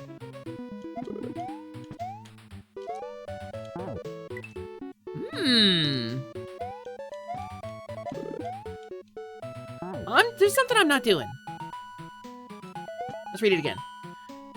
This type of level is a sky tree. You need to allow the vine to keep moving up. One big tip is that to jump off a vine, you want to let go of up, press B. Okay, I did that, I thought. Interesting.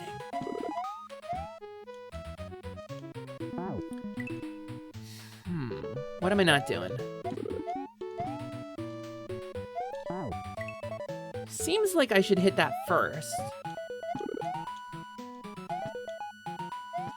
I was trying to go too fast. I was trying to go too fast as... What if?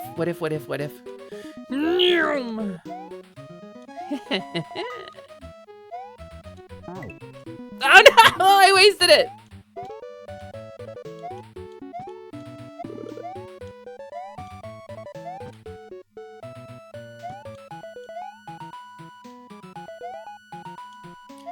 Okay, hold on.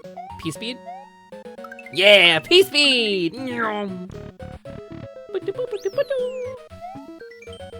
Green beans can be pretty tricky. You can bounce on them in a set max height, which varies the further away from the wall you are. Holding the bee instead of just pressing it will allow you to reach that base jump height.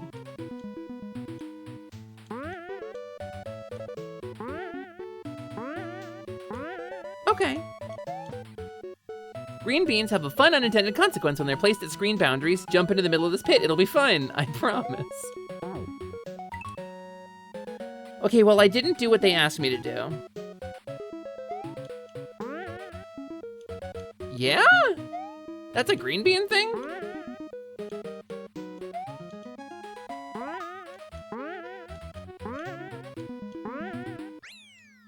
Interesting. Hi, Nia. Hope you're having a good day. Welcome in. It's me, Plummy, and today we are... Do I get the moon? Yeah!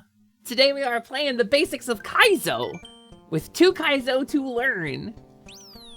I'm doing some homework that was assigned to me by a demon king, thebomb.com.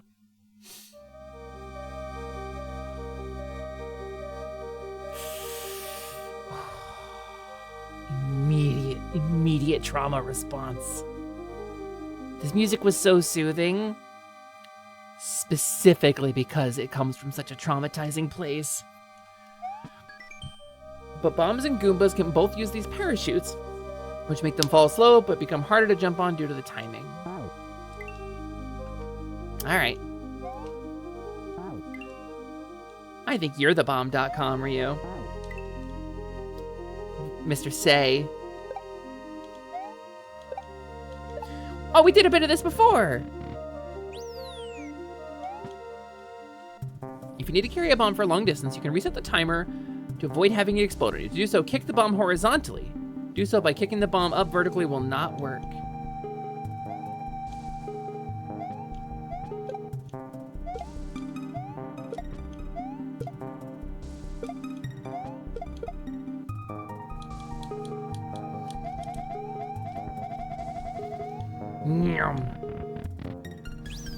No, you? Pfft, I beg to differ. Everyone hates this trick, but it's not that janky. Spin onto the explosion, but make sure you hit the stars when they are at the farthest out.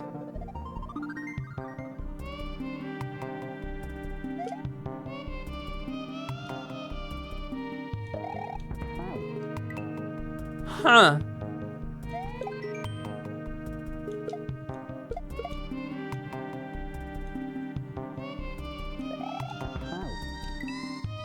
You can spin off the stars? I actually had no idea that was a thing you could do.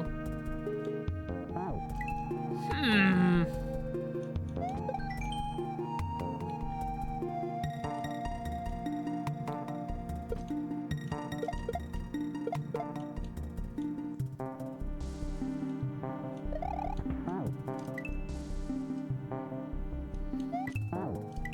It feels a little janky to me, I don't know. I don't know, Kaizo training level.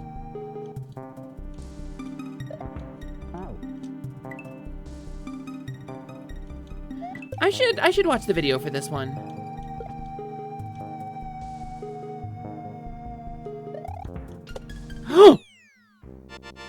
It just works if you time it right. Oh, yeah, Faye, that does seem to be what I needed to do.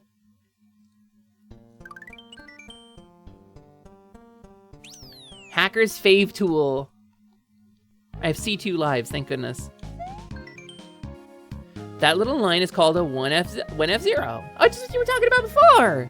It's a special tile that puts sprites in a falling state. There are many uses for it, some of which we'll see here. Boop, boop. Da, da, da. Hit Koopa on the left. Oh, oops. Oops. Hit Koopa on the left. I think I need to hit him to the right, though. Oh, I see. Okay. I don't.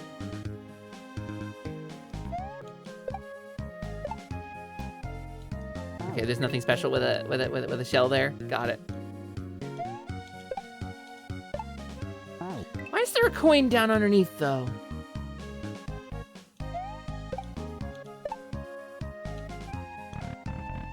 It just works. Ditch and remount Yoshi. Oh! All right, wait, we're getting into some fun stuff here. Oh, he like zooms. Because he stays falling.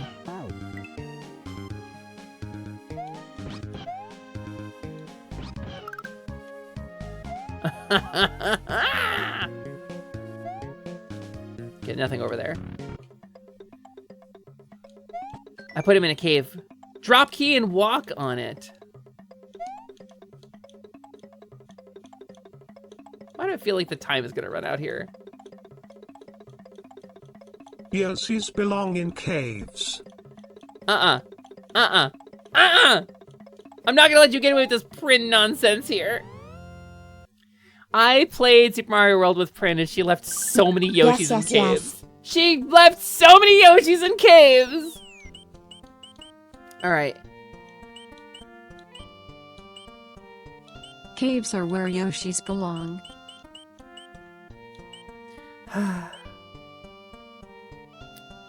Calorie, you two. Also, Bowser, that is an amazing emote. Noelle, you too?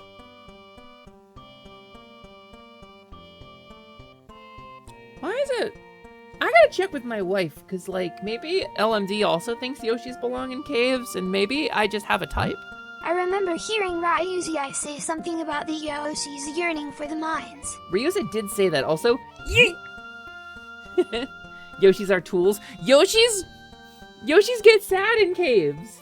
They're trapped in small, dark spaces because of Bowser's magic. You free them from the small, dark space. I'm pretty sure they live in caves regardless. Yeet!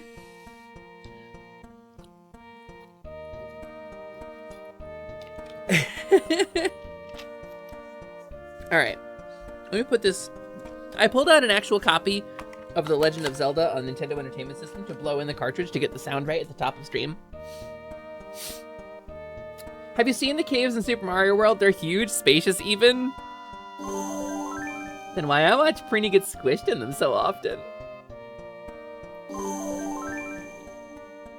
Now you're flirting with both Hesper and Plumie. You wanton harlot! You Jezebel! Damn. Can we don't though? How dare you?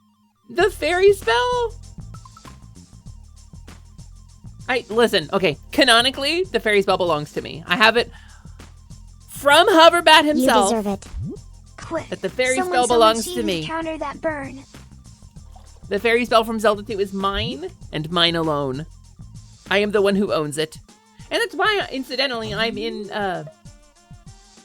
Zelda 2.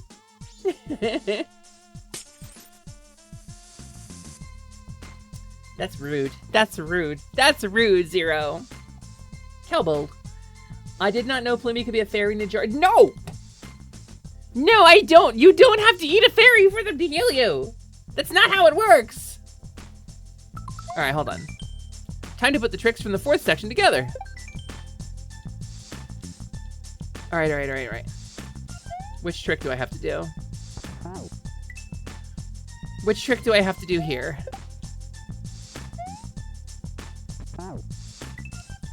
Okay, this one I don't think I need to jump. Oh my god, I really do right off the bat, huh?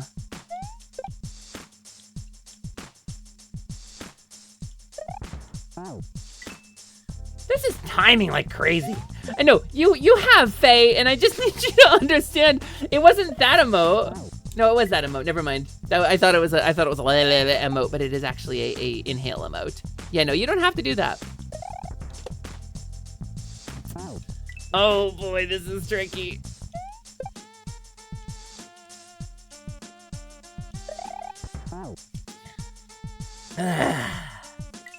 Gang on a drop. Thank you for a stream, my love. Arba, thank you so much for being here. I appreciate you so much. All right. Chuck, Mr. Charles. All right, where's the key? Hold on. There's the key. Good job, Mario. Good. That's what I wanted. That's what I wanted to happen there. No, okay, so the fairy spell transforms Link in Zelda 2 into a tiny and adorable fairy so that he or she can clear certain areas that he or she would not previously have been able to. And the fairy spell was removed from Hoverbat's PC remake of Zelda 2, which I play all the time on the channel. Wait! Hey, Jing, can I get a Desicobal from you? It would be really validating for me. It would be really validating for me if you said to me, Desicobal. Hi, Jing! Welcome, Jing. Welcome to the Cosmic Record Raiders. It's wonderful to see you. Hi, hello, welcome, hello, hi.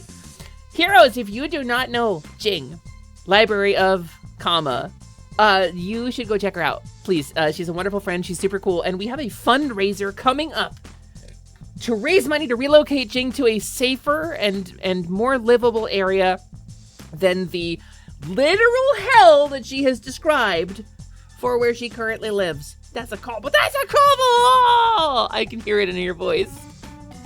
So we're gonna be raising money at the end of January, gamers. So please hang out and please help us get Jing relocated from the literal hell that she is living in right now. She downplays it a lot on her stream. It is actually so bad. Guess who's got real shiny horns and a super bad fever? Is it you? Oh, it's thrilling! Also, wait a minute. Please don't be sick. Please don't be sick, Jing. Please drink water. Please lay down. Please take some fever reducers and get rest.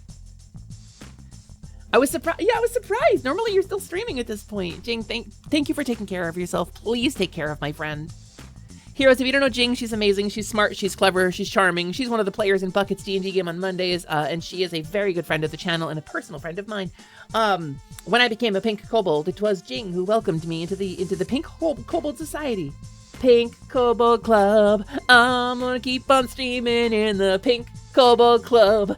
I'm gonna keep on streaming down in West Kobold Town. Imagine GTA, that's where Jing lives. Yeah, and like genuinely. End of January, you said. Yeah, if you've got a little bit to offer, Jing is not asking for a lot.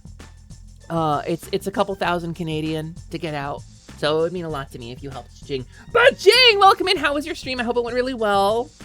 We did the Archipelago stream today, and you held out a couple more hours, but Shard stopped you to take your temperature and said, nope. Or more like, nope, bad, rest time for Pebble. Because that's Shard's kind of powerful and strong like that. Jing, please go rest. Please go rest. If you want to watch stream while you're resting, please do. But please rest. It's so important. If you came in with the raid, hello, my name is Hisphere Plume, aka Plumey. I'm the Scaly Sorceress, the proprietor of this particular workshop, and taking over the stream for the fairy who is normally here because today is Scaly Saturday. And today we are playing some Super Mario World hacking.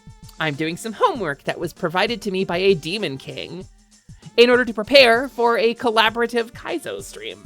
So I'm learning the basics of Kaizo Mario today. I'm doing a hack called To Kaizo to Learn.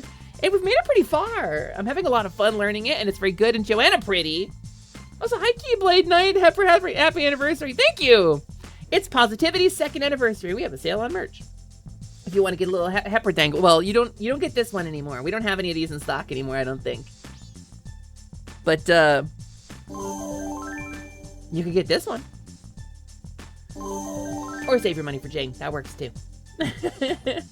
Also, hi Dewdrop. Yes, please, Jing, go rest. Also, I see Calfira and Shinarato.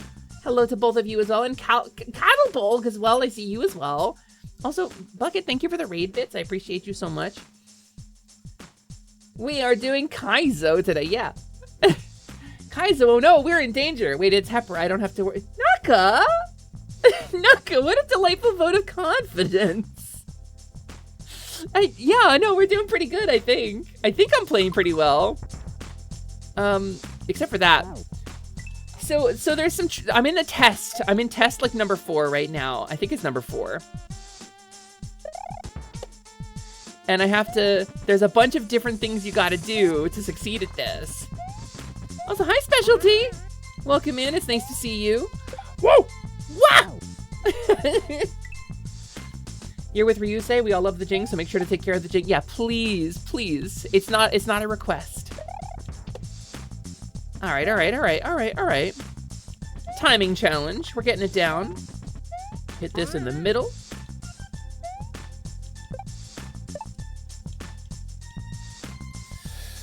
Now how do I held the run button. I held the run button. Okay. If we're laughing, we're learning, right? If we're laughing, we're learning. I messed up. Ah! What is that emote? Should I ban that? Genuinely, what is that emote? No, it's just a butt. Okay. But welcome in, Specialty 7. It's nice to meet you. Thank you for the first time chat. I'm Hisphere Plume, aka Plumey. And I'm learning Kaizo. And learning some lessons. Learning some valuable lessons about myself today as well. Okay. First part we've got pretty down. Oh, well, except for that part. Hepper can bring you back from 0 HP, but breaks after use? Excuse you? Breaks after use. All right. Here we go. Boop-a-doo-doo-doo-doo-doo. Do-do-do-do-do. I think I gotta hit it about 2.5. Yeah, there we go.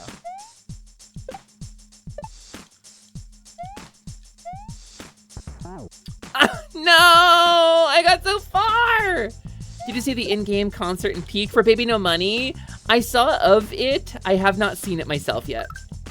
Why did that bomb not blow up? You gotta buy 1 billion of them. There's only one of me. My final true form. There's only one of me. Okay, well. There is a Baby No Money until the 15th, I believe. There is a Baby No Money concert in Peak. Kind of like Fortnite style, I guess. But Baby No Money don't do no Fortnite, I guess. And then I can do this one. Oh, dang it, dang it, dang it. Okay. Not getting careless. We're getting careless. I'm not gonna get careless. We're doing pretty good.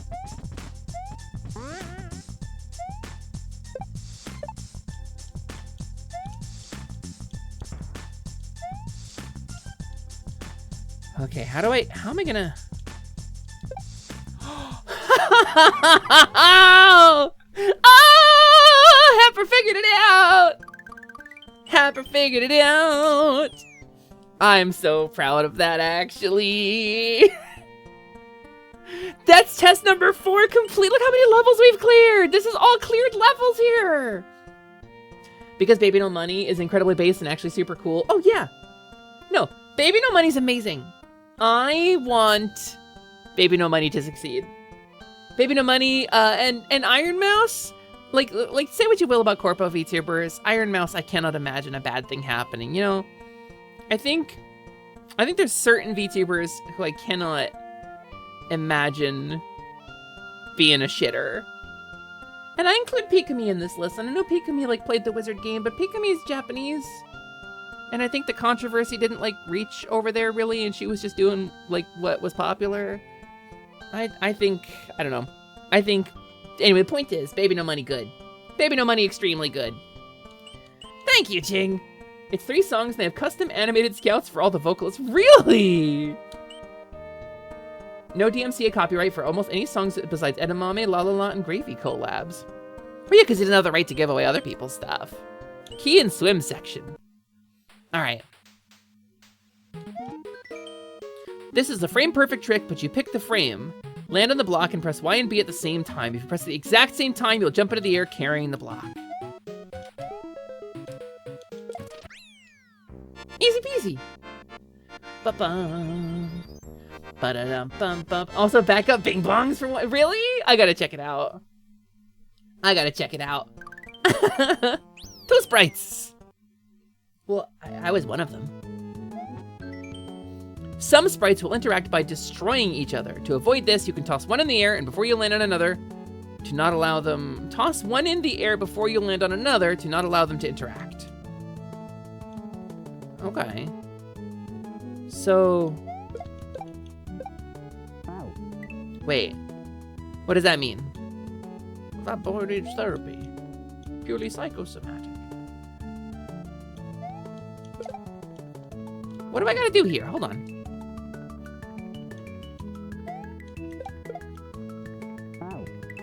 I gotta toss the shell. Hit that at the peak. And he also and then I gotta false bring teeth. And he also made false teeth. Thank you, Slyman. Thank you, Slyman. Slyman gets me.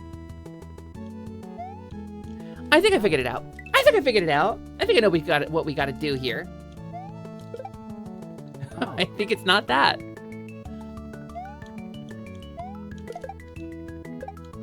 I think... Hi, Gio. Welcome. It's nice to see you. We're playing a little Kaizo today. I'm learning the basics of Kaizo Mario.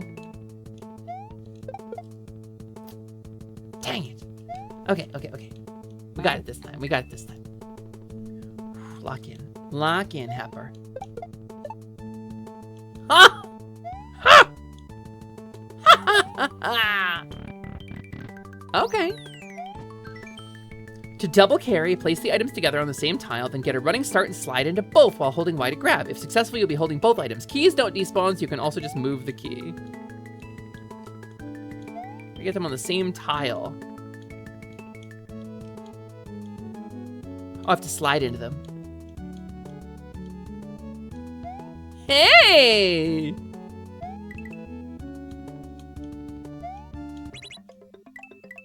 All right. Little hat ninja action. That's what the hat's for, you know? I think it's EP time for me. No, have a wonderful EP. Plummy, can you make me real? Nope. Yeet. Have a wonderful EP, Nona. Thank you for being here. I appreciate you so much. By the way, gamers, just as a quick shout, I want to put this on the table here. I want to take a sec with the Kakariko Village music going in Super Mario World. Keys, teeth.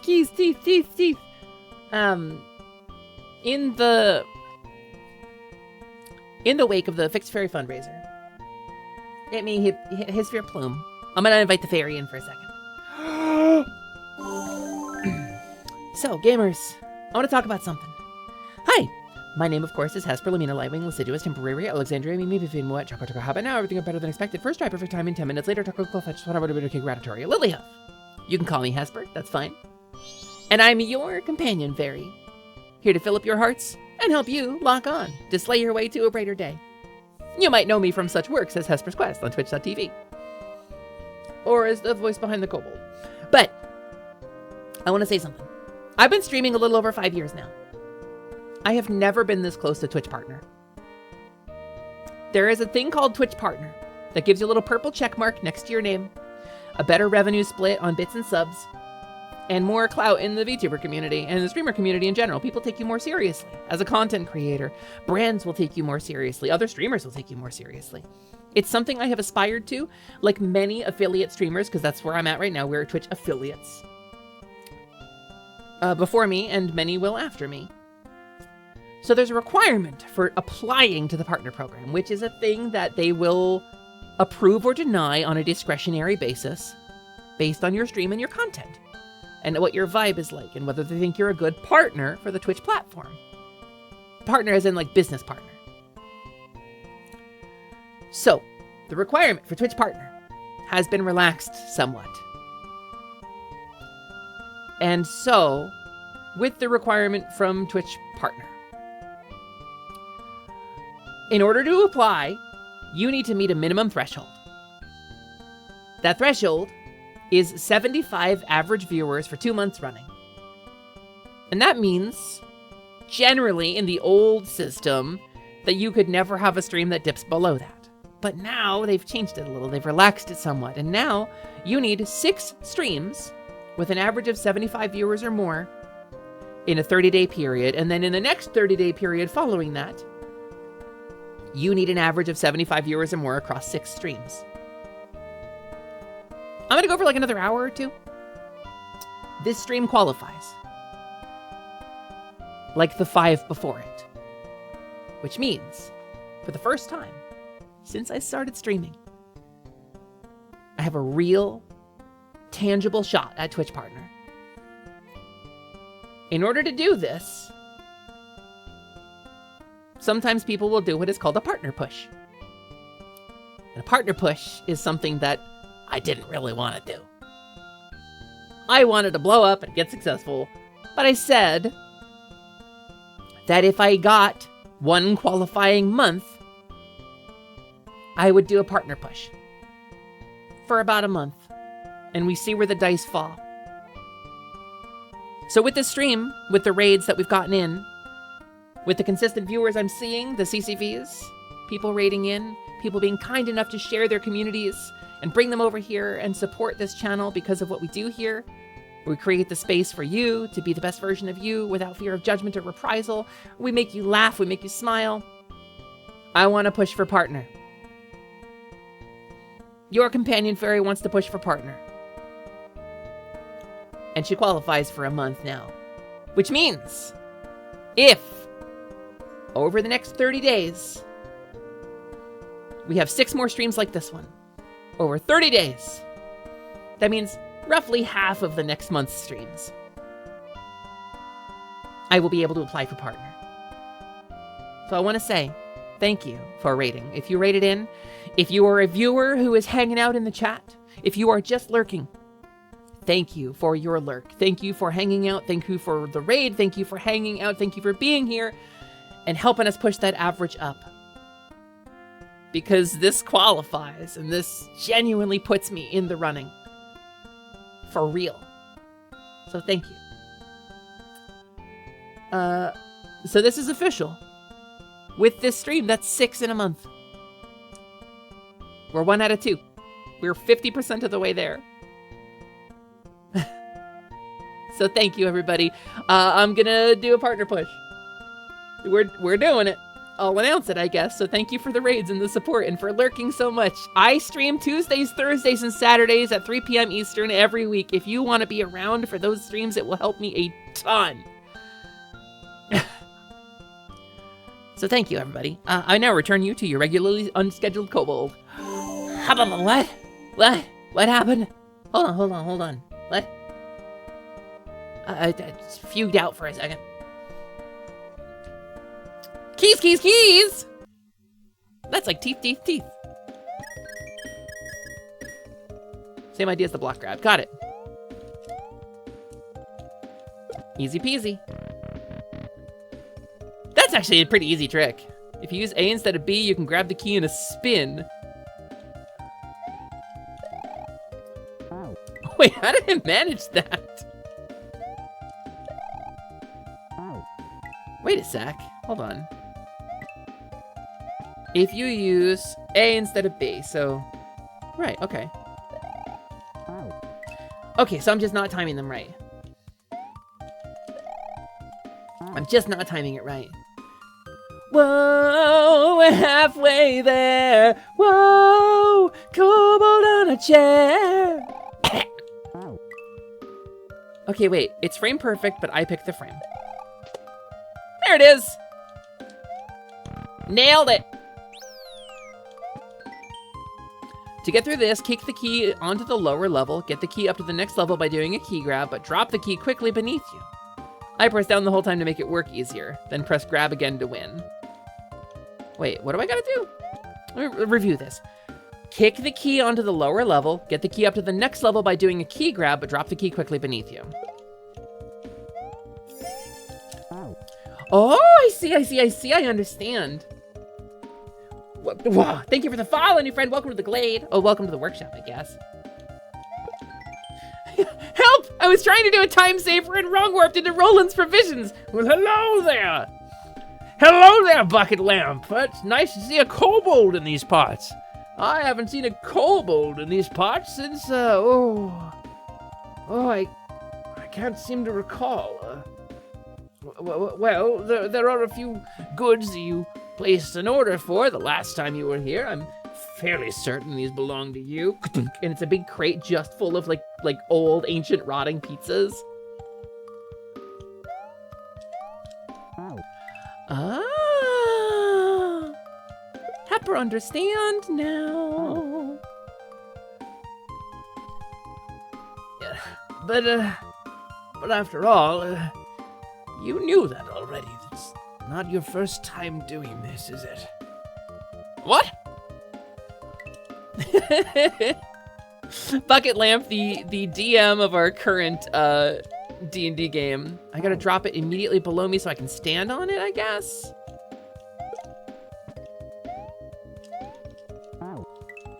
Ooh, okay. So I gotta drop it very quickly. Very quickly. Alright, well. Wait, what if I just... Hold on, can I just skip it? I can't. Okay, so I have to set it down. Not in the pit, though. Are the pizzas still good? 5-minute rule, probably. 5 millennia rule. Alright. Hold on. Kick the key. That's not what I'm looking for. Is that a controller overlay built into the game? It is! A lot of hacks feature stuff like this. It's really cool, Elfie. These hacks are always so impressive to me. Alright, almost did it. Almost did it. We're learning. We're doing 2 Kaizo to learn today. And it's complicated. But it's not complicated because the hack is bad. The hack is amazing. It's just that Kaizo is a little complicated. And there's a lot of things you have to do that are a little difficult. Hesper, this is a very odd question. Could a person pay you some amount to help them come up with a better stream intro? I don't think so. I don't think I would charge for that. Drazov the Wicked. Is it Drazov the Wicked? Is that who wants a better stream intro? I can workshop some stuff. Ah! Okay. Stream intros are hard. I'm his fair plume, aka Plumey. I am a kobold. I'm the Scaly sorceress and the keeper of this place between worlds and this workshop. I got 1 snoot for snoofles, 2 pokers for hitting, 2 floopers for listens, and 1 big swoosh around back for tailing. Hello, my name is Hesper Lightwing. You can call me by my true name, etc., etc., etc., and I am your companion fairy, here to fill up your hearts and help you lock on to slay your way to a brighter day. Stream intros are hard. They're a little kitschy, but I like them. Hello, my name is Lumi. You can call me Lumi or Ushi. I'm the cowgirl for now, girl. That's okay. We don't worry too much about it. Don't think about it. Don't think about it. Don't worry about it. I turned into the fairy. Don't look at me. I was the kobold. Don't look at me. They're kitschy, but I like them. Also, hello, Doom Ninja Samurai Master 22. That is a very real name. Whoop. I'm doing well. I'm learning Kaizo stuff today. God, this is tricky. This might be the trickiest one out of all the ones we've done. This might be the trickiest one out of all the ones we've done here. Sometimes I've placed it like really well, and then sometimes I have not done exactly that. The grab jump isn't the part that I feel like I'm struggling with. It's that the grab jump I did really good at. I first tried both the grab jump tests. It's the do you do your Kaizo bucket? I didn't know that about you. That's rad. It's the letting go and then dropping it immediately part that I'm like trying to set up for that. And it's not doing super good. A double grab jump. Is that what I gotta do here? A double grab jump? Okay. We're getting there. Dang it! You used to do some back like when ROM hacks were new. So maybe we played some of the same ones. Maybe you and I played some of the same ones, Bucket. And you played a bunch of the guy. I've played, you know, Super Meat Boy. I've played Celeste, you know.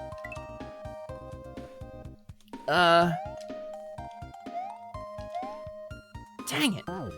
My fingers just won't line up. This is tricky. Okay. And that's a frame perfect grab too, so.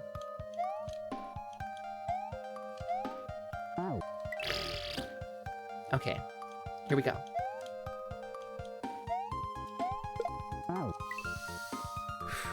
Maybe I should just focus on doing the first grab jump correctly and get that into muscle memory, right? Focus on doing the first grab jump correctly and get that into muscle memory. All right.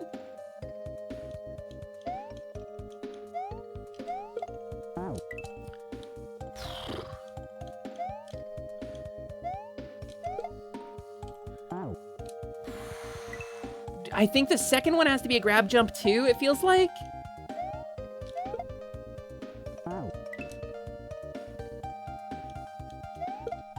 Whoops. I'm getting better at it. I'm feeling a little stronger here.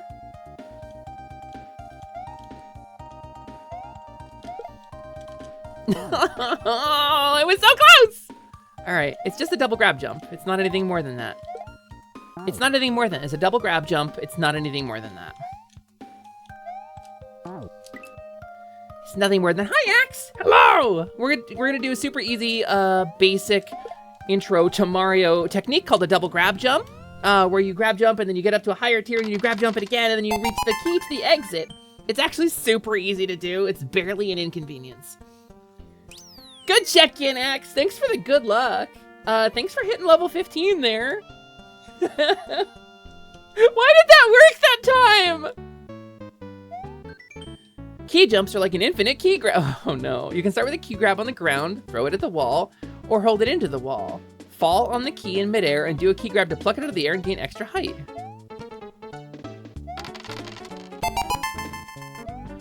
Oh, this is...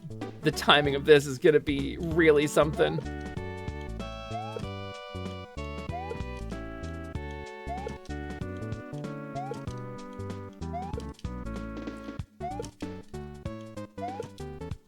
Oh, that's gonna be complicated.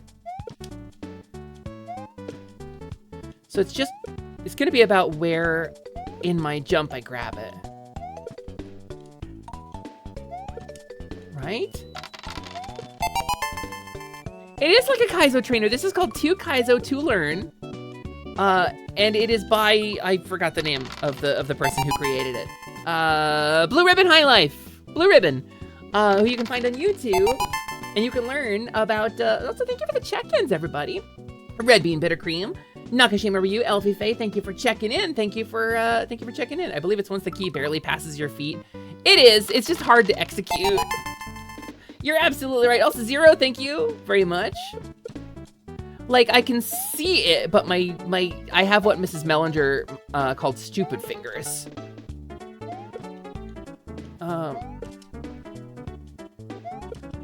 And it just isn't coming together for me just yet.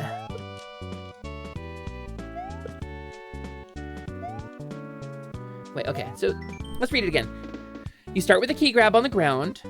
Start with a key grab on the ground. Throw it at the wall or hold it into the wall. Fall on the key in midair. Start with a key grab on the ground. But not a key jump, though.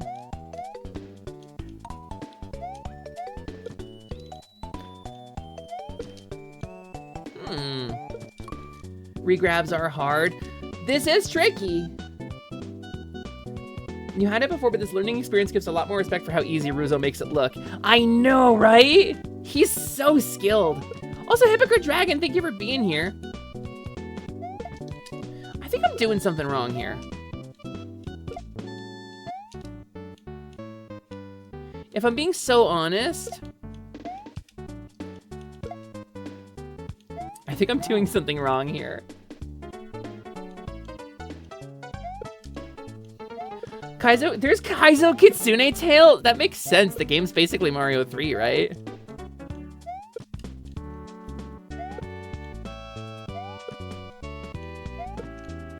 All right, I'm gonna watch the video. I'm gonna watch this informative video that the creator of this has been kind enough to provide for us. I'm actually pretty far into this. There's the Yoshi. I went through here. There's double carry. There's the double key. I'm gonna see how he did the double key jump. Did I do this right? Oh, he did it like such an easier way than I did it. Wait. He like jumped on the key and then stood on it. I did it where I was like, I kept moving. You can apparently just stand on the key and then press the buttons and you'll jump and grab the key as you jump. Vivi, hello. I'm doing my homework that was assigned by a Demon King to learn the basics of Kaizo. You are correct. How does this go? Hold on. How does it go? Hello, it is I, Demon Queen Hesper, the most evil Demon Queen in the world, and I'll play some Kaizo and Mario and talk to you about life and be really cool and stuff.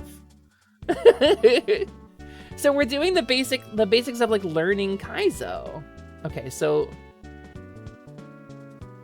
Oh, he's setting it up like a shell jump. Okay, wait. I think that make more sense to me. I think that make more sense to me.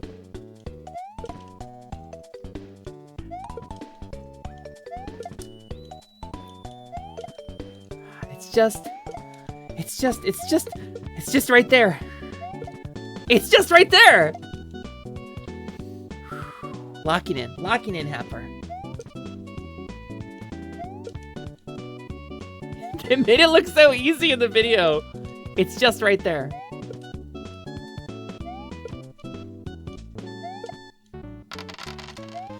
Vivi, thanks for checking in. You meditated so much. Level 7. Thank you, Ren. I believe in me too, if I'm being fully honest.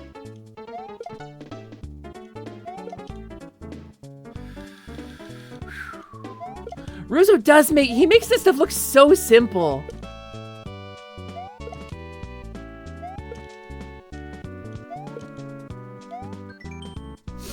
Throw it at the wall or hold it into the wall, fall into the key midair, do a key grab. Yeah, it's just right there. It's just right there. Also, Hazel, have a wonderful sleep. I want to like slow it down and get the button presses in like slow mode first.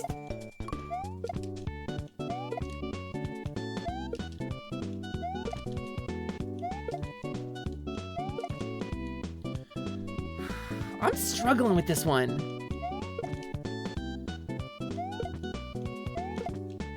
Okay, wait. Let's watch this video again. They honestly make it look so easy. All right, hold on. They're holding down, it looks like. So they kick it just like a shell jump. And then they execute it so flawlessly. Can you slow the game in the console? Probably.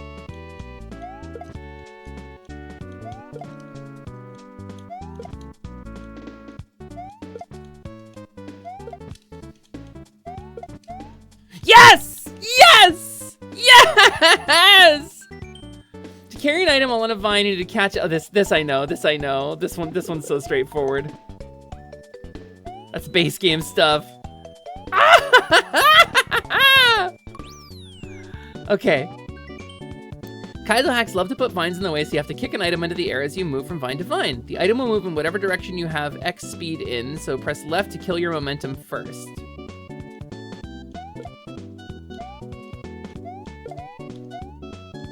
Oh. Oh, I see. Dun, dun, dun,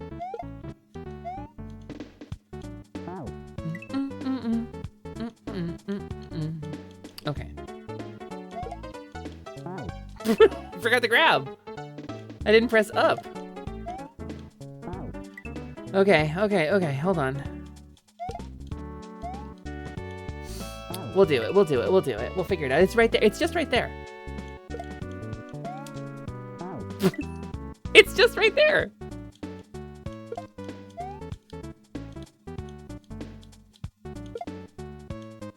Okay, so... Oh, wait a minute. I see what you want me to do. I see what you want me to do. And I didn't do it, but I see what you want me to do.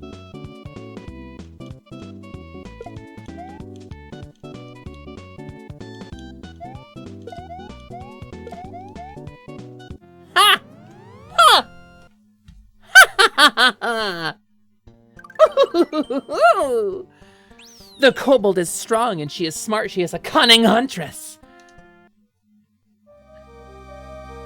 This song instantly. Hold down while you press B to swim. Congrats.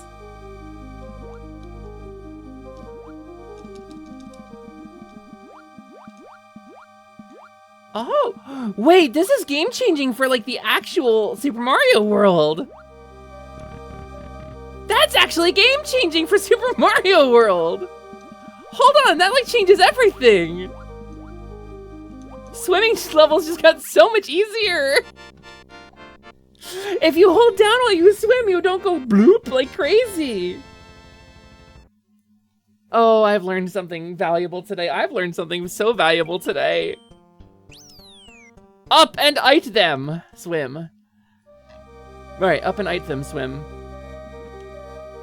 Pressing up with B will give you a fast upward swim. You can kill your upward momentum with a down swim. Use both here to get through.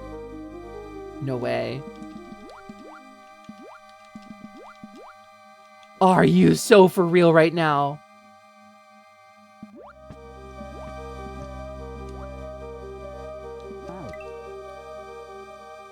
Are you actually so for real right now with this? Oh my god. I won't be able to look at another Mario game the same way. You're so right, though.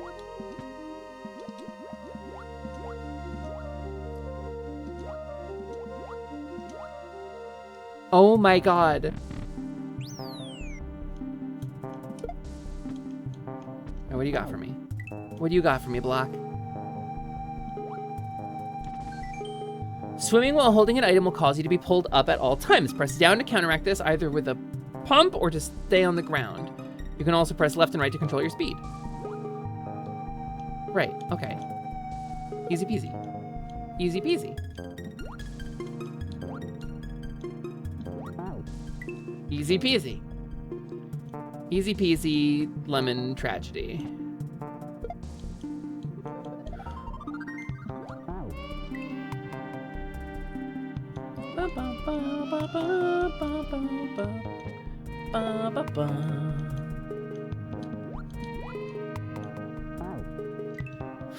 It's a little bit. I've got to head out. Good to hang with you, Hepper. You too, Damskus. Thanks for coming. Item swim is huge. It may come out difficult, lemon difficult. Aren't you glad you did it anyway? This is actually so satisfying. I'm not gonna lie to you. Like, I've done a lot of different types of stream. I broke my character voice for a minute there. I've done a lot of different types of stream in my life. Over the 5 years I've been streaming, I've done a lot of different streams. I've played a lot of new things. I don't know if anything short of like Hoverbat's Zelda 2 has ever been quite this gratifying for me. This is so instantaneously game-changing for something that I have loved so much my whole life.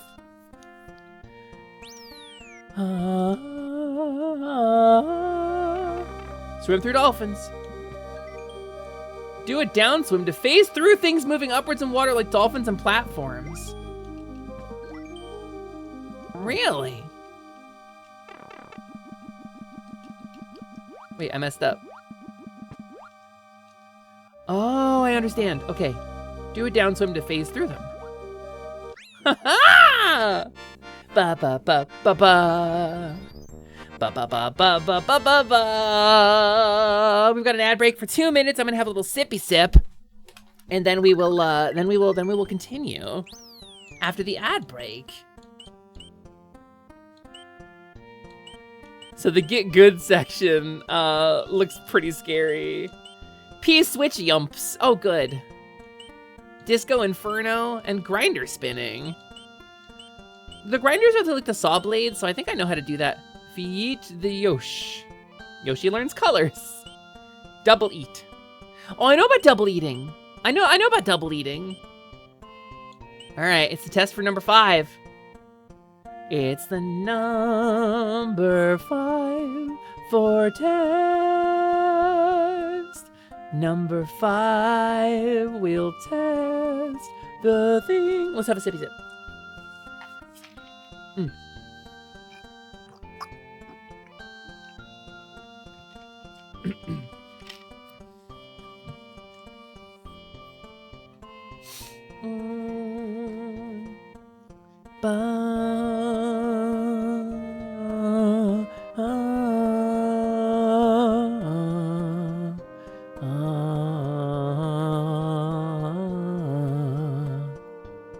Hi, Happer, how Kaizo? Tag! Look how Kaizo! Tag, tag, tag, tag, tag, tag, tag, tag, tag! Look how Kaizo! Look how Kaizo! Look how Kaizo tag!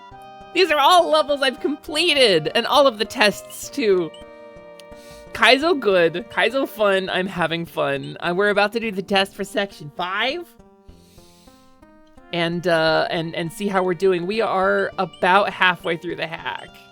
Motor skills, multi-jump, controlling on and off, and that's it. That's all that's left, gamers. It's real Kaizo. It's like actual Kaizo. Thank you for stopping back in, Tag the Auto. I like Tag the Auto a bunch. We're ad break ends in 10 seconds and we're gonna get going.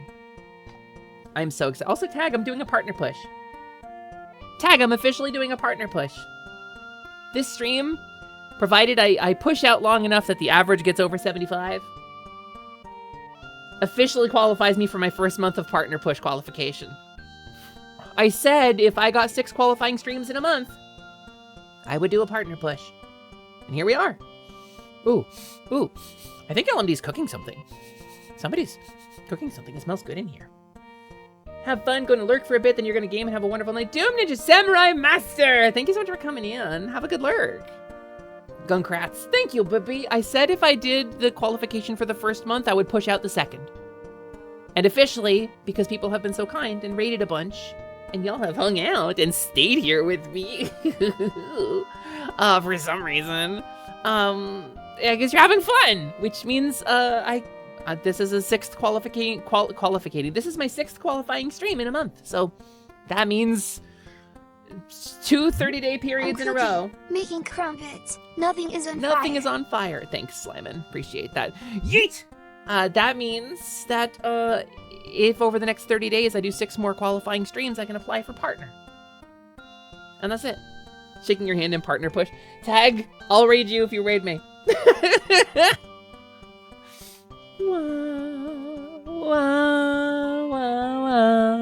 Key to swim test.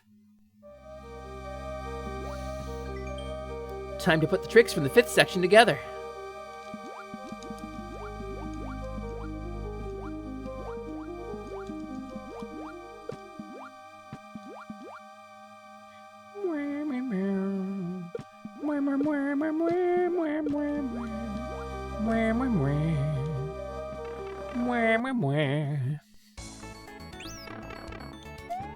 New music! Forgot your key? Use the pipe below and be more careful next time.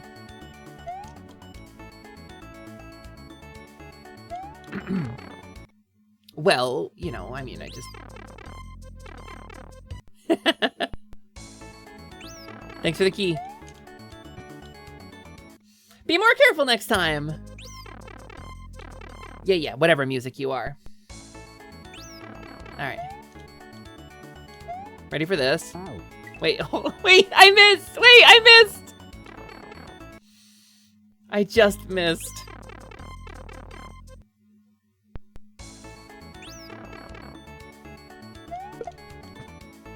Watch this. That's how he did it. Can I just... No, this is absolutely... I have to do a key jump. Mid-air key jump. Mid-air key jump. Mid-air key jump. Mid-air key jump. Mid-air key jump. Mid-air key jump. Mid-air key jump. Mid-air key jump. Mid-air key jump. Key jump in mid-air. Key jump in mid-air. Grab jump key. While flying, the key is moving down and Mario is moving down and we grab the key in midair. I think. Whew, this is the one I'm gonna get low grades on.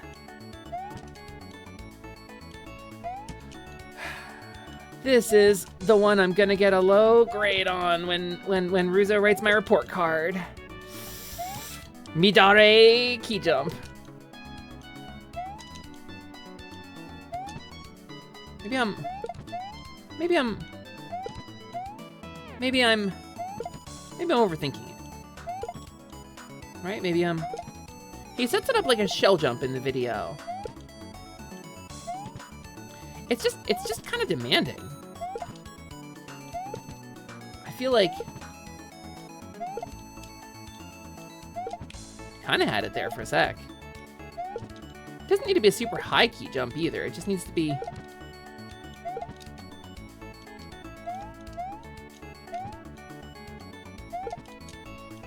I can do it if the key's holding still. That was something. You probably have to be closer to the wall than a shell jump because the key won't move as fast after bouncing. So let me show what I'm looking at here. Let me share with you. Let me open this in a browser window so you can see it. Let me show.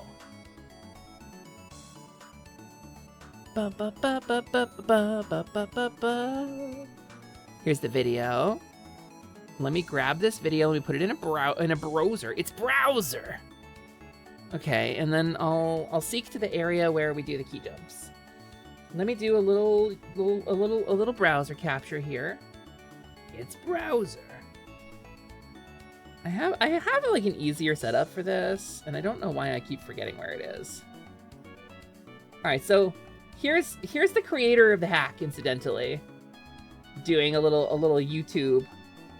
That's Blue Ribbon there. So here's where we're at, and I'm gonna size it up so that you can see here. And we're gonna skip to where the key jump has happened. This is the key jump. This is the grab the key and a spin key jump. That's down swim. Hold on. I skipped it. I've missed it. I've missed it somehow. So this is one way to do it, I suppose, where you just drop it into the wall. That looks a little more reliable. But when they do... Okay, it's making a liar out of me. Absolutely. There, see? They're kind of setting it up like a shell jump. Like from there. This is what I've been trying to do. This here. Badook, and then doink, and then Mick grab it. But they messed it up. They do grab it like that at a certain point in this video. So, love, I'm just sitting here having never tried the normal Mario games. Oh, they're great. Oh, they're amazing. Okay, wait.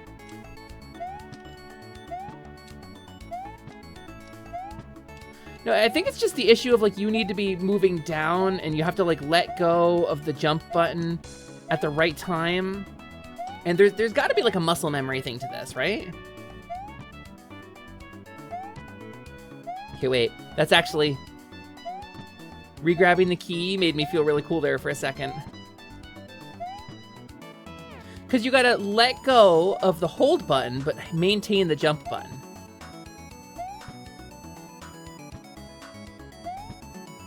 I feel like there's a practice there to be had. That was almost it. Boy, this is shredding my hand.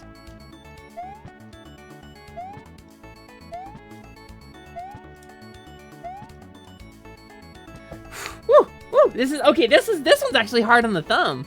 Also, Bucket, Smart, and Cute, you are correct, Soul. Draco Shoot, welcome back. Also, hi, Dissy. Trying to input what it would take to do that hurts your brain. Well, okay, so it's like you let go of it, and then you land on top of it in midair, and then hit jump and grab at the same time. Like that! Just like that! Explaining it is how we do it. And explaining it to other people is how we get better at it ourselves. We did it!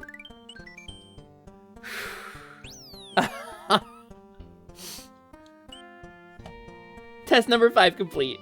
We did it! Fina! Hi, Fina! Welcome, welcome, welcome. It's nice to see you as well. I'm doing Demon King Ruzo's homework that he assigned me. Look how much Kaizo we did!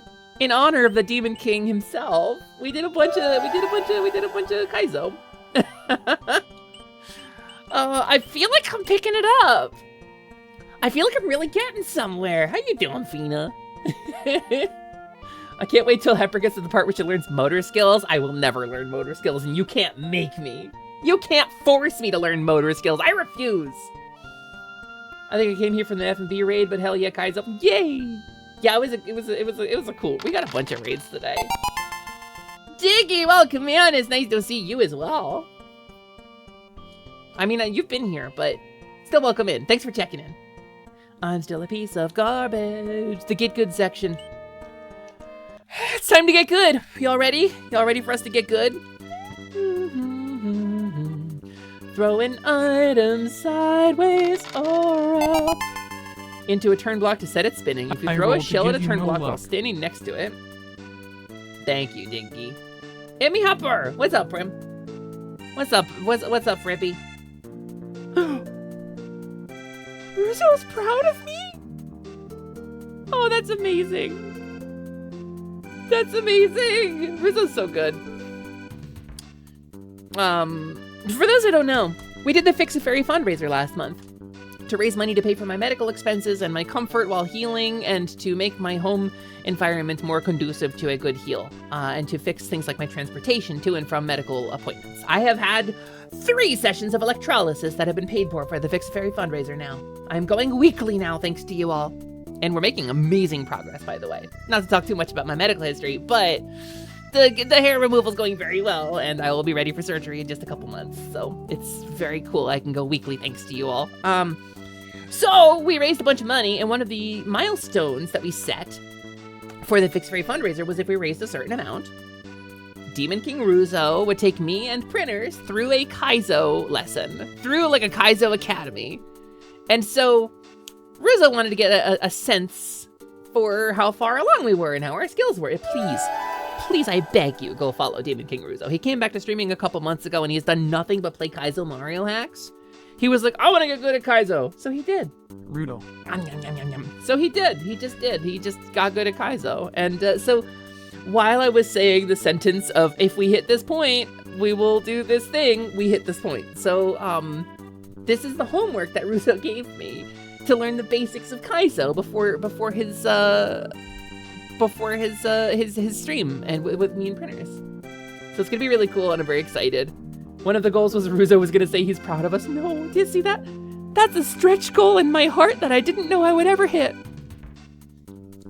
And gamers, between you and me, We would cry. come here, come closer to me.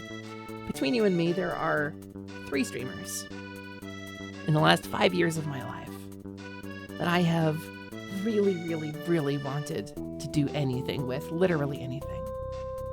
And they are Fangu, Liminal Lark, and Demon King Ruzo. And I just need you to understand what a big deal this is for me that Ruzo agreed to do a stream with me. I am so over the moon. I am so excited.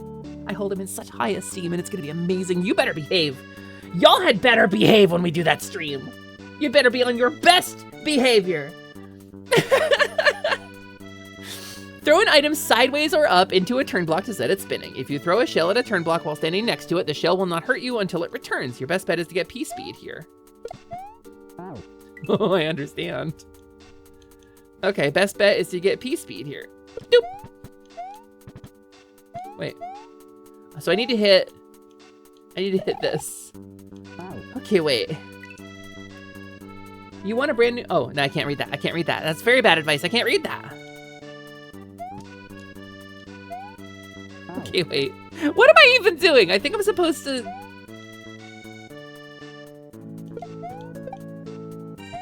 Wow. Wait, what am I... I feel like... Okay, I could get through this with just kicking the shell like normal and then jumping up to set the block spinning and then jump across. But I feel like there's a trick it's supposed to teach me here. So give me a second. I feel like there's a trick I'm supposed to be learning and I don't want to skip learning the trick. Okay, here, where are we in the video?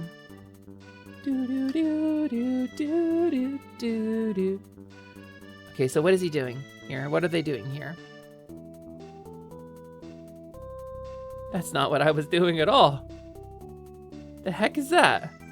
Hold on, what are we doing? Okay, it literally is just...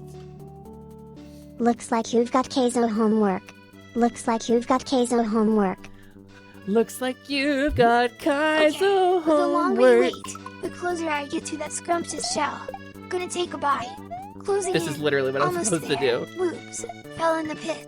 Uh-oh. That's literally what I was supposed to do. Okay, what's next? Bring the mole to the end of the level by clearing the path. Spin jump onto his head at the end and ride to victory. Fun fact, if a level uses ice physics, the mole head will also be icy. Oh, interesting. Meow, meow, meow, meow, meow, meow, meow, meow. Oh, oops. Meow. I won't do a startle, my love. Hello, I smelled you cooking. Whoa, you cooked like a whole meal. Oh my goodness. What is in there? Thank you so much. Hey, gamers, I have an amazing wife named Love Me Deadly, and they are a goblin, and they're amazing! Can I give you a kiss? Just mac and cheese and salad and Brussels sprouts. Gamers, they made me a whole meal. It's delicious and it's amazing and it smells so good. Thank you so much. Parry the kiss. No, don't parry my kiss. Also, Mooney, thanks for checking in. I'm still a piece of garbage. And Cloud Traxy as well. I hope y'all had good weeks of questing since the last stream. Seems like you did pretty good. We're learning the basics of Kaizo today. A good old fella by the name of Demon King Ruzo assigned me some Kaizo homework.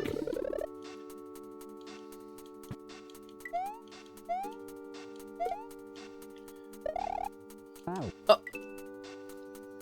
Wait, I feel like I need to keep the shell. Do I need to keep the shell?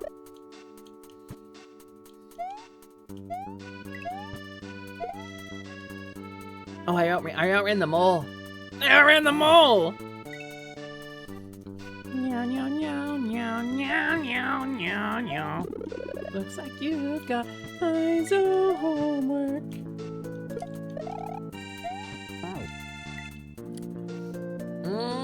Maybe I don't. Maybe I'm supposed to keep the shell just to break the gold shell. Maybe the rainbow shell, but I don't know. Dang it! I think I can keep this shell. Well, not like that. Does spinning on top of the mold do anything? It said do a spin. I assume it's about jump height. Spin jump onto his head at the end and ride to victory. I assume it's about jump height. Okay, buddy. Okay, buddy.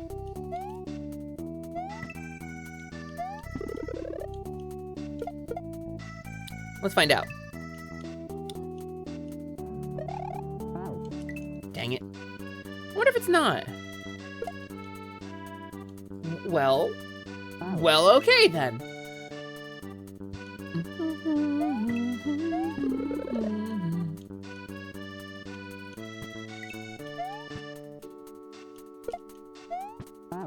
Ah!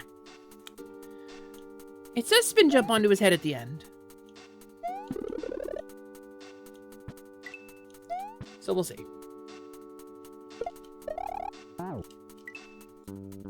I feel like I'm not gonna get the right amount of height if I spin jump. Oh no, I can. I can with P-speed. So it's about P-speed then. I have not had enough speed. Okay, well. Alright. Some kind of shell jump. Maybe a shell jump, but that's not the lesson for this one. No! No, come back! He would have come back if I was patient. Okay. So we're gonna do this. We're gonna do one of these. We're gonna get P speed here. What if I just didn't? What if I just didn't? What if I just said no, heck off? Why do I need to spin jump? And what's the shell for?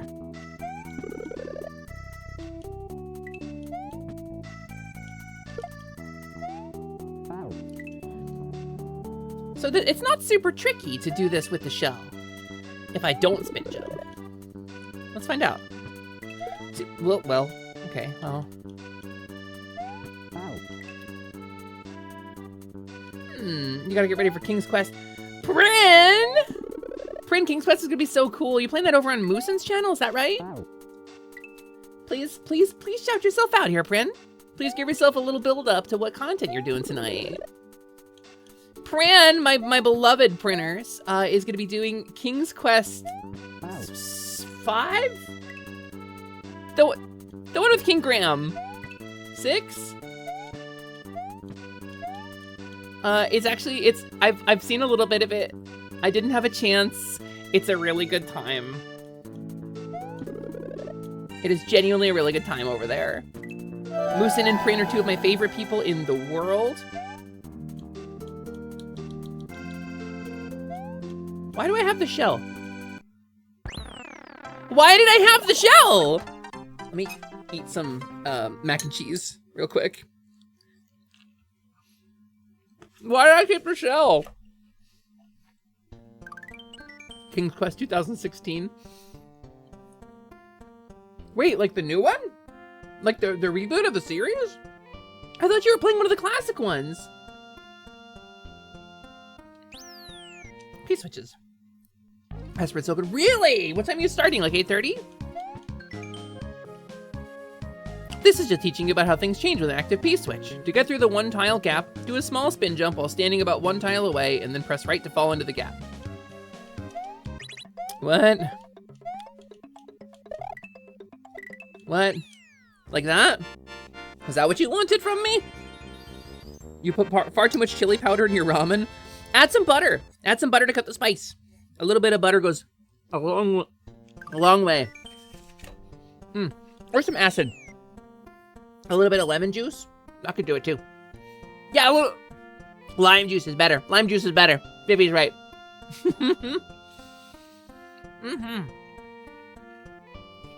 Triton crying. No, I made this bed. I'm gonna lay in it. Blood. As for honestly, you would adore this King's Quest. My memories of King's Quest are Alexander pulls out his magic mat. A head of iceberg lettuce that he puts in his pants and goes, "Egads, is that cold?" And playing it when I was like 5. When I was the weest, tiniest hatchling, along with a guy who I shall call Crazy Eric, at his house with his dad, who was a math teacher. I remember nothing of the game series. Mid-air activation. Throw the switch into the ceiling and hold B as you fall. If you throw at the right time, the switch will fall into your feet and activate.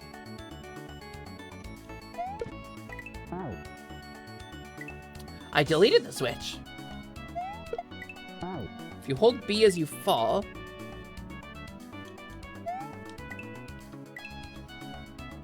okay, I have to throw it into the ceiling and then activate it. Oh,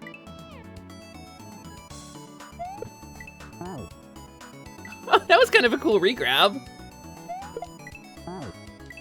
Maybe I'm trying to go too fast.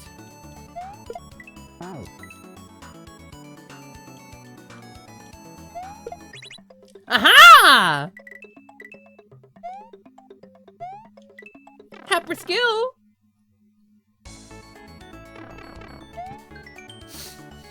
Kick the P-switch into the wall and land on it.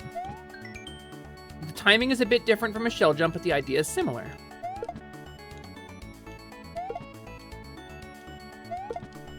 Okay, wait. So it's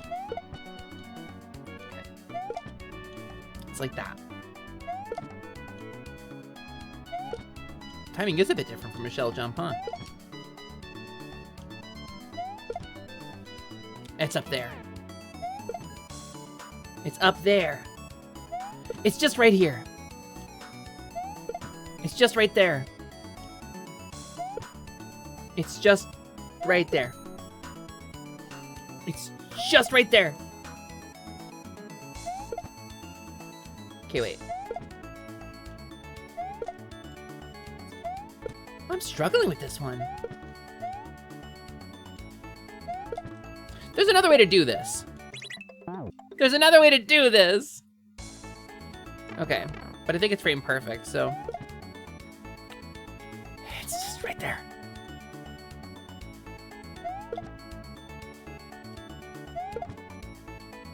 It's just right there.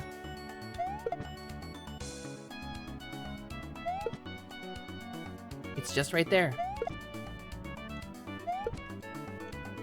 Okay, I gotta watch. Did I lag, or do you have a radio style dead switch to delete if you say something? I don't. You probably just lagged out. I don't have a dump switch or anything like that. My stream is in real time. Okay, let's see. This is the P-switch one. There they are. There they are. Throwing it up into the ceiling. And then holding the button to activate.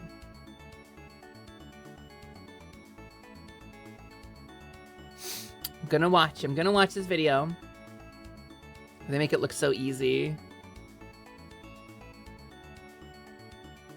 They make it look so easy! It's not fair. Okay, hold on. Hold on, I think I got this. I think I got this.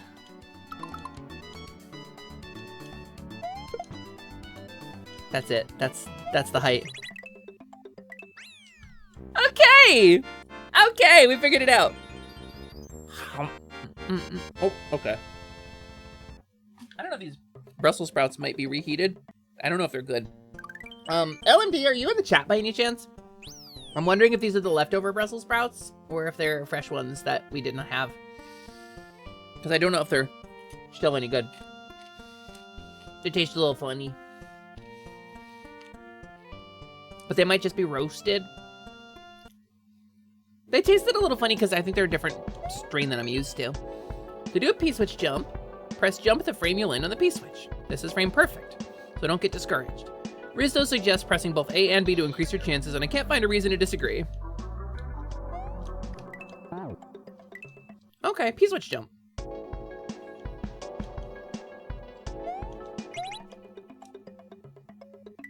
Easy, easy peasy.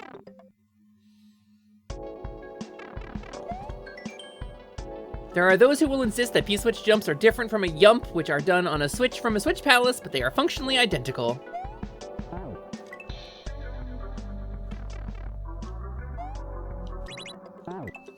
Understood. Tricky. Tricky! Frame perfect. In a game that runs in like 30 frames per second? Ha, tricky. Tricky frame perfect jump. Ba-ba-bum, bum-ba-ba-ba-bum. Nom, nom, nom. I'm eating while we go. Alright, Disco Inferno, what do you got for me?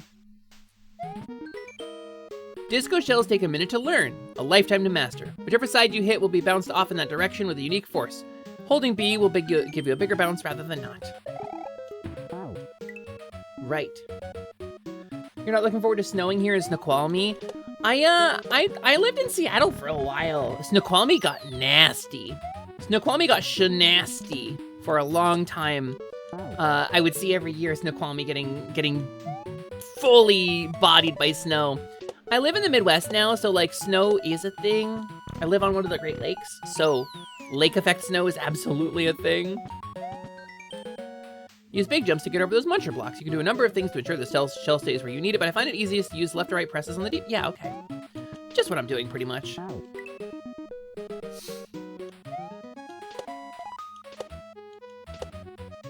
Ah, we were so close.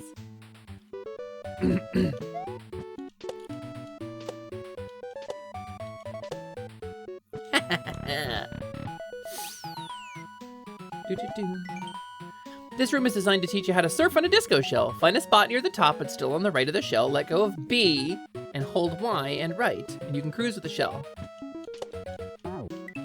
Oh. Oh no, it's just what I was afraid of. It's just what I was afraid of, but it should fear me! You can use a spin jump to kill a disco shell. Don't do that here. You can get the same bounce off the disco shell midair. Discos will move in midair, so be careful.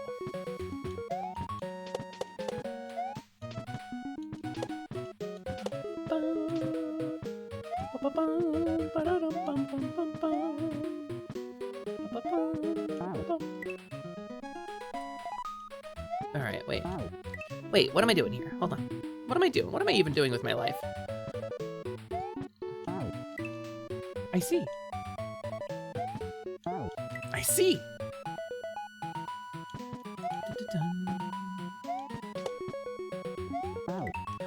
Oh no. Oh no, said Hepper, seeing what she had to do. Oh no, said Hepper, understanding suddenly.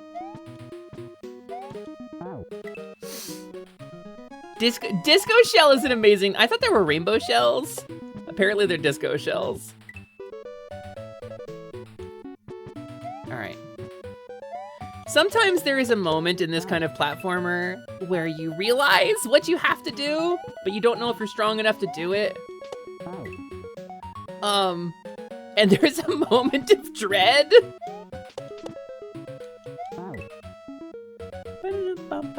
What's y'all's favorite snowy weather activity? I used to be a snowboarder. When I was much younger, I snowboarded. I really, really, really enjoyed snowboarding, and I don't have the equipment for it anymore, and I don't have the place for it anymore, and I'm confident that I'm fat and slow now, where I used to be like young and fast. But I would go back snowboarding in a heartbeat. If you said, Hepper, I will pay for your equipment rental. I used to own my equipment when I was much smaller.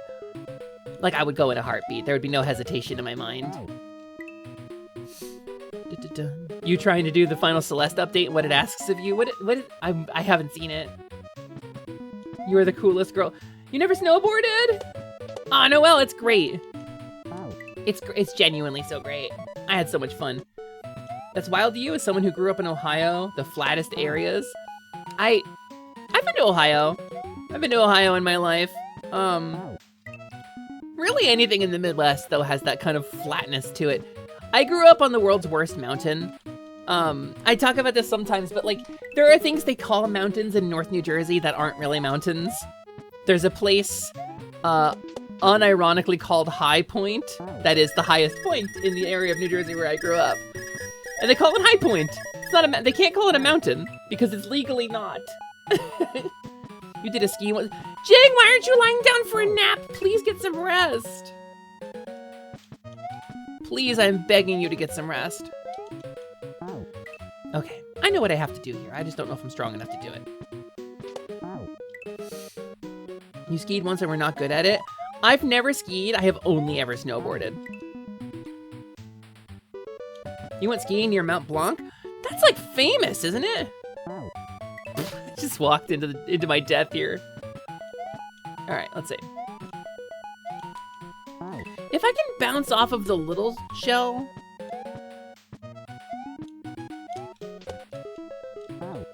I think maybe that's what I'm supposed to do.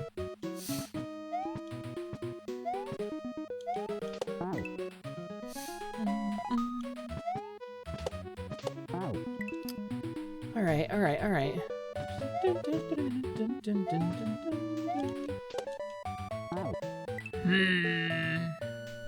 All right, hold on. I gotta itch my eye. Disco shell. Okay, let's see. Oh, okay. Okay, no, I feel like that was a little closer. I feel like that was a little closer to it. Who needs rest? Jing needs rest, Heck. Jing needs rest because she's sick, she's sporting a fever, and she's hanging out here instead, and I appreciate you helping me with technically my partner push, but Jing, please get some rest. Genuinely, I beg you. It's okay, I will keep the spirit alive. You couldn't keep your feet straight, but you're pigeon-toed AF. I think, you also have a bad knee, don't you? So, like, I feel like you talked about that on your stream. Mooney, why are you here when you're sick? Like, I appreciate you so much, but Mooney, oh my goodness. Oh my goodness, Mooney, please, get some rest. I don't know if I'm gonna eat these Brussels sprouts. I think these might be the Brussels sprouts I made for Friendsgiving, which would make them old leftovers that are probably not good anymore. How? Nom nom nom. Does skateboarding transfer to snowboarding? I'll tell you what I know about it, because I haven't never really skateboarded. But I snowboarded for a while doing black diamonds in eastern Pennsylvania.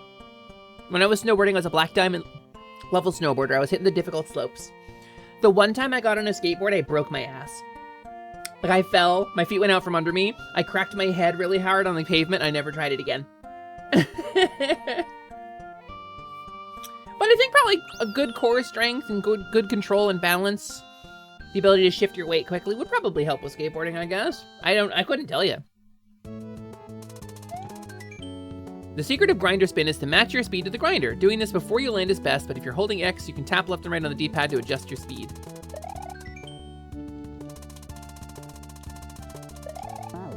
Okay. Pavement, why was there pavement when I was skateboarding? Because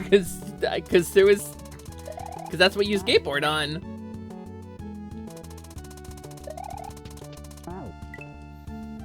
I don't know. I snowboarded fine. No, we were comparing the skills required to skateboard versus the skills required to snowboard because I don't really know. I never really skateboarded.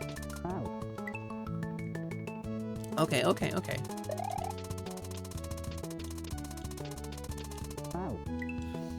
All right. Pretty straightforward here. I understand what is being asked of me. It's not too bad, but boy, executing this is tricky.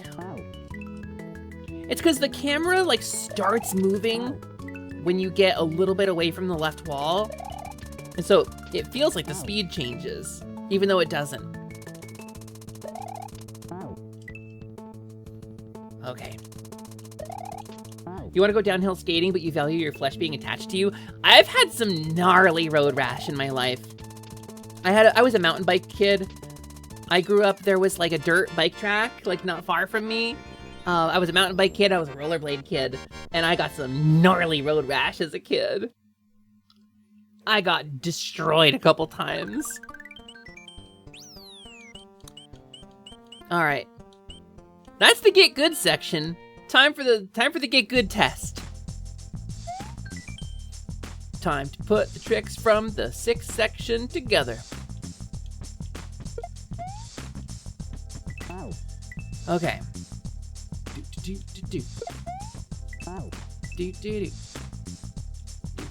Wait, this isn't.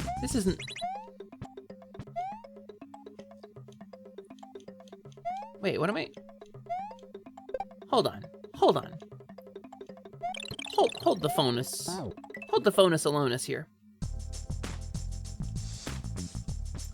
Okay, so I need to be to the right of it when the P activates. Otherwise, it'll go the wrong way. Oh, I think I had it.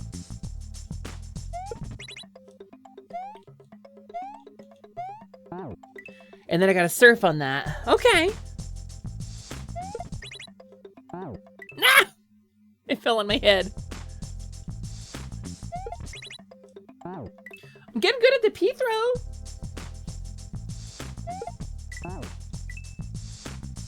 Boom, boom, boom, boom.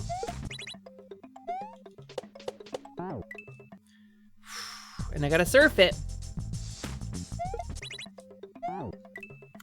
I'm going too fast and the shell isn't having a chance to bounce out of position. Bum, bum, bum, bum, bum. Ba-da-dum, bum, ba-da-dum. Ah! Zoki! Thank you for mushroom, Zoki.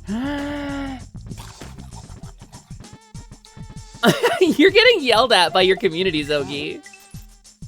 Zoe, you're getting yelled at by your community. Are you staying up too late right now? Are you using Hesper irresponsibly? Are you Hesper's questing irresponsibly, Zoe? You're in bed? You're in bed? Damn, Triton! Chill! You find some chill, Triton. Alright. Boop, boop, boop, boop, boop. No! I didn't hit the final one. There's no continue point here. Oh, it's rough. Oh, Zogi, it's rough. Zogi, I'm doing some homework assigned to me by a Demon King today. And Zoe, just as a heads up, I am officially announcing a partner push. Because this is the 6th stream in 30 days that has qualified, which means I just need another 30-day period in which I qualify to do an application. Also, hi, Dorbu! We're doing some Kaizo homework assigned to us by a Demon King. And this crap is hard. Thank you for snack. I appreciate you so much. Yeah, Zogi. It sounds like you're in bed watching me, which means Zogi, Mayo, Mr. Mayo himself is entertaining you. He's like, thank you so much for to watch me in bed. That's what he do. That's what he say. That's what he say it like, and he. What do you want from me here, game? What do you want from me here, game?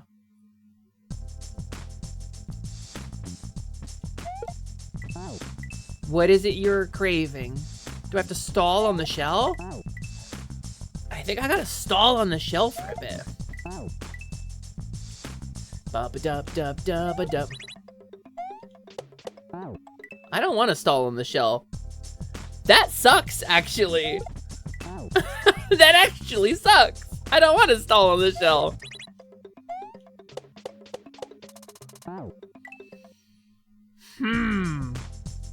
Maybe it's the 4th jump I gotta clack it, and I gotta do a higher jump, maybe?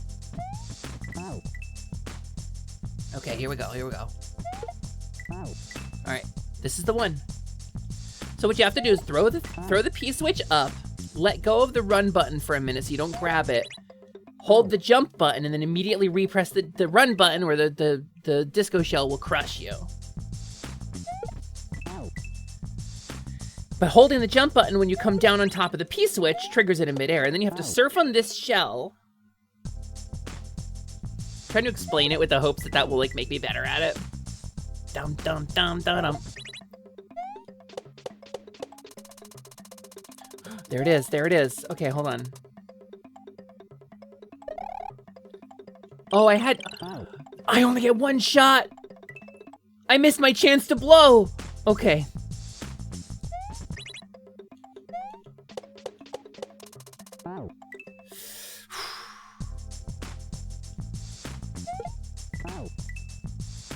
All right.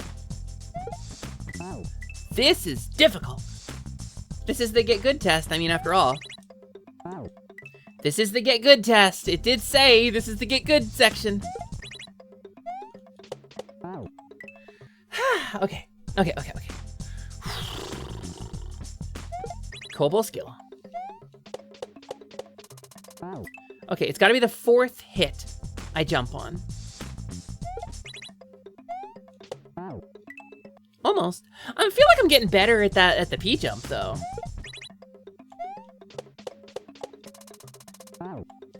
And then I gotta immediately spin jump. Also, do I need to be at P speed for that?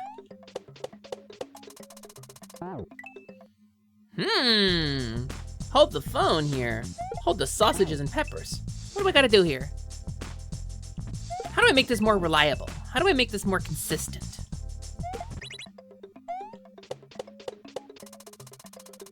There it is, there it is, there it is. I figured it out. Okay. At least the one time I figured it out. Do-ba-do-do-do-do-do. Do-do-do-do-do. Do-do. Do-do-do-do-do. Disco shell. The Delzer technique teach in order to learn. It does help me. Now do it 50 times more. Now do of it 50 times more. I shall do of it, yeet! 50 times more. Ow. Shell fall on my head and I go crack. Disco shell! Okay. I did jump on the 4th one. I guess it's not super consistent with this yet. My movements, they lack precision. My rituals lack the power of intention. But it is the get good test after all. Hey heroes, hey chat. If I complete this test, will I officially be seen as having gotten good? Do you think I will officially have gotten good if I complete this test? Da-ba-dum-dum-da-da-dum. Not only that, but you will have been seen. I will have been seen. Oh my goodness. Thank you for the snack.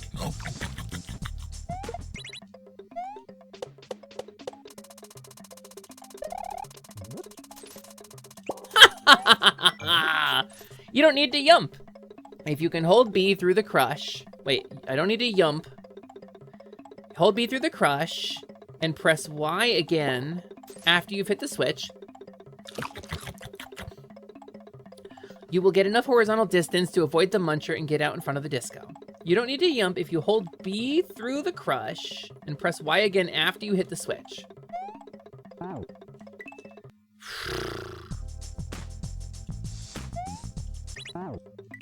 Frame perfect.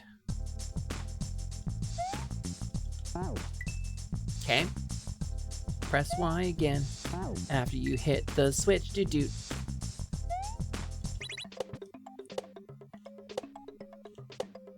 I don't need to yump. Hold for applause. You have received 1 good. Thank you, Slyman. Much appreciated, much well articulated, and completely reticulated. That's amazing. So 7 is the last numbered one, the Yoshi section, and there's only 4 levels in it. And then we get into like a couple of other advanced things about the mechanics of this game. But I kind of want to stretch this into 2 streams. I kind of want to make 2 streams out of this. I mean, we need something to do next Saturday, right? You just know this is going to make use of SRM. What's SRM? What's SRM? You're terrible at platformers. You have none of the impulses for it, but this looks so fun. Honestly, it's very satisfying to succeed. And there's an expression, and I don't remember who first coined it, but I think it has been used in conjunction with Ruzo, which is if you're laughing, you're learning. Maybe Ruzo coined it. I don't know. I've heard it before, though. Several red mutants. Yeah. Sort of rigid mechanics. You can do it with Yoshi's tongue to eat stuff he shouldn't be able to. Oh! Stale reference manipulation. Oh. Oh my goodness. That sounds complicated and like something that's going to make me cry. That sounds complicated and like I'm gonna get real sad about it. I think we might split this into 2 streams.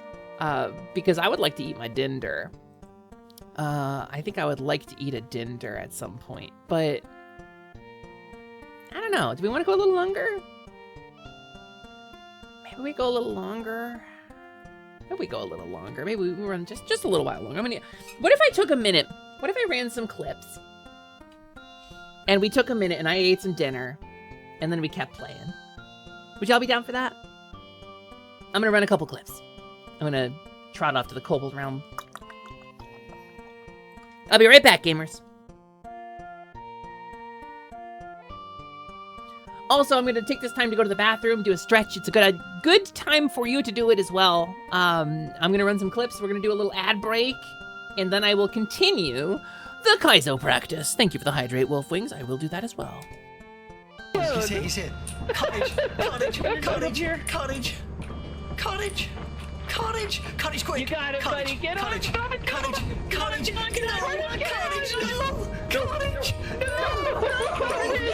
Teleport him. I'm ready for the animation. I hope it's animated.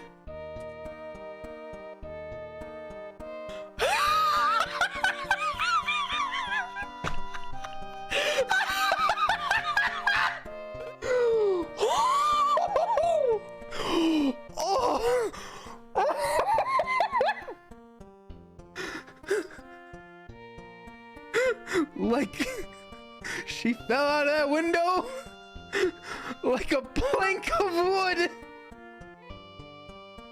She missed.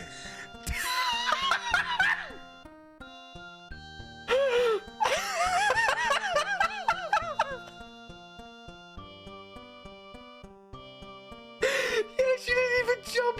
She just walked off.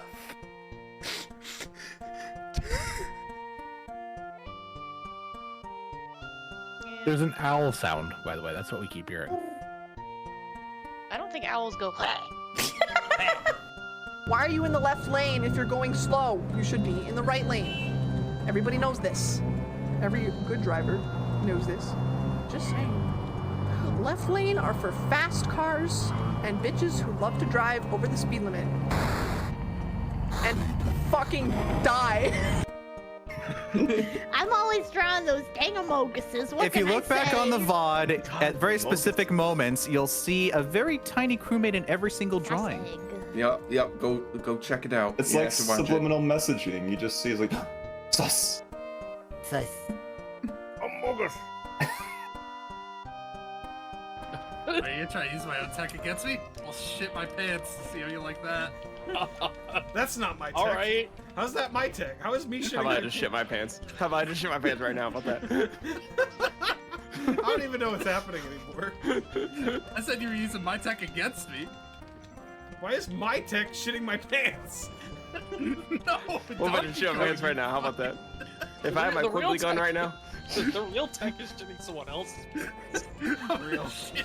Who shit someone else's pants, brother? I'm gonna shit your pants. How about that? I'm gonna shit in your pants, brother. In this life, man, in this life, it's just shit or be shitted. Yeah, that's real. That's real shit. Real shit right there.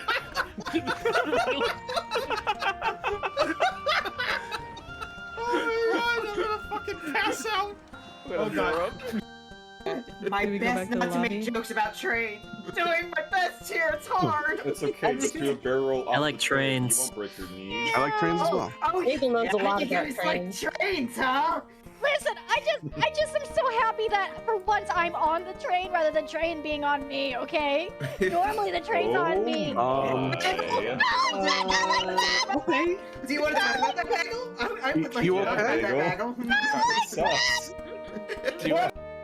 So. Yeah, I did. All right, I have to be able to talk. Come on, Shane, you gotta choose right now. We gotta choose immediately, right now. We gotta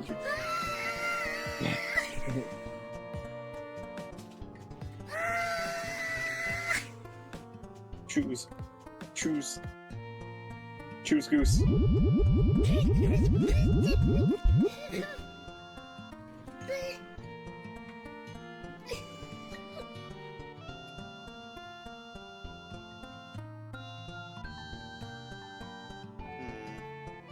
I don't know what to tell you. Don't worry, I got this. You guys stay here. I've got this one. You got this? I got this. All right, I'm trusting you. Right off the... Oh god, no! Oh no, you fuck! They're stinging me! No! The bees! I brought you bees! Come back! I gave you bees! No!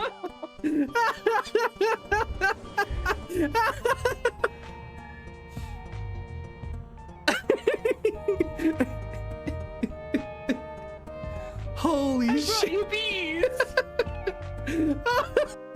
Welcome to my hell. Welcome to my hell. No. No! No! It's Cap. That was the fastest. Our first death. There it is. Our first death. Our brand new Pokemon. Goodbye, Bagon. I'm sorry. I came here on a call from the city. I met a puppet named Ricky. His words made me feel sickly. So I wanted to get done here quickly. Come on, man, keep up. I helped a lot of peeps. From Arnold here to Pearl the Sweet. Now I'm about to finish this game. And you done fucked up the beat. What happened? You were doing so good. Okay. Anyway.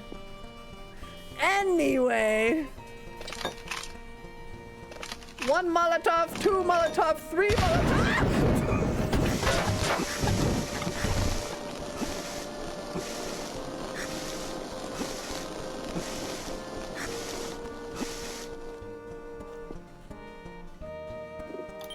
I'm gonna reload.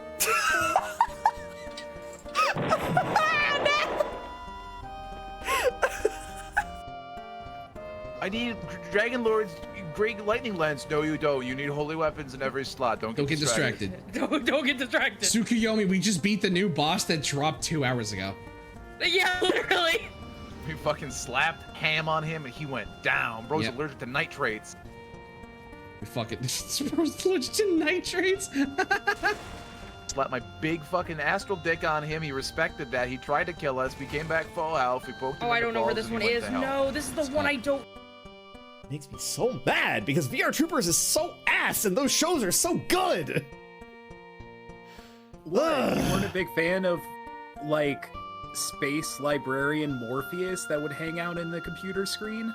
Or Jeb, the talking dog, who, by the way, is a ripoff of the talking dog from Metalder, but not done nearly as well. Yumby.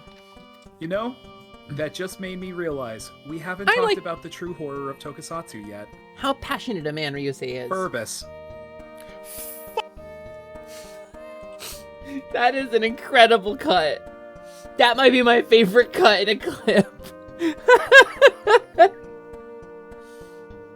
Did we see Hepper looking up often? No. No. A bunch of artists came out. Like, one person was like, this is a difficult angle to draw, right? And then a bunch of artists came out and said, well, actually, here's a bunch of ways to draw it. You know? Like for your end. But mine was, you know, cooler. 10 out of 10 gonna add to your favorite. Oh, just Ryusei in general? Yeah, for sure. Feed the Yoshi. Baby Yoshi needs to eat 5 things to grow into a big Yoshi. Okay.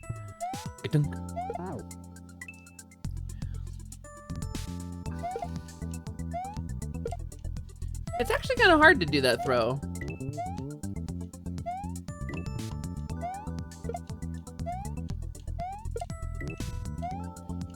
Okay, cool. We're getting there. Ooh.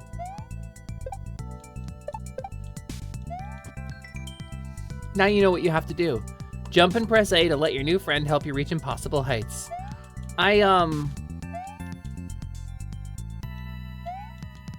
Hold on. Do I? Do I? Do I know what I have to do? 1, 2, 3.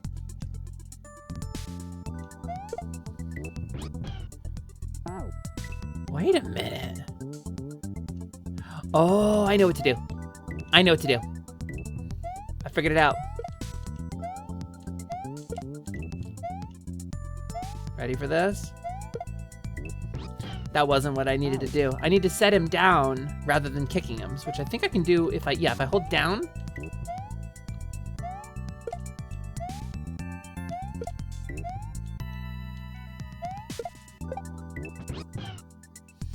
There we go. Huh? Ah!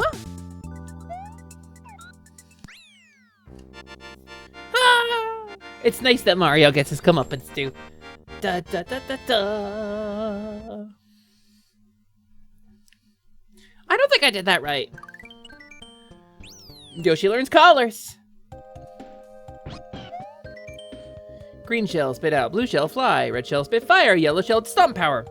Disco shell, all effects. Yoshi color will also have that effect on all shells. Right. I knew that. I knew that. Okay, watch this. Watch this, though. Boop. Watch this, though. Watch this, though. Hold on. Watch this, though. Okay, wait. I'm gonna... What am I doing with my life? Why am I like this? Okay, hold on. Okay, that shot's actually a little weird. Shot's actually a little difficult to do.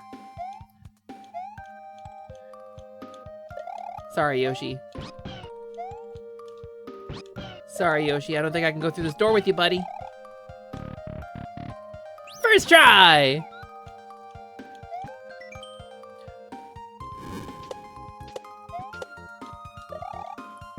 Well, that's kind of nice. A little Yoshi lesson. All right, well.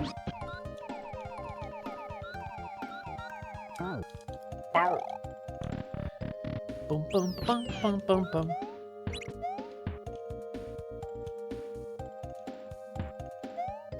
Aha. Yum. And then a disco shell. Oh no, it's a red Yoshi. And I can stomp. And I can breathe fire. And I can P-speed. Meow! Yeah, okay. That's pretty straightforward. Ba-ba-bum-bum-ba-ba-ba-bum.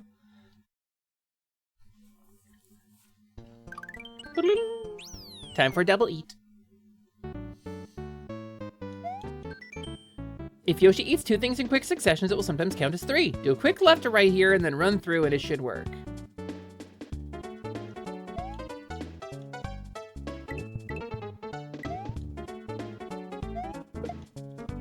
Do a quick left right here and then run through. Does left right mean like spawn everything?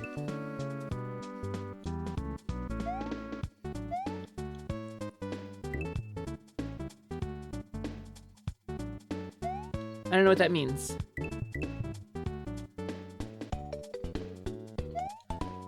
I don't seem to have triggered it.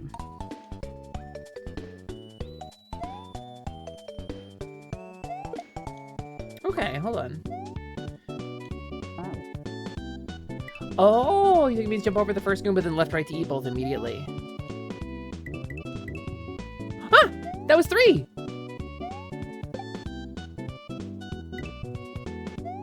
That wasn't 5, though.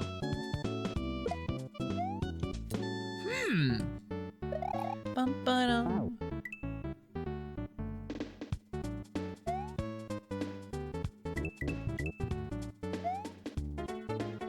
I think I gotta go all the way. I think we have to go all the way, Prolo. I think I gotta go all the way here. Watch this though. Not that though.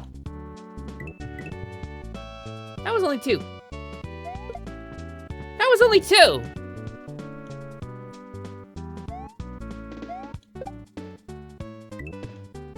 Okay. I'm gonna have to watch the video for this one. I think I gotta watch the video for this one. Let's see. Where is the video for this one? Do do do do do do do do do do. That's the shell surfing. Here's the Yoshi map. Okay. Yoshi learns colors starts here.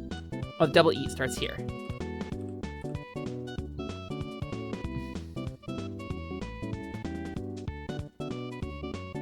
It will sometimes count as 3, but it doesn't. Oh.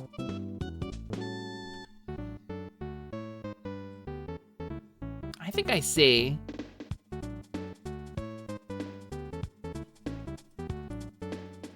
Okay, watching the video was necessary for the way this is set up. Makes you want to feed Plumie? You can.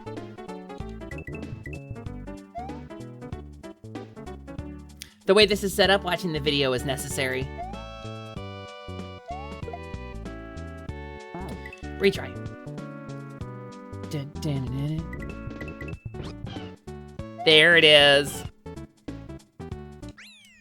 Good stuff. All right, understood, understood, understood. Ba-ba-bum, ba-ba-ba-ba-bum. And I feel like most hacks aren't going to use all of these things, but like Yoshi Spring Shell. Yoshi's super broken, yeah. Yoshi is very, very broken. They use Yoshi to do arbitrary code execution. These are easier with a Yoshi versus not, but still tricky. Spit the spring in mid-jump and land back on it to get a spring jump high in the air. Okay.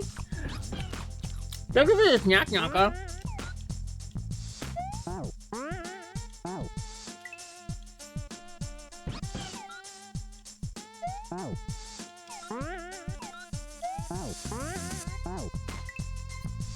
All right, hold on.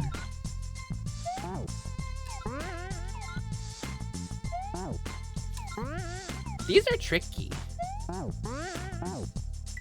I think I'm pushing too far into the things. I think I'm actually making it and then I'm killing myself on the things. There we go. Can I? Oh my goodness, why couldn't I get in there? Honey, I think I'm too dumb for Kaizo. No way!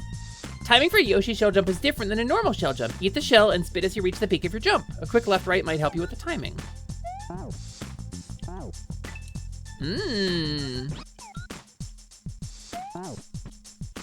It is different. It's faster, I think.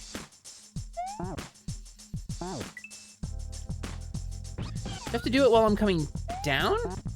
No. It's got to be right before the peak. Just like that. Just like that.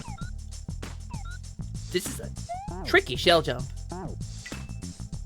But if I lock in... If I lock in someday... Can you imagine if they put shell jumps in like Core Mario? I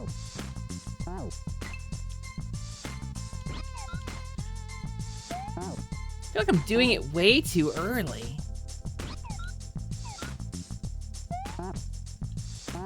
That was closer, I think.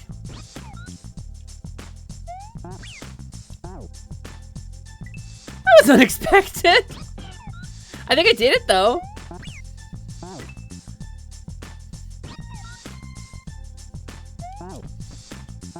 I think I did it. Well, my thumb's really starting to ache, actually. I could cheese it. I think I could jump if I get up there. But I don't wanna. I wanna do it right.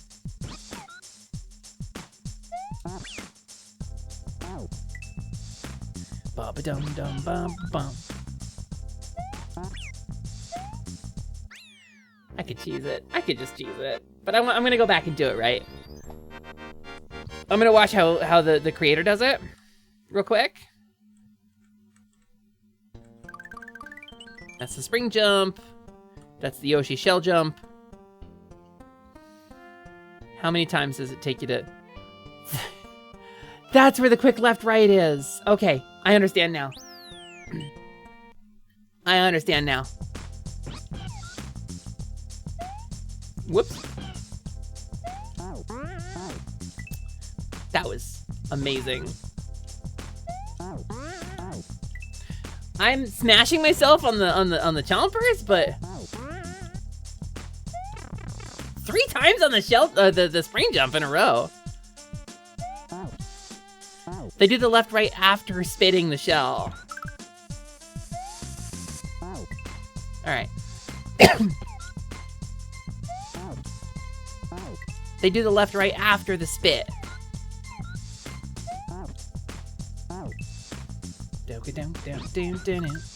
Not that. Not that. Not that. Lock in? We can do it. We can do this. We can do this. I believe in us. I believe in us, the group of us. That means the group of us. That was it. That was it. We did it. We did it. I smooshed, but we did it.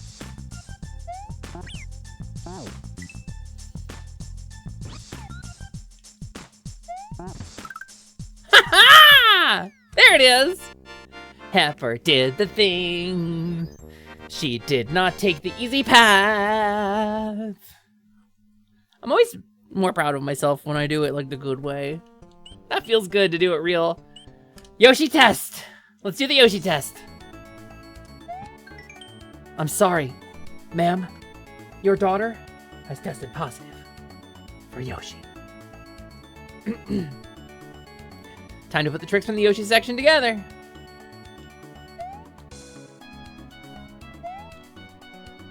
Can I get up there with P-Speed? Oh, it doesn't matter if I can or not.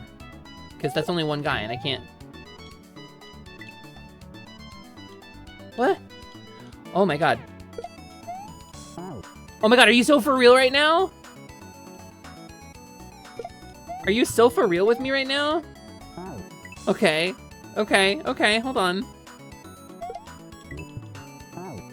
Okay, hold on. Lock in, Heifer. Lock in, Heifer.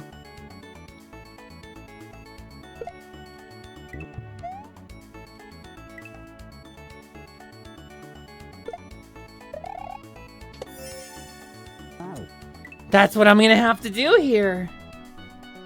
Thank you for the follow, new friend. Welcome to the workshop. It's wonderful to have you. My name is His for Your Plume, but you can call me Plumey. That's fine too. And I'm learning the basics of Kaizo Mario today. Ooh.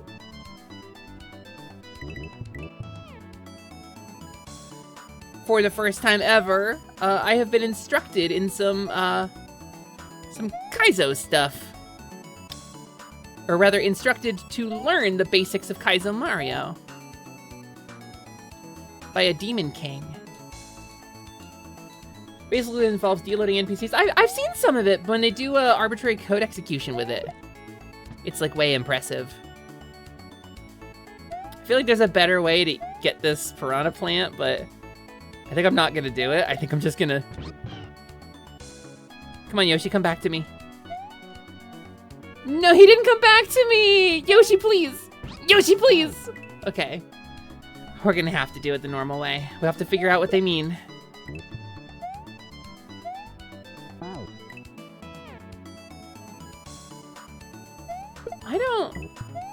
I gotta figure something out here.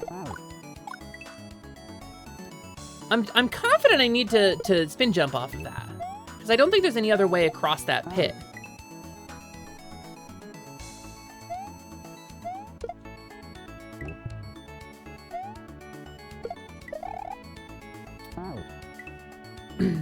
So I'm fairly confident I need to spin jump across that. There it is! There it is! Heifer did the thing! Kaboom! Alright, this one I got pretty good at, though.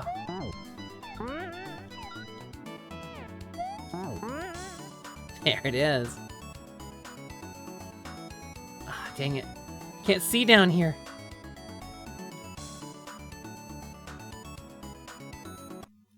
I almost died there. I almost killed my head. Nailed it though. Nailed it though. Wham! We're doing pretty good. I did some kind of SRM at the end there. Did I? What? I mean, what did I do? Did it? Did it? Hold on! Did we do witchcraft? Did we do some kind of witchcraft? I mean, feel free to clip it and show it to me if you want to. I'll do a marker. I'll do a stream marker. Marker SRM? Question mark? I'll check it out. Wait, have I been live for 6.5 hours? Holy crap. Hey heroes, did you know tomorrow we're doing the finale of our Expanse Enduring short story played in Sword World called Heartbroken? Did you know tomorrow's the last day of that? Okay, cape section. Basic cape tech. This, I really wanted to see this because I see like speed runs and stuff. With a cape, holding jump causes you to float slowly towards the ground. Let go to resume falling fast. Ducking will help you get through a small opening. Like that. Easy, easy, easy. Easy. Small note about these turn blocks. Only 4 of them can be turning at any one time. Jump up under them to see for yourself. Really? Really? I had no idea about that. As Mario's flying, push forward to enter into dive state. Diving allows you to pull up in a bigger swoop than normal. Crashing into the ground in this state will stun or defeat certain enemies. Old school, old school, old school lore. Old school lore, watch this. Watch what a pro Heifer is at this though. You see that? Did you see it? Oh, I need to dive. Bum. Heifer knows how the cape works. Heifer played a bunch of it. Bum bum bum bum bum bum bum bum. Heifer has done a bunch of cape in Super Mario World. I was always the cape girl. Right tight flight. Okay. When you have a cape and get P-speed, you can jump into the air to fly. Hey, Soda Pop! Thanks for checking in. Level 17? Holy cow. Soda Pop, you've been here for a lot of streams. Thank you for coming in. I'm doing a partner push officially. You need to hold Y to keep in flight state. You can keep flying by rhythmically pressing the D-pad in the direction opposite the way you are moving. To fly through tight areas, try doing smaller pumps. Slowing down by tapping B as you press back on the D-pad helps. All right, let's see.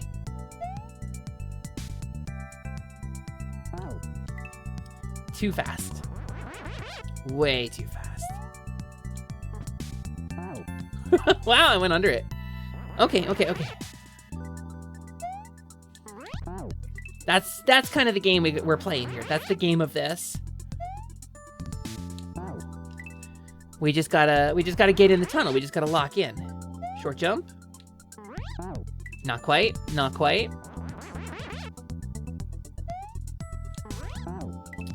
No, I was going too fast.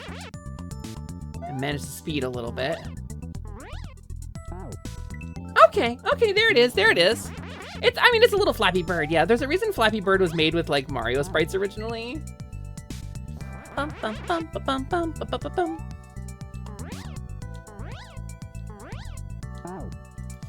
We're getting there. We're getting warmer. Whoops.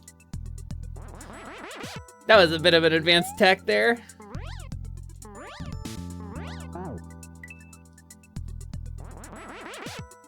Okay. All right, hold on. We'll get there.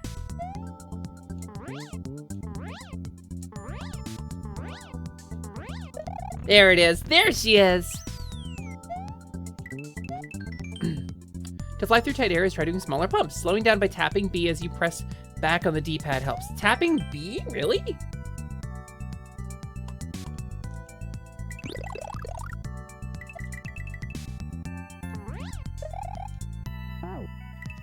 Really? Tapping B? News to me.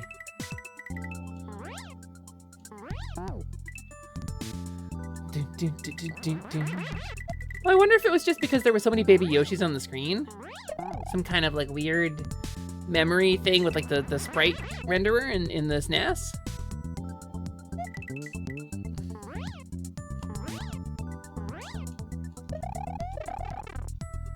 You know what? I'll take it.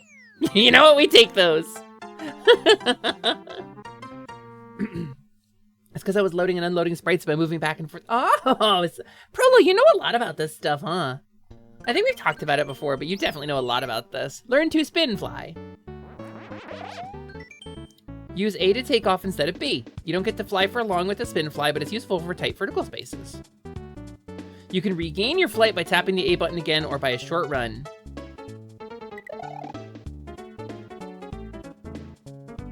Okay, stuff I never knew about. Stuff I literally never knew about.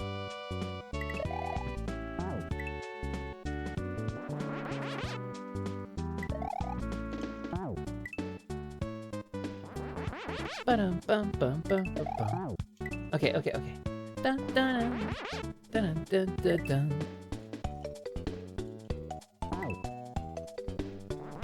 Okay, here's what we're doing. We're gonna do this. There it is. Oh, I gotta keep going, huh? I don't think I'm getting P-speed on this gamers. Alright.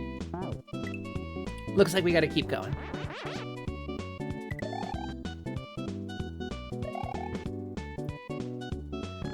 Okay, lesson learned! While spin flying, Mario sticks a bit to the ceiling. While there, you can move left or right to get enemies out of your way. I see. I understand. I understand what you are asking of me.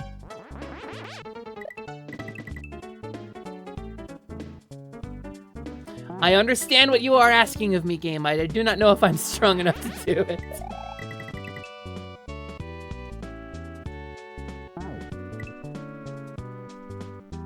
Alright, here's what we're doing. Like so. Like so! Bum ba bum. Ba ba bum ba ba ba ba ba. Yeah, by the way, I'm gonna put the link for the YouTube video I'm using as a guide here in the chat. If you want to get in on Kaizo Mario stuff yourself, this is a really cool place to start. I have learned so much that I'm gonna instantly forget the minute we hang out with Ruzo. Boop. When Mario begins flight, his takeoff timer begins. You can gain flight anytime during this timer, even if hitting an enemy causes you to lose flight. If you lose cape, you were not in flight. Understood.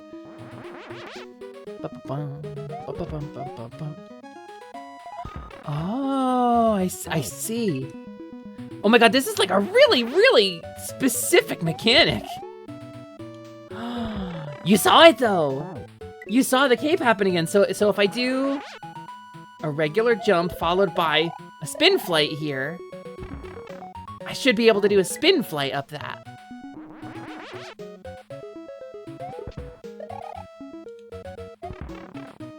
Okay, so I didn't do it. That's not a fairy tier. No, it's Scaly Saturday, where I, his Fear Plume, aka Plumey, take over the channel. Okay, I think maybe I gotta try this again. We're doing Scaly Saturday while I do my Kaizo homework. All right, maybe I gotta just do this the cool way. Maybe I gotta just do this the normal way.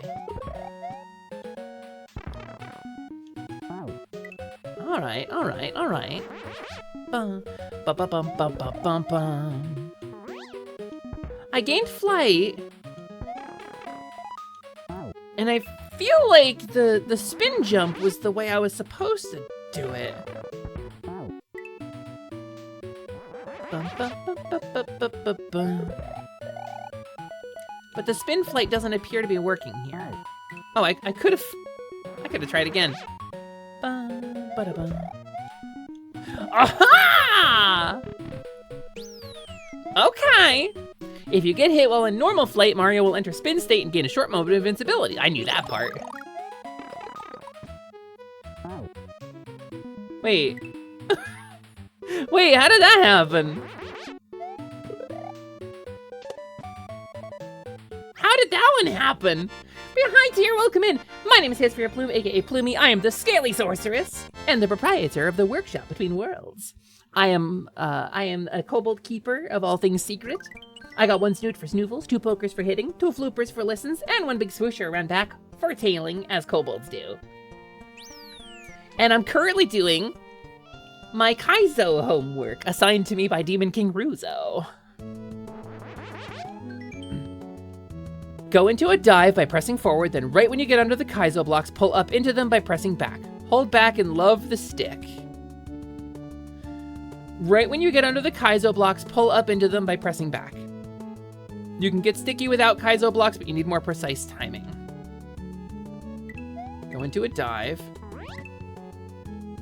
Oh, wait, no, I know this. This is a thing you can do in the... there's areas of the base game you can do this. There's areas in like the basic Super Mario World where you can do that. I know about that trick. Some of these tricks I already know, and it makes me really proud of myself. Bum bum bum bum ba da bum bum bum bum bum bum. Caped shell jump. This is gonna suck. Shell jumps are way easier with a cape. You want to be the standard 2.5 tiles away, but you can throw it any time from the peak of your jump as you fall. Oh. Oh! Shell jump easier with cape. But what if I didn't do it the easy way? What if I did it the hard way? What if I was just... What if I just ruined myself forever? Let's practice the caped one. Okay, that's not what I wanted. Hi, Max! I am 1 whole kobold, it's true. Okay. It's that I wasn't holding jump. Okay, shell jump kind of on the fly like that is difficult.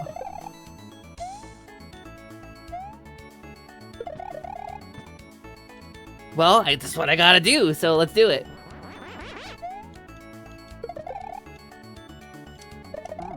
It's what I gotta do, so let's do it.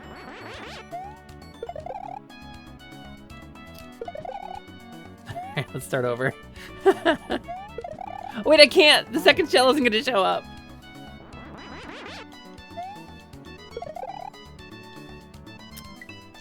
Okay, this is trickier than I thought it was gonna be.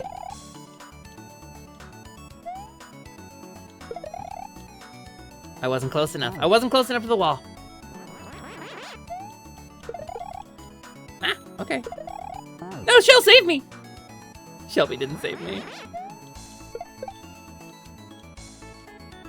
Okay, and then this one. No! Okay. Ready? Flawless. Flawlessly executed. Flawlessly executed, Hepper. Thank you, Hepper. You're welcome, Hepper. Dun, dun, dun, dun, dun, dun. This is getting kind of good. It's getting a little spicy, honestly. I think the cape mechanics are fun. Patched turnaround. While in normal flight, tap X without letting go of Y at the top of your pump. Tap X? Without letting go at the top of your pump. You will turn around and be facing the other direction. And without a patch, this move works half the time. Be careful of speed.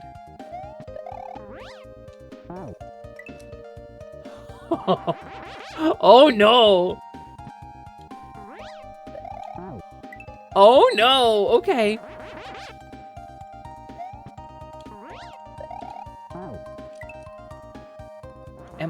Ooh.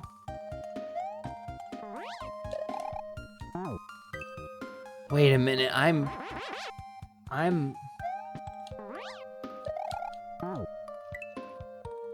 Do I have to go all the way to the end there?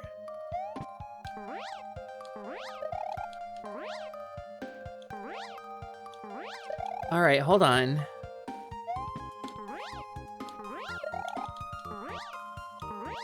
Okay, that's something I never knew about, actually.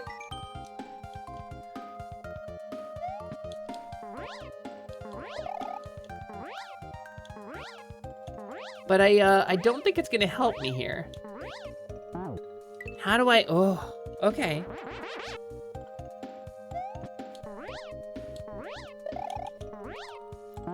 I gotta watch the video. Okay, hold on. I gotta see what is expected of me here. That's sticky ceiling.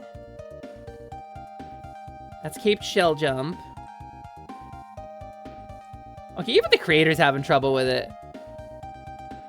Okay, be mindful of speed is the advice that I needed to heed here. Understood.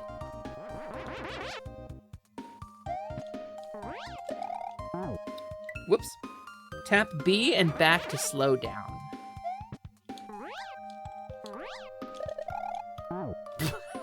Alright, cool. Cool. Here we go. Watch this.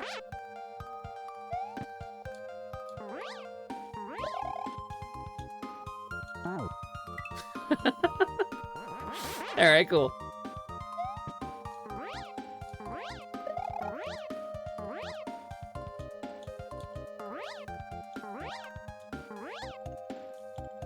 You can't bow. You can't bow any higher when you've hit a wall, so. It does slow you down. Okay. I wasn't trusting it. This is the thing, like, you gotta trust it, I guess, even if it doesn't seem like it's working.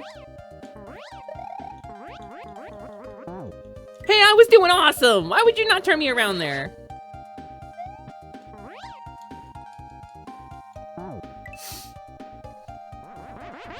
All right. I'm figuring it out.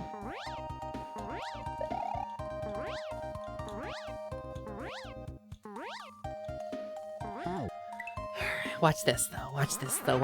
Hepper gonna do it.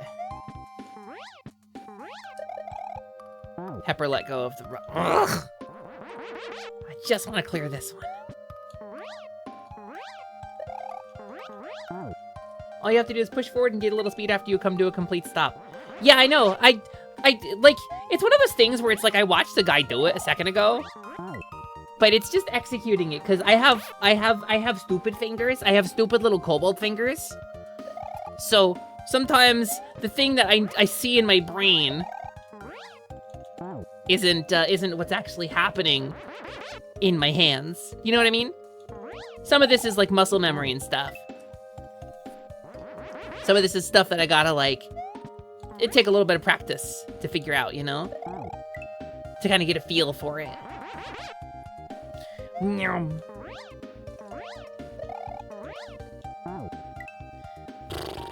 Like, I watched a guy do it a second ago. There's a video that goes along with this hack. Whoa, it's Tona! I'm getting grisped! See, what I just did there, I was facing the right direction and climbing correctly, and that's how I'm supposed to do it. But I did it in the wrong spot. Tuna! Hello, welcome in. Thank you so much, Fat Tuna King, for the raid. It is wonderful to see you.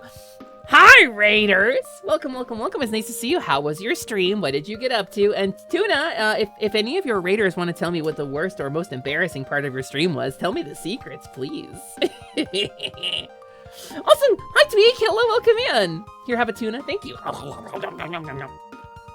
Welcome in, Raiders. How was your stream? My name, for those of you who may not know me, is Hisfear Plume. You can call me Plumey. I take over for the fairy on Saturdays. Scaly Saturday is a whole thing. And today we're doing my Kaizo homework, which was assigned to me by a demon king. Also, Sid, thank you for the tuna. Tuna's dead. Uh-oh. We're all in a Deathlink archipelago for the last 8 hours. Imagine streaming for 8 hours. That couldn't be me. It sounds rad. I've never gotten to do an archipelago before. It sounds super cool. Thank you so much for bringing the community over here then. Listen, if you gotta go get Snack Napper Shiny, Soot, you're a kobold, you know this. If you gotta go get Snack Napper Shiny after your long stream, please do not feel obligated to stick around. Wait, Tunic is in archipelago? No way. I've never played Tunic, so I would like to at some point. But welcome in, everybody. I'm a kobold, and what that means is I have 1 snoot for snoofles, 2 pokers for hitting, 2 floopers for listens, and 1 big swoosher around back, you know, for tailing, in case I gotta do any tailing. And today I'm doing some Kaizo homework. I'm learning the basics of Kaizo Mario. Because a Demon King told me to. And it's complicated. There's a lot of stuff going on here. I let go of the thing. Just like which buttons you have to hold and which buttons you have to let go of, you know, at various locations. So manage the speed. And then I can turn around. But if I manage the speed, I can like climb to the right height probably. Probably can climb to the right height if I manage my speed.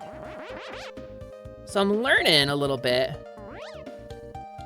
Well, that didn't go well. That didn't go the way I planned at all.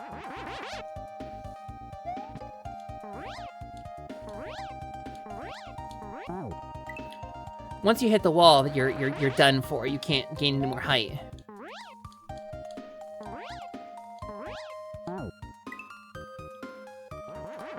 This one's tricky.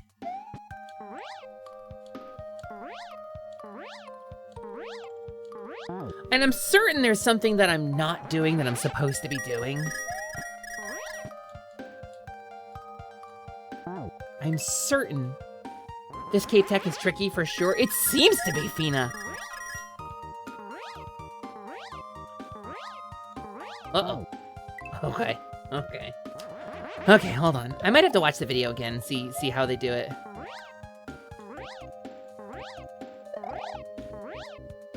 Okay, wait, we kind of got there. We kind of got there in the end.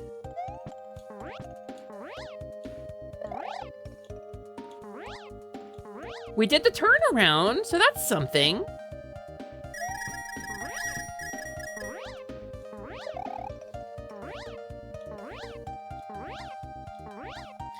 All right, well, we've lived, so that's...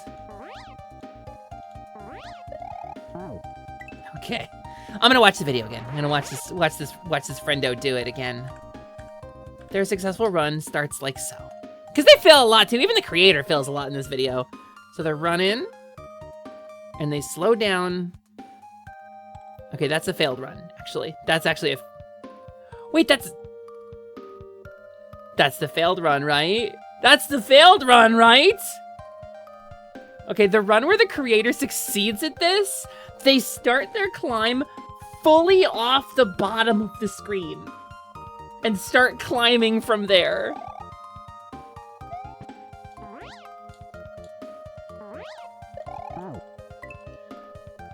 It's complex, so your speed has to be right, it looks like. Look, I'll show you. I'll just show you. I'll just put this video up again. I'll show you exactly what I'm talking about. Here, hold on. Let me pull it up. Where's my YouTube capture? YouTube capture, where are you? Do. I don't know where it went. This one?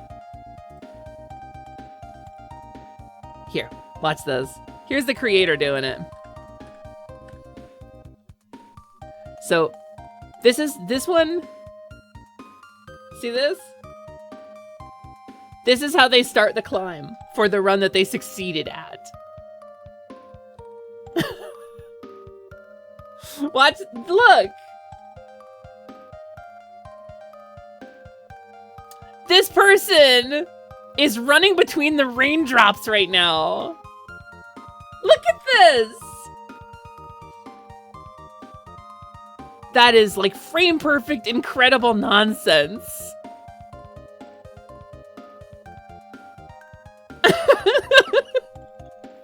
So there's definitely like a trick to this. So you see what I'm talking about. So here's what we're doing. You will never accomplish that. I don't know if I ever will either, friend. It just feels like when I switch directions, I lose so much height, and they don't. They clearly do not.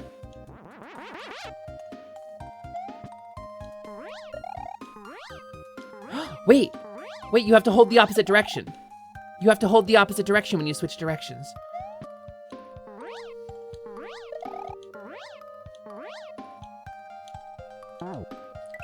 And if you hit one of them too early, you immediately can no longer climb.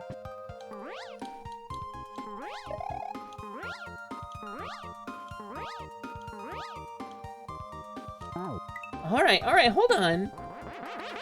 We might be cooking here, gamers. That's not cooking. Hi, Blueberry Bean, welcome in. I am being crushed in an existential void.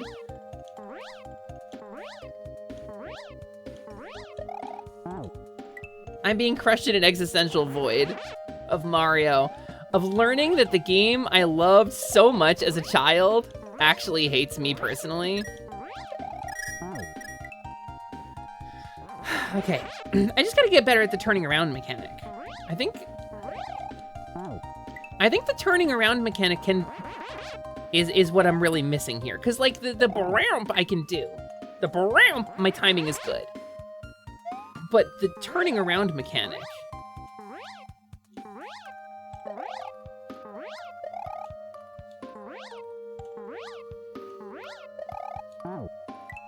See? Okay. So that's the practice I should be doing here.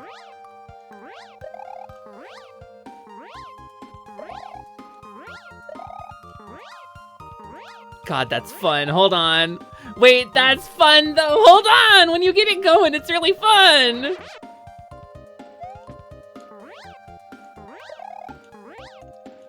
Let her cook. Let her cook.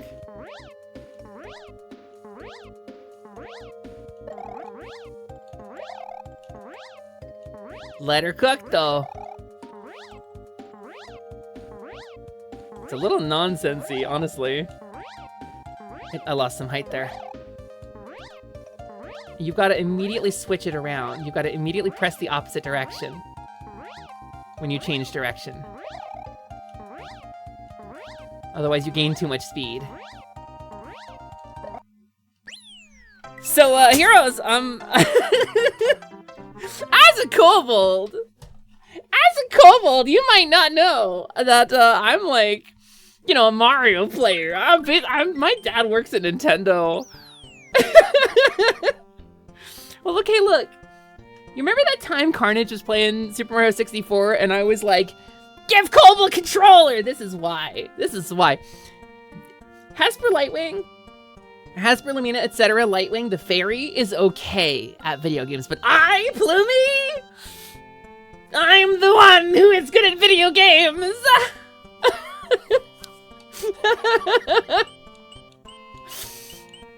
You were scared playing against the Super Mega World Champion Kirby Dream Course player? Yeah, I am also pretty good at Kirby Dream Course. I can't do that in it, though. I'm the video game girl! I'm the one who wins! Wait, oh no. I'm so glad we stretched out stream. I'm so glad we kept streaming.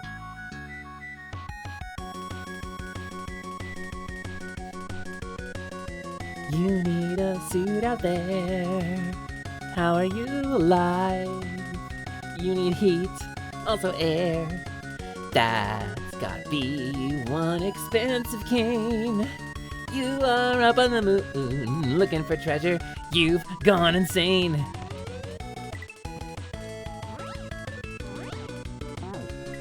I'm glad the music doesn't stop. Okay, I gotta go. Stars, my darling baby boys. Life is strange and vast, filled with wonders and joys. Face each day with eyes clear and true. Unafraid of the unknown, because I'll face it all with you. I love that it's gonna make me fucking fly to this song. Oh, it's so hype! Bailey, hi Bailey, watch this.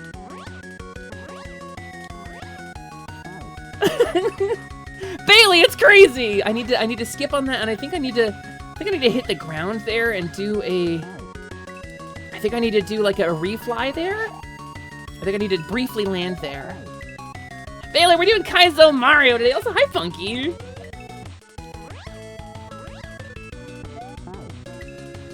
I think I need to do a refly there without slamming.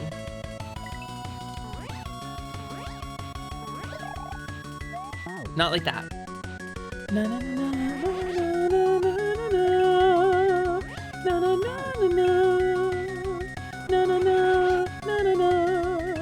I'm getting pumped and it makes me worse.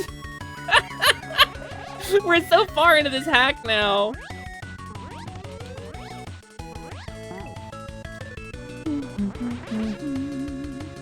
I don't know, I might look at the video for this. Because it feels like I should be able to touch down there. Maybe I've gotta cancel my flight or something. Maybe I have to cancel flight and then run into it.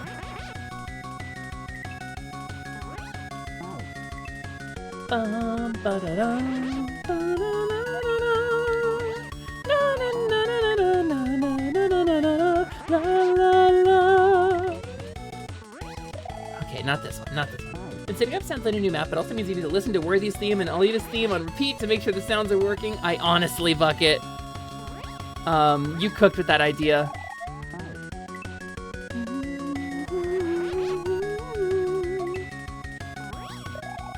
Maybe it's just a swoop I gotta do. Maybe I just gotta figure out how to swoop that. No, it's gotta be the start flight, right? Because otherwise I wouldn't gain the height that I need. So, probably my first instinct's best instinct, right?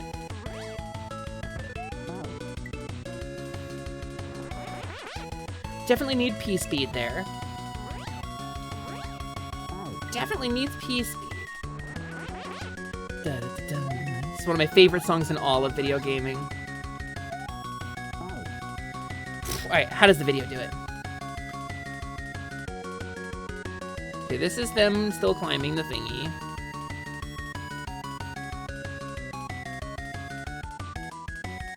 Here's them talking for a long time about cape mechanics.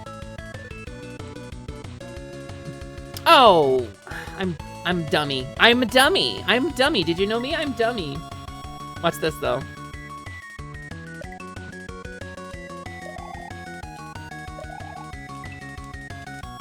Oh, I need a cape stick there.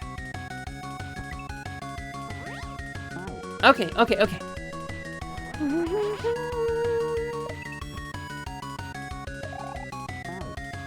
Dun, dun, dun, dun. You're dummy too. Yeah, I mean it runs in the Kobold community.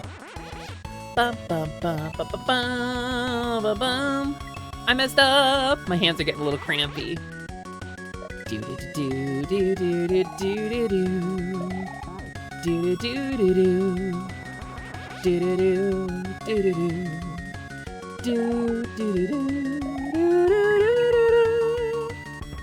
Okay, I think I just need to spin jump that. I think I'm overthinking it. I am overthinking, cause I'm a kobold who is smart. Kobolds aren't smart though. Okay, hold on. How do I Ba-da-ba-bum, bum, bum, bum, bum, bum. I think I gotta come up that side. I think I gotta come up the right.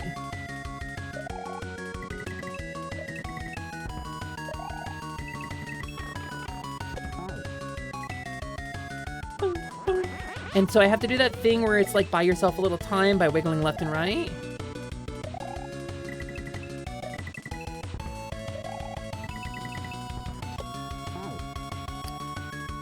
And then I'll bounce on that, and then I'll ride it all the way home. Just like that.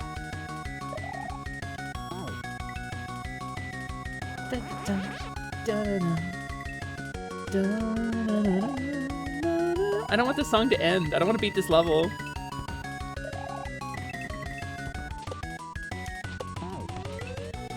That's gotta be the play. That's gotta be the play. And I ride it down and I just sort of do the slow fall.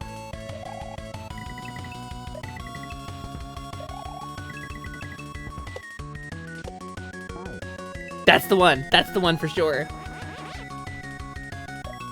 It's so instantly hyped. This song is so good.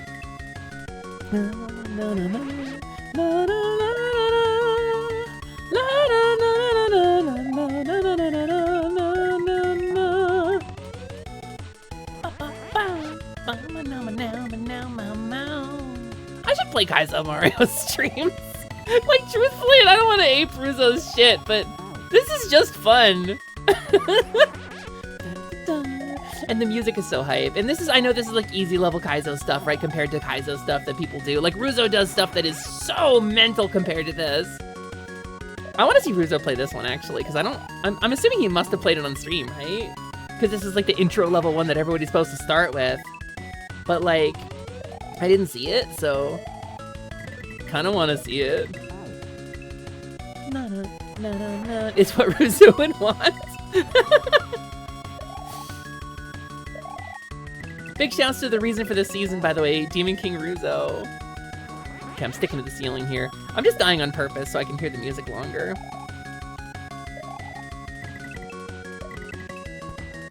Gotta let off at like a second before. We're almost there. We are almost there.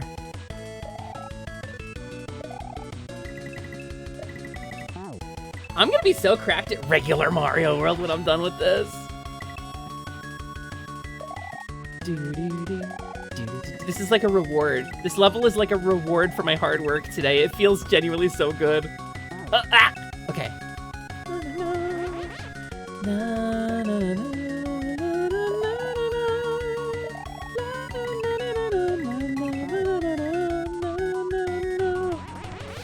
I hope you're not sick of it. This music is fire though, so if you're sick of it, you can, I don't know, probably unfollow because it's the best song in video games.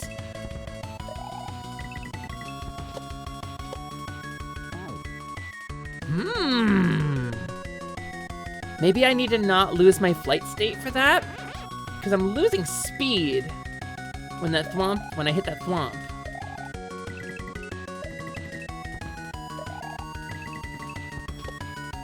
Oh! Oh! Bum, bum, bum, bum. All right, now more tricks now. Okay, I need to stick. Heard it as described as the anthem of the 8-bit era. You're not wrong. You're fully not. Oh, I have to combine the stick. Ooh, okay. I need to go into a dive and then immediately pull up is what I need to do here. Immediately pull up into those.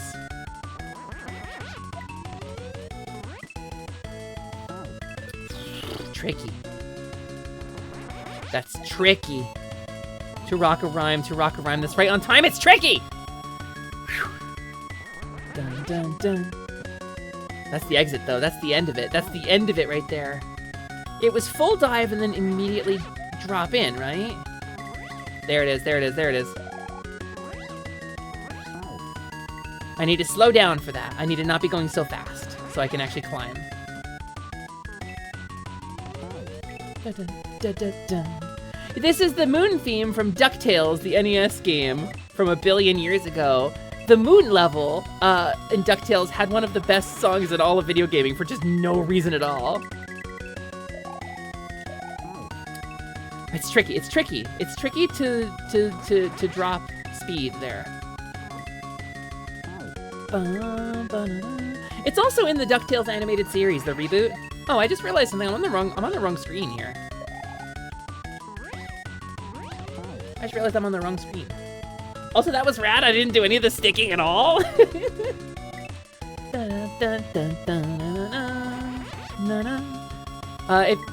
It is known in the animated show as Della's Moon Lullaby. Della Duck, the best character in all of Disney.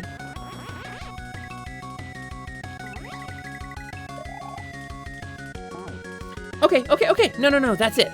I need to immediately shed some speed when I turn around, and then I can just climb.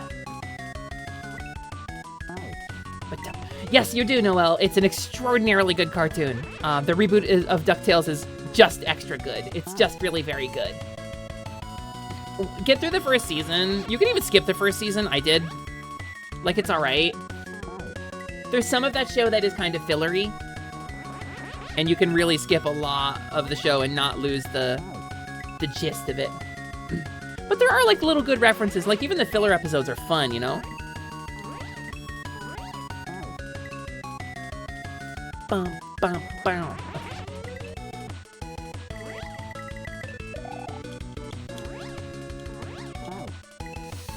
Okay, need to shed more speed there.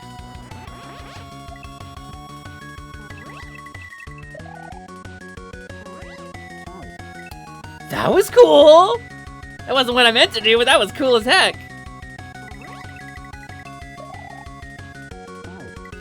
And if I can get a little bit higher, I can just climb back and forth there. I'm just rushing. I'm rushing. I don't need to rush so much. I'm good. I can really do this.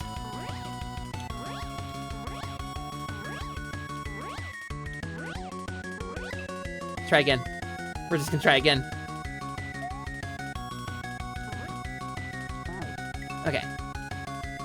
Yeah, David Tennant as anything is good. I don't think I've ever disliked something he's been in.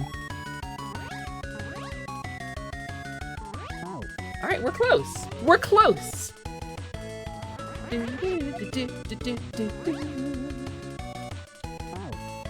Also, hi Perry. I think I said hi to you, but hi Perry.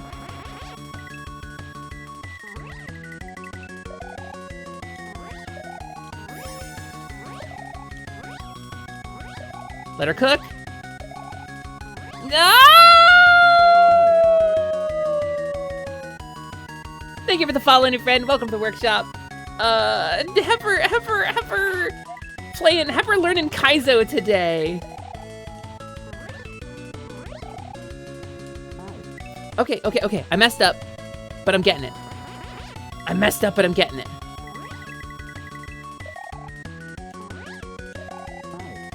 I messed up, but I'm getting it. Cloud Draxy, I'm so close. Tougher than the toughies, smarter than the smarties, snackier than the snackies, nappier than the nappies, and shinier than the shinies.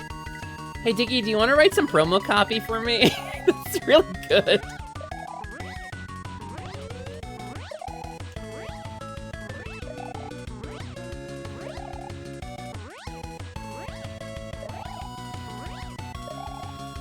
No! Oh, it's so hard! That is so tricky!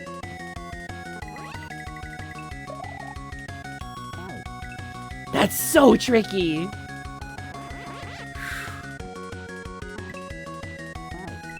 But I'm getting it. The music has me so hyped.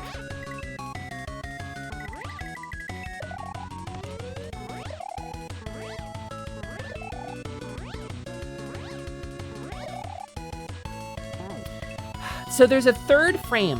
When you're diving, there is a third frame on your way down. And that's exactly when you need to hit it to get the highest boost.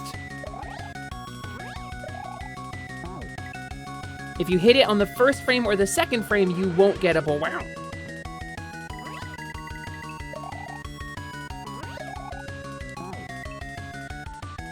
Okay, that's it.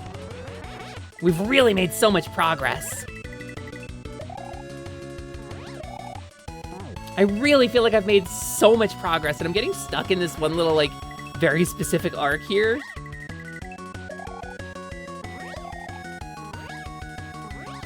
There it is. You can see it, the third frame. When I bam on the third frame, there it is.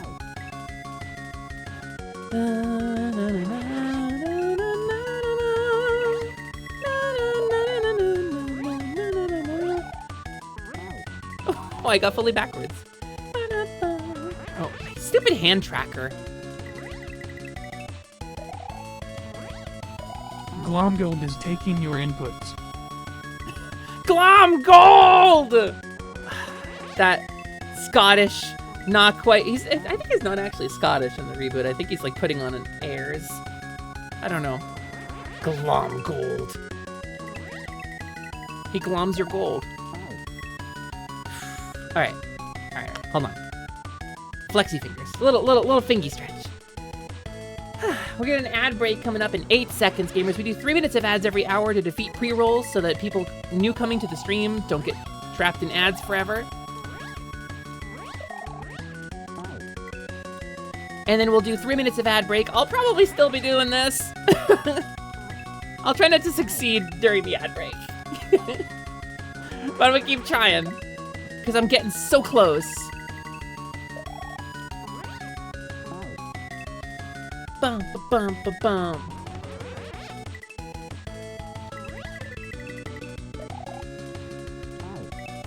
I think I need to turn before I hit the wall, I think is what I'm doing wrong. I think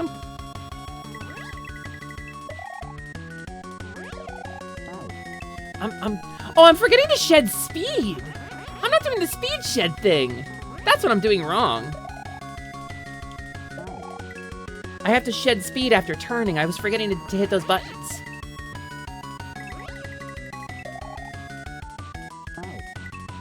I need to shed speed and also wait for the third frame to boom in. Alright, easy. Easy mode. It's easy mode.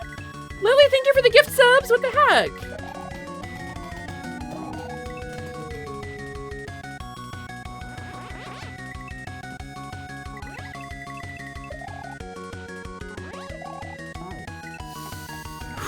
Okay.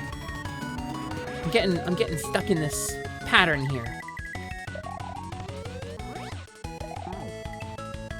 I'm getting stuck in a pattern. I think I need to break it up.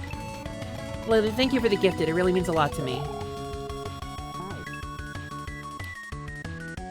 So when I clear this, I get 100 gifted, right?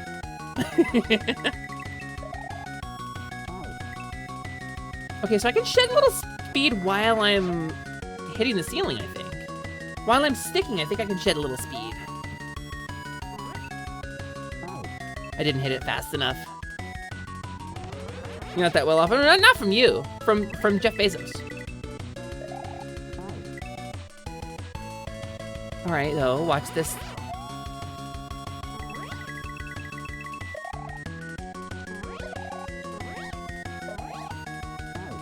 That's gotta be the play. Shed the speed during the stick.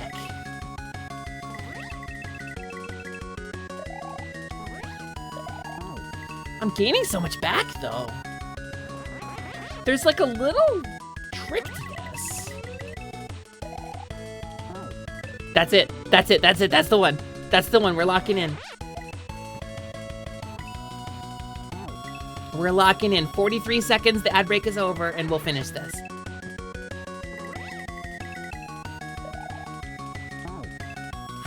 Okay.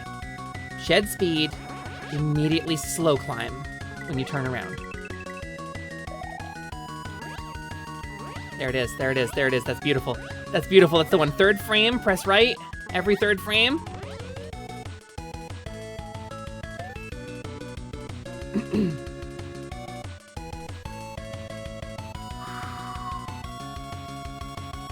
Cape test complete.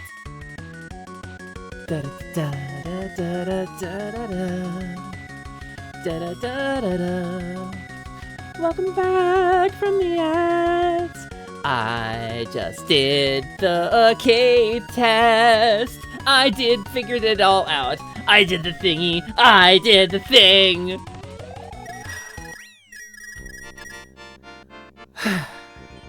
Yes! Ah! Okay. Thank you, everybody. Thank you for sticking around with me.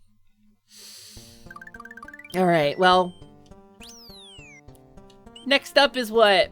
Shell section? Shell bucket, shell nudges, assisted 2x shell, full double shell. We're pretty close. I think I want to set a second stream up for this. Gamers, thank you for being here with me. This has been so rad. Thank you for sticking around with me for a 7-hour stream. Hi, Plink! We did it! Look how far we made it!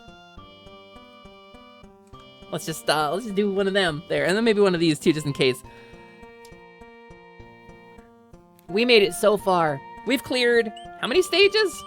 Fully 8 worlds of Kaizo training. Fully 8 worlds of Kaizo training complete. I feel like a boss. I'm feeling so good. This is such an incredible hack. Once again, to Kaizo to learn. Here's the link to the video that I got the info from. Big thanks to Demon King Ruzo. Please check him out. He plays Kaizo Mario pretty much all day during the day. He streams a lot earlier than me. And if you want to see more Kaizo, you can go check out Demon King Ruzo for sure. He's an incredible streamer. He's a super nice guy. But I'm gonna raid. I will ask you, heroes, to please stick around with me for the raid. I would love it if you would help me drop a big old number on somebody. I think that would be super rad.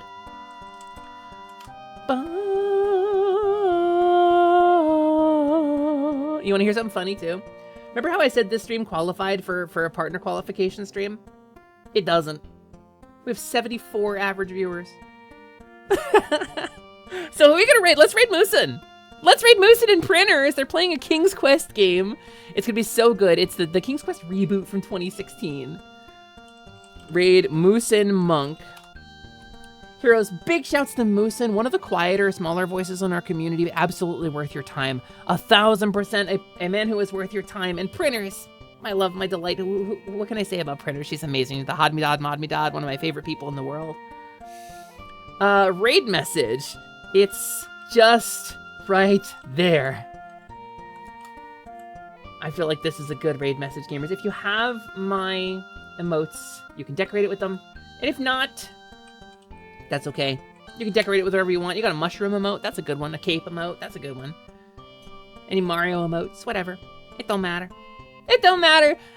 Please remember tomorrow, twitch.tv/OceanX, the finale of our Sword World special one-shot in Expanse Enduring, Heartbroken. I will be running the finale of our tabletop RPG session tomorrow, again on OceanX, at 3 p.m. Eastern Time, which is 8 p.m. Oshio time, I think. And then I'll let you know what's up next. My next scheduled stream is Tuesday at 3 p.m. Eastern. But the fairy will be here instead of me. I'll probably be back in a week. I love you all so much. Thank you for being here. Let's go hang out with Moosin. Let's go drop in on Moosin's chat and go say hello. That's it. I'll see y'all over there, I guess.